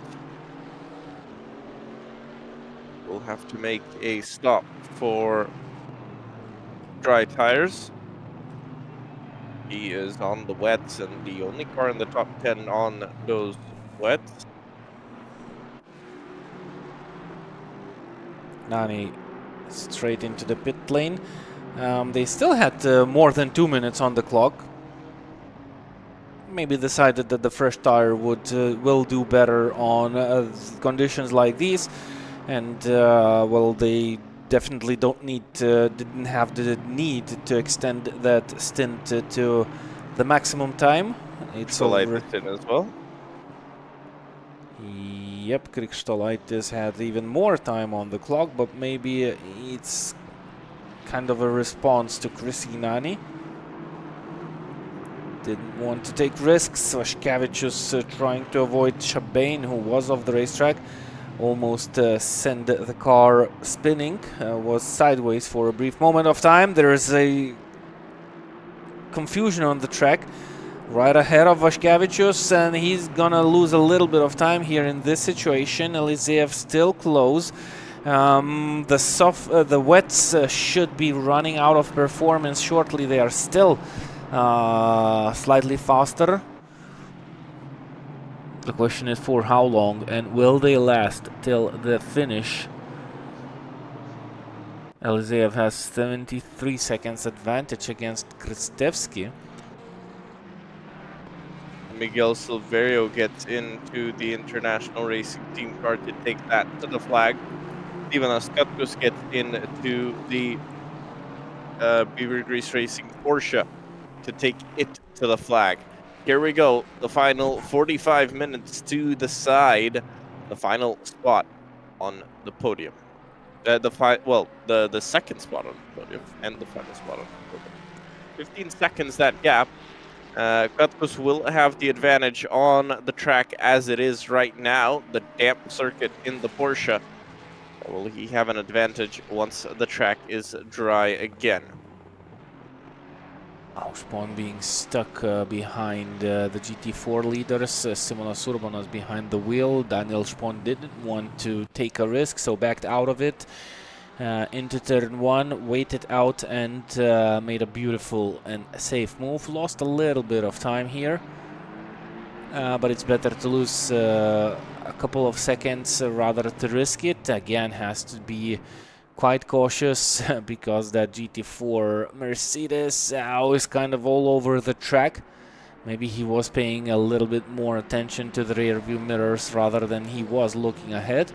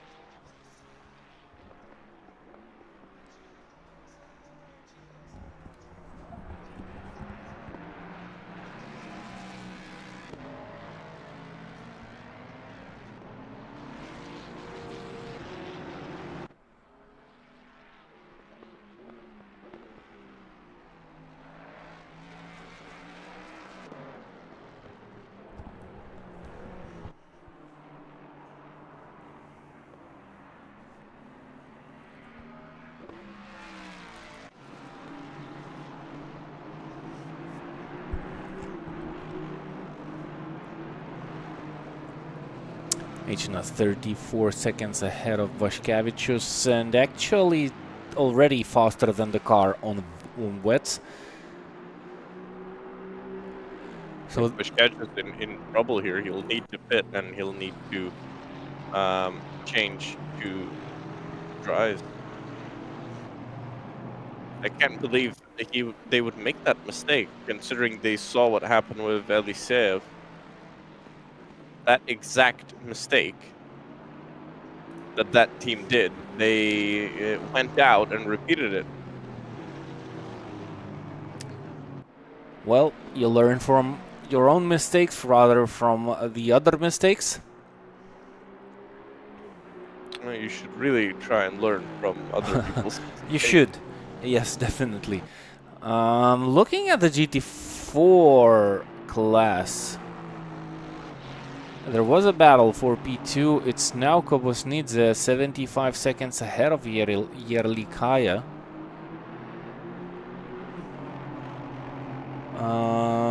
So that battle went to nowhere. That's AOR Racing Team taking second spot away from Aeronautica Racing. Aeronautica Sim Racing Team. It looked like Aeronautica had that second spot for granted at one stage of this race. It's now kind of a done deal by the looks of it. Simonas Urbonas will still have to make a visit to the pit lane, but it's not the case for Kobosnidze or Yerlikaya anymore. Both of them will have the chance to finish off this race without taking any other pit stops.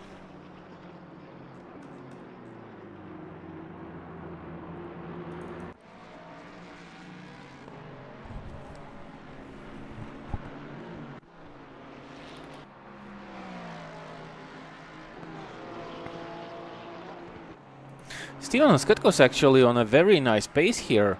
2.5 seconds faster than Miguel Silverio. The gap is just vanishing here. Both cars made a pit stop on the same lap. It was a 15 seconds gap as they have returned to the racetrack. And you can see Steven Skutkus, he's right behind Karetskas now. Maybe he has the chance to learn something from the car ahead. It's a little bit too far ahead to have those lines or break points copied easy. But maybe he can grasp where the car is being slowed down and accelerated again as they run into a GT4 traffic. Silverio was slightly faster on this previous lap, just put in his personal best in these conditions. After he returned onto the racetrack, I think Katkus will be, and he is faster by roughly 1.5 seconds He's again. actually faster than Karetskas even, by 0.3 of a second. Karetskas had that issue in the last corner. That's where he lost the most. We can actually compare the lap times. Actually, Karetskas was faster. Oh yeah, Karetskas lost 4.5 tenths in that final corner as he was battling with those left cars. And here is Karetskas, and Steven Skutkus is actually gaining on him. I'm not sure if Karetskas is the car that cleans the track ahead of him. Katkus already flashing the headlights, kind of indicating, if you're slower, please give me the free room. I'm in a chase here. I'm 7.5 seconds behind Silverio in a battle for P2. These drivers know each other from the past. I think they are friends in real life, or at least they know each other. And maybe there is some sort of a communication. Karetskas should be still faster than Katkus, or at least match the pace, and maybe he will help him lead the way to Miguel Silverio. Another battle on the racetrack. Looks like Vaškevičius starts to struggle again, so we will see a battle soon between Vaškevičius and Eliseev. Remember, Vaškevičius is on those wet weather tires. Eliseev is on slicks. Both of the cars will still, well, at least Eliseev will still have the need to go into the pit lane due to that accident that they had a little bit too early to have it in sync with the strategy. They were forced to enter the pit lane a little bit too early.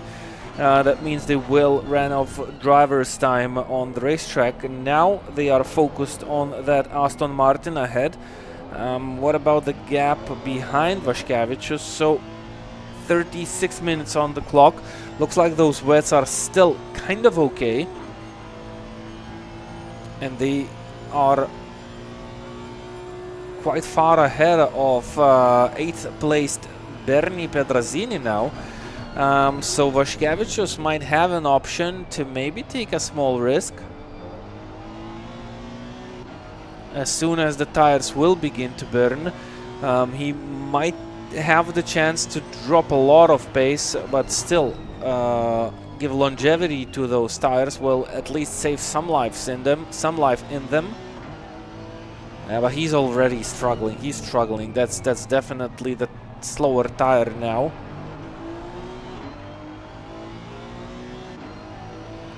As he got Eliseev all over his back, and this is a battle for P6.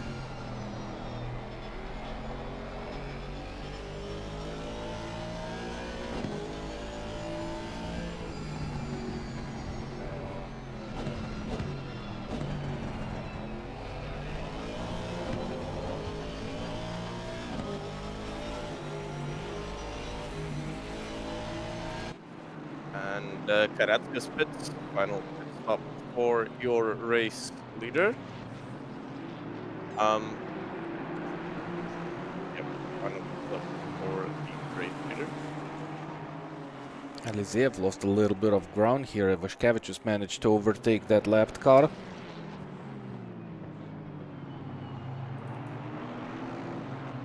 Put in a spacer. Oh, now actually that's the car behind who managed to overtake both of the cars and is disappearing into the distance as Vaškevičius just made a mistake, opened up the door for Eliseev. Now they need to take something into consideration as Vaškevičius definitely now on the slower tires, struggling on the racetrack. And they need to take a decision, I believe, with 34 minutes on the clock. That's a little bit too long of a lap. Someone's off the racetrack. That's Joachim Leonard, I believe. One of the back markers, the last car on the grid so far.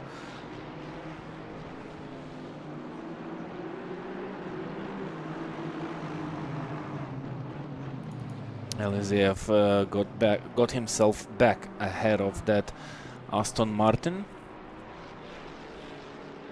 with the Golf livery, which is at least one lap down and doesn't come into the battle for position. Vaškevičius is definitely struggling now, definitely facing issues. Yep, the decision, they repeated the same mistake that the RL Shizuku duo team have made earlier on in this race, and it's hard to believe how it's even possible to repeat mistakes like these that are clearly not the solution if you want to change something for your race. If they would have stayed on slicks, they would definitely be safe in P6 now.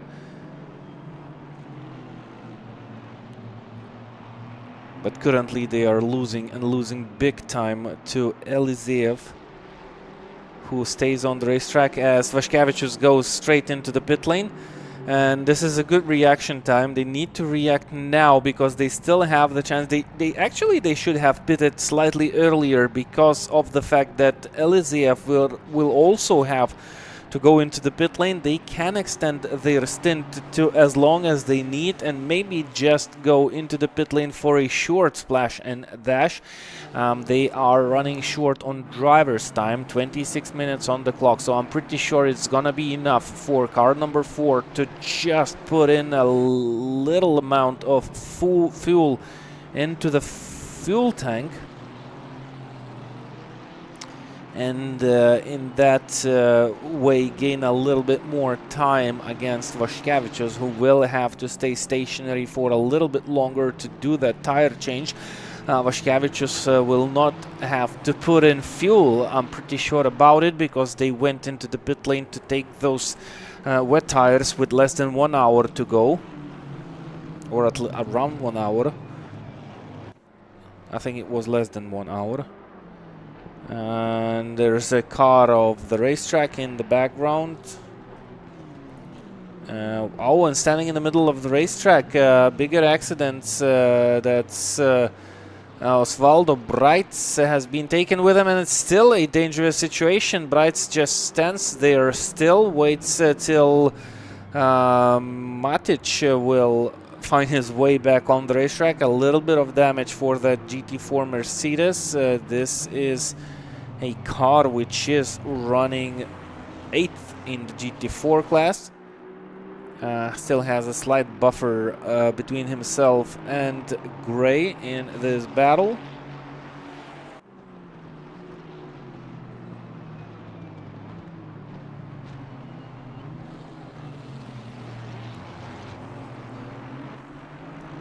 I'm trying to watch that battle for second overall. Katkus's charge has been slowed. Not catching up as quickly as he did before. That gap still coming down. It's now under 6 seconds for the first time, but gaining a little bit less per lap.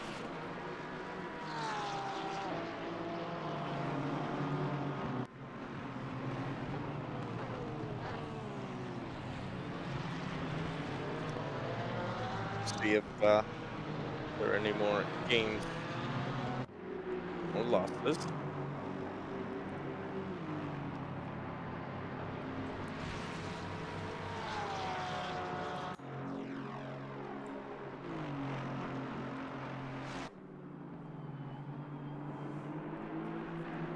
This is Silverio on your screens. The battle for the win is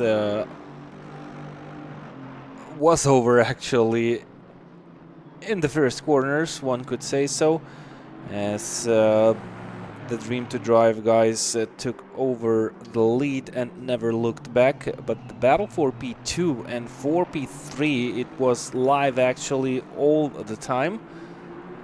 And IRT number 2 team, they kind of were looking strong to finish this race in P2, maybe also in P3, maybe also in P2. Didn't hold on too well to that position, still running 4th and looking at a strong finish in this race. No threat from behind, so maybe a small possibility for this Mustang GT3 car if their main rivals meet on the racetrack. But actually Katkus he made a mistake. He lost plenty of time now.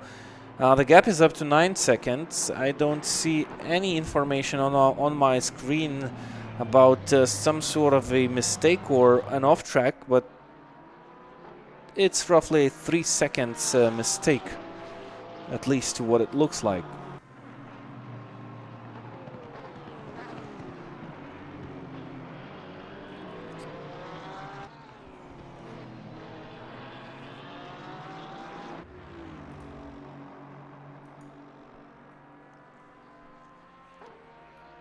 So conditions still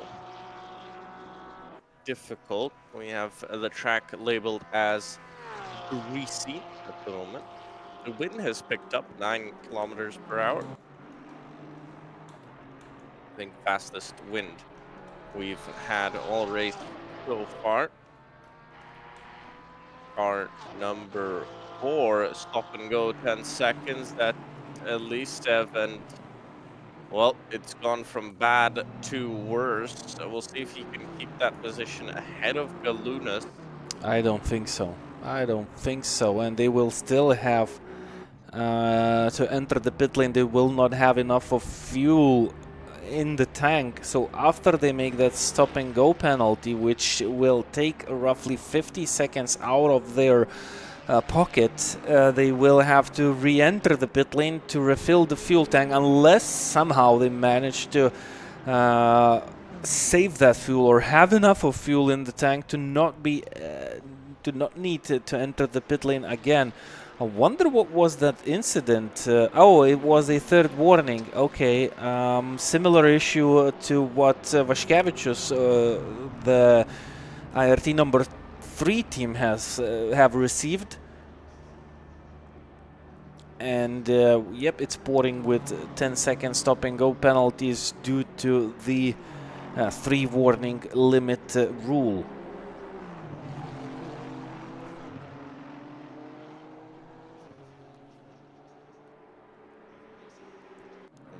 Katkus catching back up again.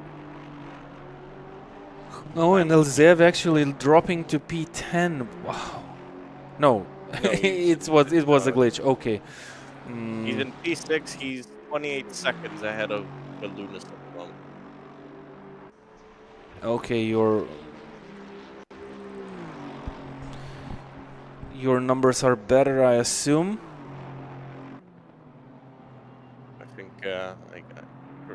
I get them quicker for some reason.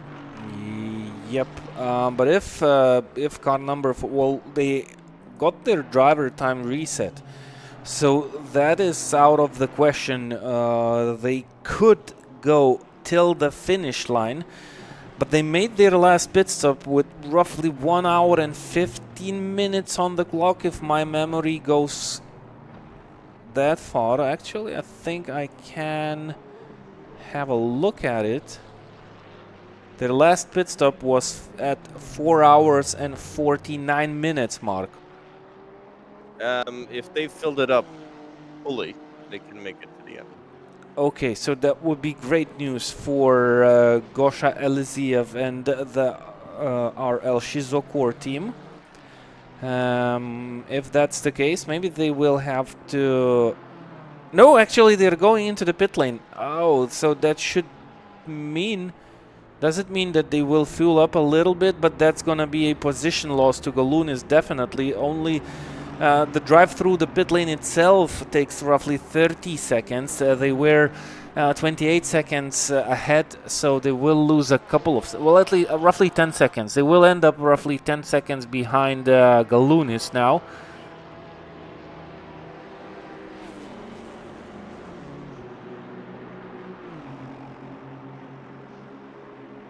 It's a shame we don't see how long they take in the pit lane, but it's taking too long. Was that a driver's change? Or a tire change? Well, it was not a long stop. It's a... We will get the calculations shortly. They are already behind Galunis, and that's gonna be a lot time lost.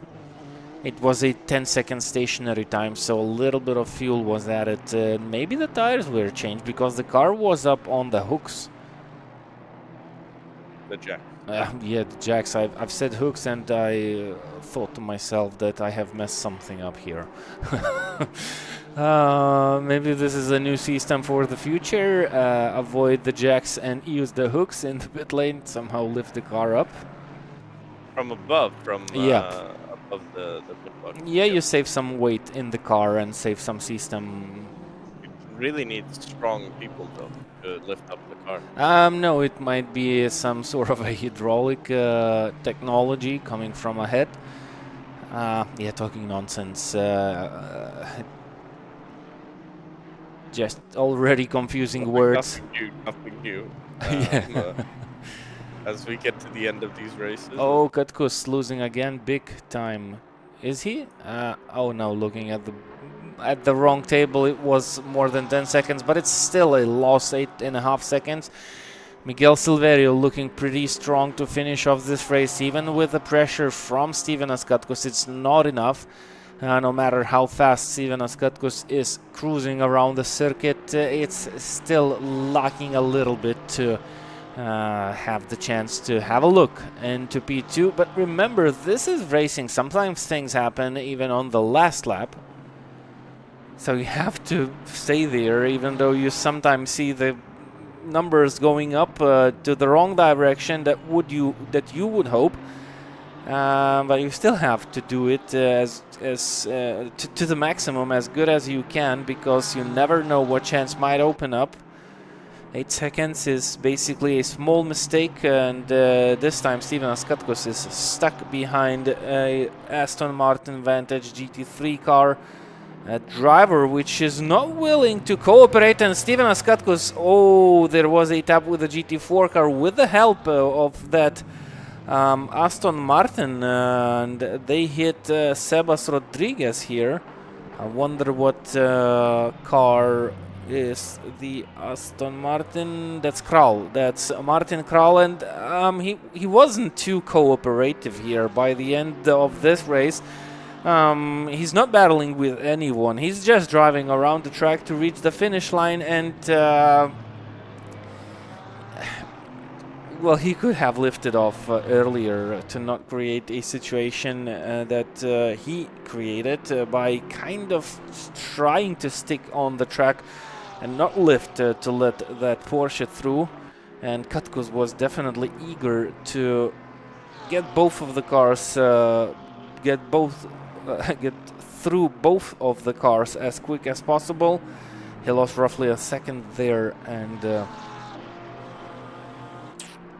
had a small contact with a GT4 car, which was sent into the barriers. Looking at the GT4, not switching to them at this moment, but it looks like stable as it was a couple of laps ago. Simonas Urbonas 53 seconds ahead of Kobosnidze, and Kobosnidze is 78 seconds ahead of Yerlikaya.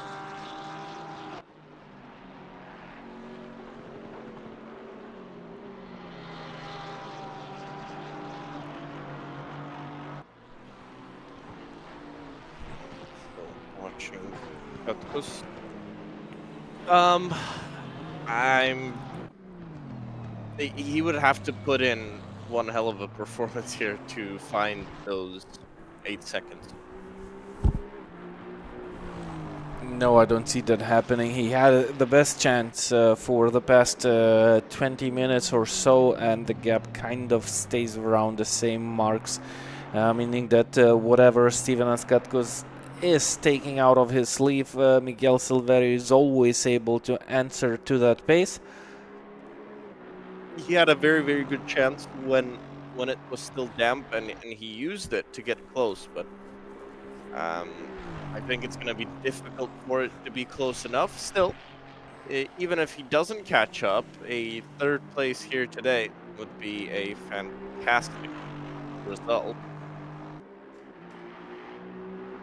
for a team that, I mean, if you would have told me they would be fighting for second when we ran the first part of this race, I would have called you stupid. Pretty interesting to see them go up that high, and I'm sure they're quite happy with how it's gone so far.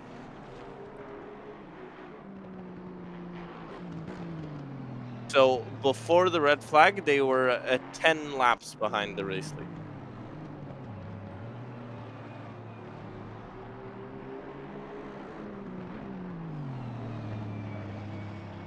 So that red flag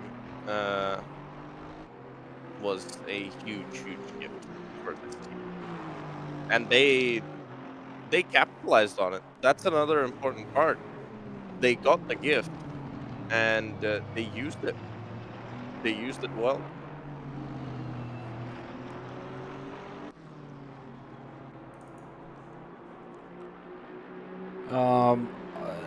Are there some scarves seen on the front bumper of Simonas Urbonas' car? Maybe that's the lightning. Looks like the car has seen some fighting here. Pretty hard to tell in these dark conditions. Anyways, they are still first.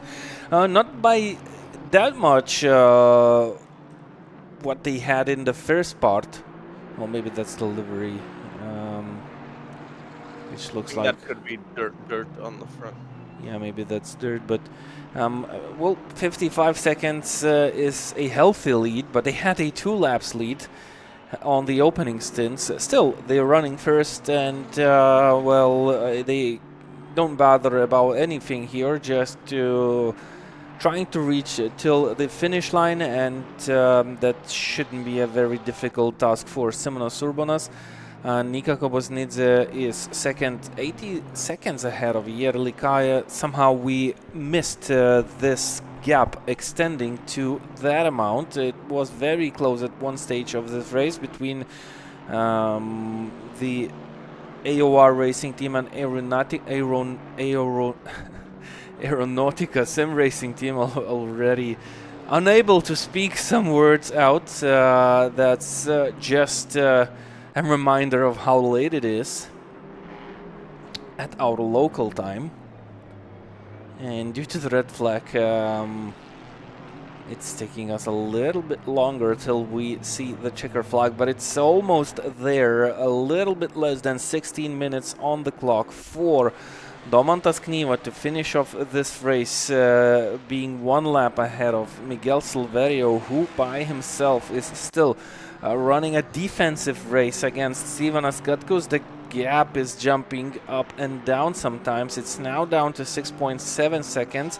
If Katkus manages to bring down that gap to less than 5 seconds, maybe there would open some sort of a chance for car number 17 in the second part of this race to look at a chance at a second place podium finish. Still not, I don't see it happening. But Katkus is giving his best and not giving up, and pushing as hard as possible. Still tries to put some weight on the shoulders of Silverio ahead. Maybe hoping for a smallest, tiniest mistake from the number 1 car. Who knows? We've seen things happen in the past. You never know how the history is gonna be written on the papers this weekend.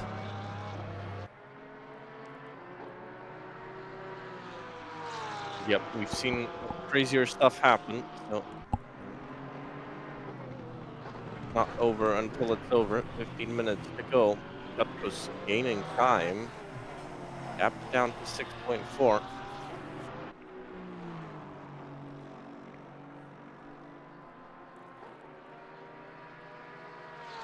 Important gains in that Corsa and showing good pace. There you go. I was gonna say Galunas is fighting Ichnas, but that is not for position, that is for unlapping. Yep, it is, but it's not the first time that these two meet on the racetrack. This time Vilnius Tech car has a very nice advantage for themselves. They are 1 lap ahead. They can even not bother about what's coming from behind and not even fight the Aston Martin this time by. 5th place for the blue BMW, which was looking strong at the opening laps and the opening part of this race. Then they kind of crawled down the ladder and didn't look so good. And in the second part of this race, they were always there, battling and fighting for higher podium places. They made less mistakes than their rivals have did, including Galunas and Eliseev. And they are enjoying a top 5 running at this moment, looking pretty strong to finish at the same place as they're currently at. Still having a little battle with the same car that they found themselves throughout the race. That's Simonas Urbanas being a little bit safer through the Variante Alta chicane, as they have been lapped once again by the much faster GT3 field. Stevanas Katkus less than 6 seconds now, but yeah, Another big gain, another 7/10 gain. Keep gaining this. This might just be enough to catch up. I don't think so. He should be gaining a little bit more steady on every and each lap, but he's gaining sometimes, then he's losing it. If he wouldn't lose the time that he's gaining, problem for Galunas? It is. Galunas stationary for a brief moment of time. Something opening up for Eliseev. He's still a little bit too far behind. Gap is playing games now as they again run close with their teammates. Well, the sister car. We have to be very careful here. So let's try and catch up with The mistake? Was it a mistake by Galunis?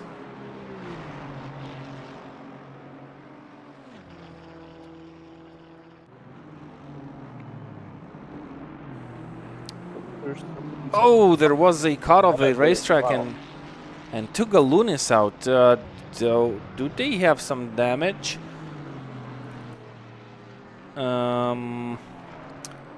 They are still safe here with 10 minutes on the clock to finish off 6th, but that was a hot moment there. Definitely wow moment for the team. I can hear the teammates screaming in my head. Nice control by Galunis. Didn't waste too much time there. They had 20 seconds gap between themselves and Eliseev after that stop and go penalty. Both of the teams actually received, so they are basically on the same page, with Galunis being in front.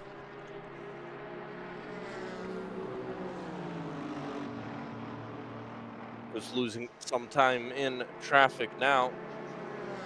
Gap up to 6.1. This might just be the end of that charge.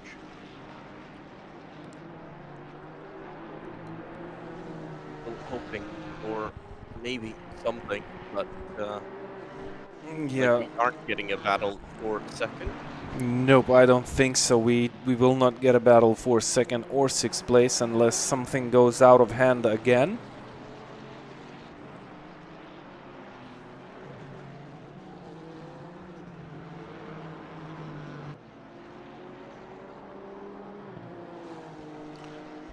Similar situation in GT4 class. No battles on the racetrack.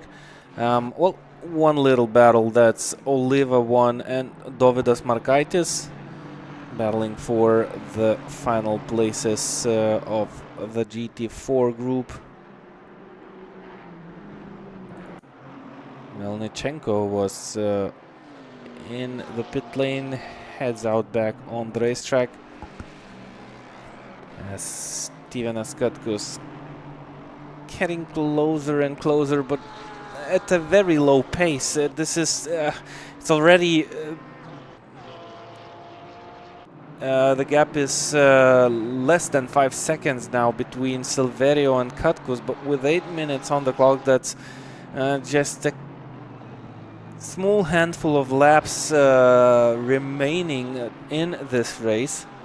Silverio needs to be in trouble somewhere, or get really, really stuck in traffic heavily. Yeah, actually, he's approaching a couple of GT4s. He's got another GT3 in front of him. Not out of the question, but he needs. Well, Katkus needs to get lucky. Silverio would need to get unlucky. Yep, one car passed, 2 to go. The other 2 cars are GT3s, but remember, Silverio will definitely pass them, and those cars will be a buffer between him and Katkus. And if Katkus gains on those cars, he will definitely be forced to do the same overtakes that Silverio is looking at this moment. The gap is now 4 seconds. 4.1 second. 7 minutes and 22 seconds to go in this one. 43.8. A second taken by Katkus. He's pushing, doing all he can. The least, okay, so I think Silverio managed to get by one of the GT3s. There's another GT3 in front of him and a couple of GT4s. He'll be hoping for similar cooperation from that BMW ahead of him. Sometimes we've seen these situations with the traffic play out not so nice. Definitely wasn't the perfect scenario in that part of traffic. Gap down to 3 seconds. 7 now. Campos on the down Oh, the inside goes Silverio. Very, very desperate move. I think that BMW just slowed down too much. I think that BMW kind of hit the brakes a little bit harder there to let Silverio through.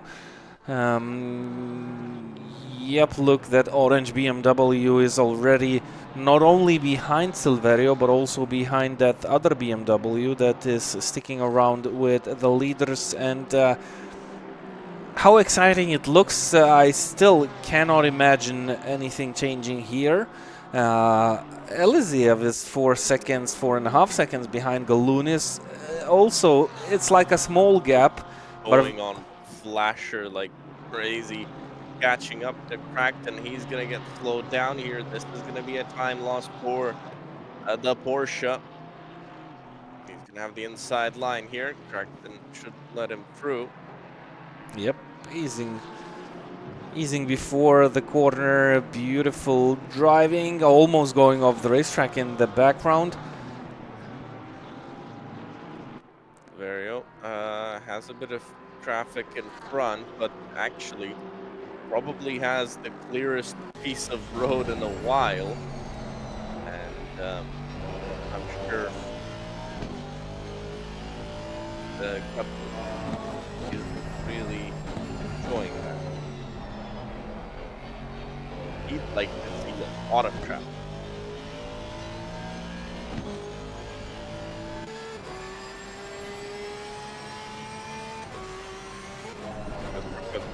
This is the only thing that can really help here. That's a lot of traffic. It might not go his way, but that's the only real chance he's got of catching up.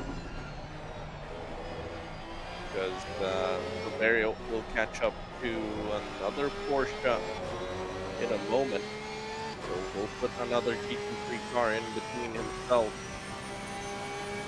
and Campos. Silverio now turning up the pace, 42.1. Team pace like that from him in a while. Campos can't respond this time.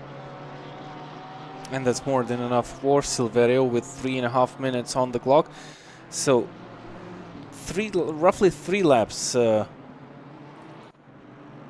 should be completed. Well, 2.5 laps. As Domantas Kniva will cross the finish line. He'll cross the start finish line to take it to 2 to go. Yep.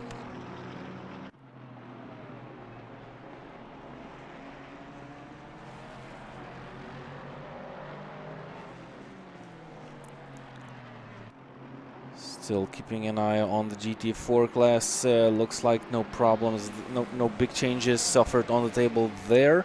As Kniva starts the penultimate lap of the 12 hours event. This is the tribute to Senna. Imola 12 hours race on the WorldSimSeries platform with a very nice intention to gather everyone together and help the ones in need. Donation money will go to the Institute of Ayrton Senna. 100% of money will be transferred with the WorldSimSeries people covering all the needed expenses to allow the Institute to receive all the money that will be collected here by all the people.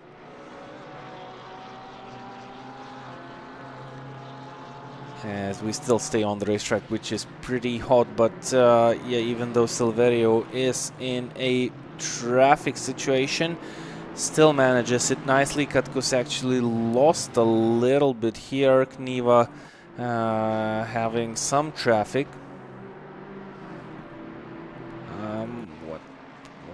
What part of the track is this? Heading down into the final sector, so Kniva will start the final lap.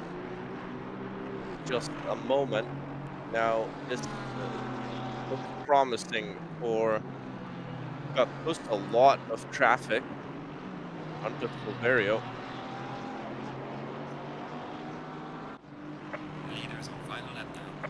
Leader starts the final lap of the race. Silverio stuck a little bit in traffic. Gap now down to 1.5. This is still open, but Santos needs to get lucky here with traffic to have any shot at a position. Get a little bit stuck here. Yeah, and he's a little bit too far behind. Both of the cars are on the final lap now, and 2 seconds gap. It's only one way to eliminate. That's Miguel Silverio running into all sorts of troubles. As we switch to the camera of Domantas Kniva, only half of lap to go. As the Dream to Drive team, who started from the last, faced some issues in the first part of this race, then drove a phenomenal recovery drive, and during the second part of this race, so with 6 hours to go, they took the lead and never looked back, and they will finish ahead by at least one lap of the whole field. 1.5 seconds between Silverio and Katkos. Still too big of a gap, because there's no more chances on the track to even make those moves. Even if he gains on Silverio, it's still kind of a safe spot. Kniva making those dancing moves and taking the checkered flag. Dominant end of this race for Dream to Drive. At 1.5 laps down, red flag fixed it all for them. Turn 1, after the red flag restart, they took the lead, and they've led all the way through. On your screen, Steven Askatkos, well, he probably will be kicking himself for those two mistakes that we saw him make. He tried everything. It's not gonna happen, but a team that was 10 laps down before the red flag, they still take a podium. They can be happy about themselves. International Racing Team finished second with Miguel Silverio. It is 3 manufacturers on the podium: Ford, Aston Martin, and Porsche. And Simonas Urbonas actually has also finished the race and right in front of. He finished right in front of them. Sean Clark Racing wins in GT4. No surprise there. Wins in not as dominant a fashion as we had seen previously, but still a very, very strong showing in this race. As in the GT4s, T2 went to Aeronautica Sim Racing. They led at 1 point. AOR Racing in P3, Shitso 4 in P4, and 5th for ATAC. No, actually, second place goes to AOR Racing Team. It wasn't on the list because Nika Kobosniza just crossed the line. Aeronautica, they finished third. They have already crossed the finish line. Yep. Sean Clark Racing wins ahead of AOR Racing Team, ahead of Aeronautica, ATEC, and Dokuro GT. I think now it's fine. And in GT3, Dream to Drive, International Racing Team, Beaver Grease Racing, IRT number 2, and Transport Engineers by Vilnius Tech take the final P5 spot. If you want to have a look at all the standings, you can head on over to WorldSimSeries.com. And if you want to participate in any of these special events, sign up for free. WorldSimSeries.com. It's been a pleasure covering this race. A lot of action, a lot of incidents as well. And we'll be excited to see what other event will come out of the World Sim Series organizers. I say thank you and good night. Thanks for sticking with us, and see you in the next events. Hope you had great fun. Have a good rest now, and Cheers, everyone. Thanks for your participation, not only in the race, but also in the good deed by donating money for the Ayrton Senna Institute. Have a good night and see you next time.